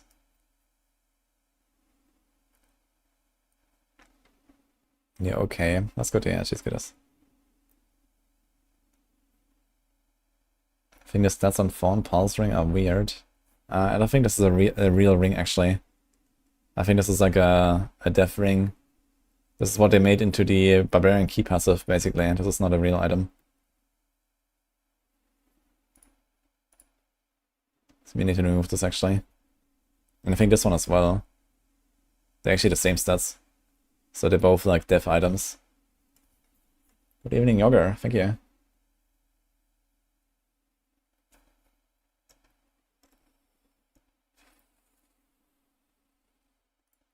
Anyway, thinking about basic attack builds. I'm not sure about Thrash. I feel like Thrash, it already has this like, continues to only its third attack. Yeah. It does like anything to do with ferocity stacks, like spending them for something. I'm pretty sure at some point they're gonna make some unique or some aspect or so where you spend ferocity, and then you can use like the thrash to generate it all the time, or you can use a rake to generate it. And then it could be like some kind of like, you know, mega buff you get for consuming ferocity or something. That could be fun. But I guess we don't really have that just yet. So I'm not really sure about Thrash as a basic attack build or Thunder Spike, but the Rock Splitter for sure with the Thorns. And I think Withering Fist also has potential.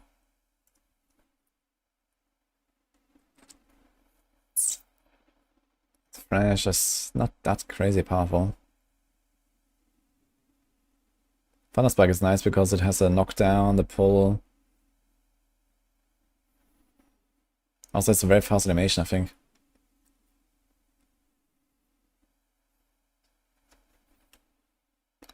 Thrash could be good for like lucky hit effects.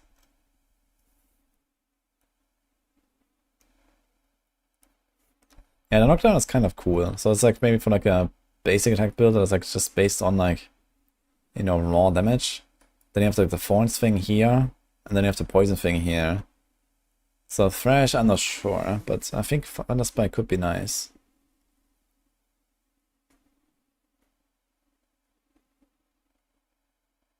Also, this your evade cooldown by 5 seconds. You could combine this maybe even with Soar boots or something, or just soaring, or just evading. I'm not sure.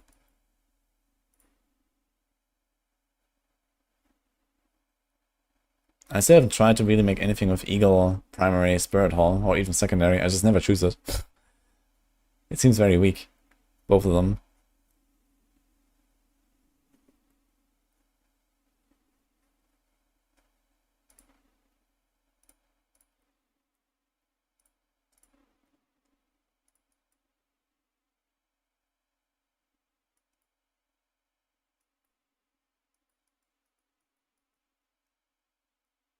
Redeeming Fist chefs several times. Oh, I'm not sure about it actually. I thought it's just one hit. Maybe it's like a small combo like ding ding ding, but I'm not sure if like each of those hits applied like a hit. That would be kind of nutty actually.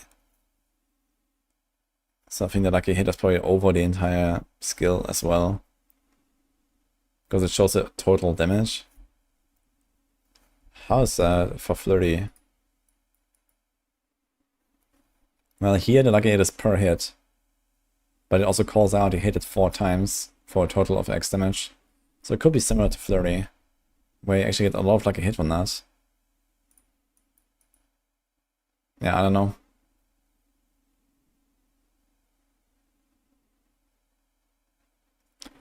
I'm not so sure about Thrash. I might try to cook a Thrash build. Realistically, it's basically going to be the same as the Thunder Spike build anyway.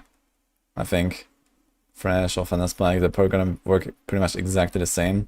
Maybe even going to do both. So maybe you would even do something like this here, where... yeah, you even use this as your ferocity stack tool. So you can do like combined strikes, have like at least 3 different generators. And then you like, you know, you stand there, you pull them in. And if you're not pulling them in, you do Thrash. And then you like, once in a while you press your Rock Splitter, cause why not? Really even funny stuff like knock them back, pull them in, knock them back, pull them in. That'd be kind of funny. Grants resolve per enemy hit. It could be kind of interesting to play like this. Then you have Sep on Zontek, the basic attack stuff. I mean, could even do the 20% damage reduction, but I think at this point, like, 4 skills on the bar already. Then we probably need like Rushing Claw, and then you might want an ult there. But yeah, I would probably do something like this.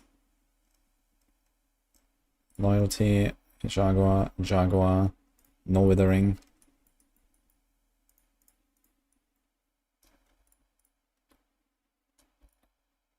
And then something like a Combined Strikes.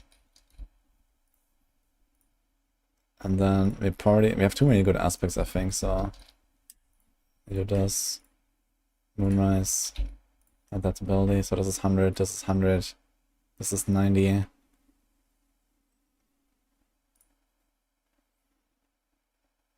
And then I guess this will be like a plains power in our case on the Eminate. We go for the circles. Then we don't have unyielding hits, so we don't have redirected force. Which means that we probably have to redirect that force here. And then like a force power.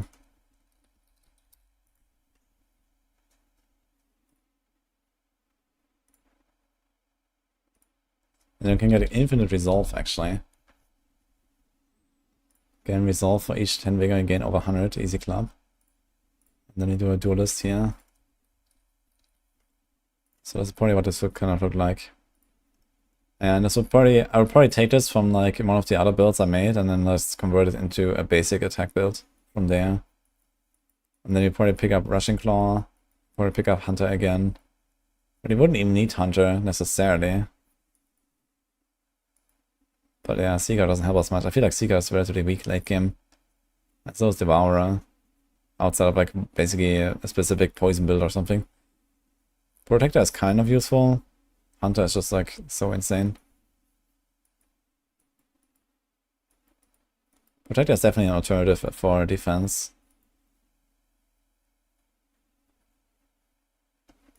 And Rushing Claw is just mobility. I just put this on every build. It's like dash, kind of. Do you pay back to spend vigor? I mean, you can, but for what reason? There's no reason to spend vigor for anything.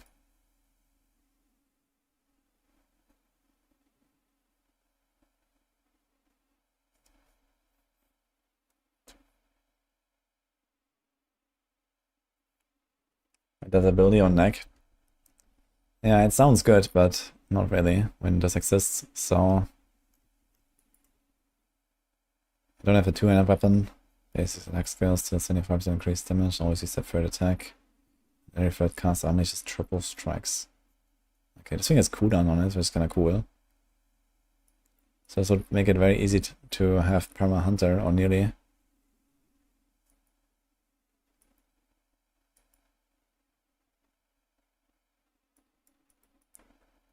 And was the basic attack skills good enough for mobility? I wouldn't say so. I mean, yeah, they have some mobility tags here. But I think they have like very short ranges. Yeah, you like dash forward a little bit, but it's not the same, I would say. Maybe you can get away with it and not run Rushing Claw. But I would not feel very comfy without Rushing Claw. But yeah, what do they gain? Hunter is one slot. Rushing Claw.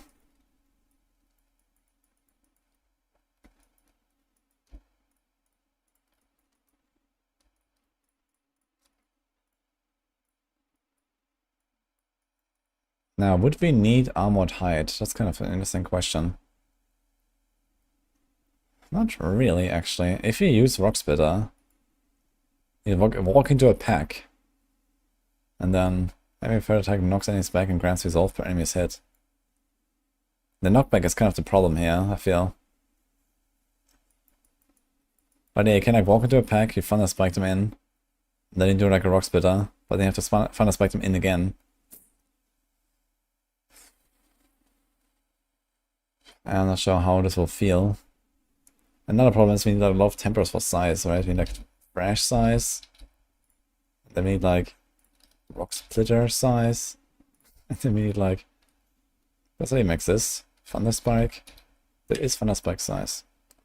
Okay.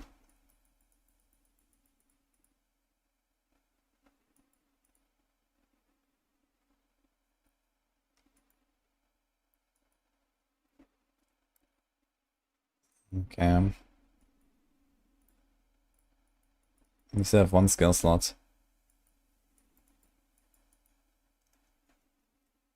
And at this point it gets kind of interesting, because you might be able to actually go for something like Scourge to get the 50% crowd control damage. Or we just go counter attack, which is cool. Or Ravager, which is also cool. Nah, actually Ravager is not that useful in this build, I think. You neither need the resources, nor do you need like the dashing. Nor do we really do a lot of damage with Ravager when we have all these non-generic damage increases. So I think this is out.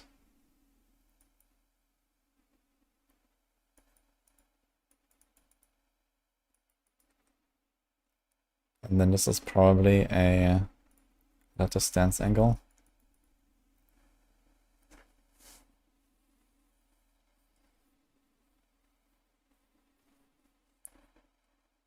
Yeah, if you go Forest Power though.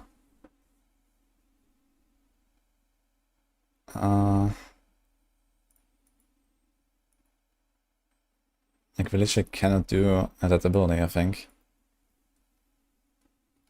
This has to be unyielding hits.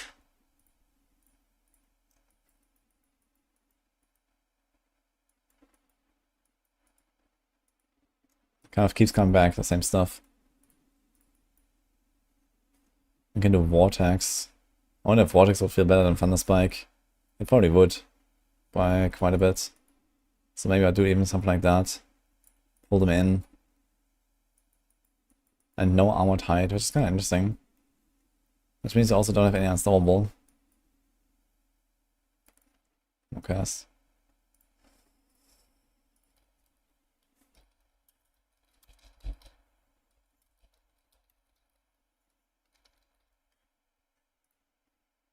So this is a combined strikes build without combined strikes. That's kind of cool. In fact, I don't even have adaptability, another staple basic attack aspect. Funny. Okay. Can you play the game if you don't buy the expansion? Well, technically you can, but practically not really. Yeah, so I don't think you'll be able to participate in seasons, battle passes, you can't play the class, you can't get your renown fully maxed out, you can't get, you know, Dark Citadel and all that stuff. You don't have mercenaries, so you're gonna miss a lot of shit. So the base game is still there, it doesn't really go anywhere. But if you want to be like, you know, if you want to do something that other people do, then you can't. So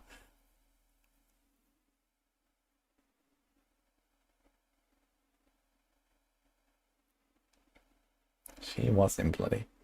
And this. If Thunder Spike area is tiny. Box Splitter and Fresh and Thunder Spike. Yeah. I mean, here the idea would be that we actually use Thunder Spike as one of our main damage sources over Thrash. But yeah.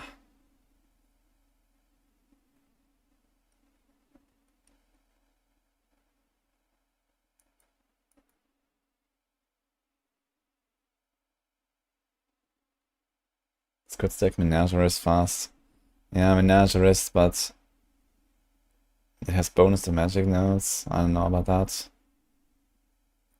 Also, we don't know if, like, you're dealing damage with Gorilla, Jaguar, Eagle. It doesn't say that the base spirit needs to be Gorilla, Jaguar, and Eagle, and so on.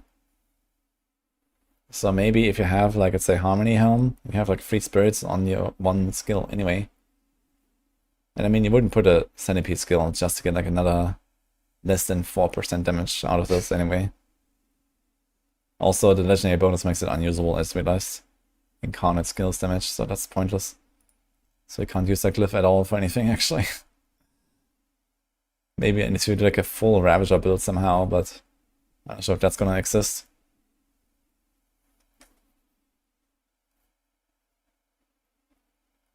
There's no news about Campfire Chat or patch notes.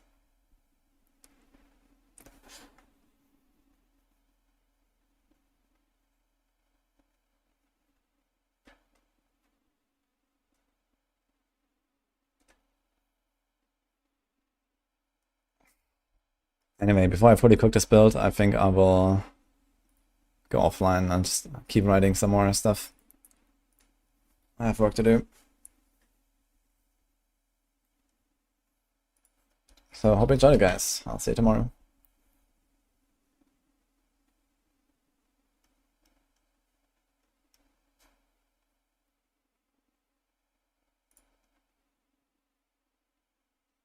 Yo, we can raid Panda, actually. Let's go.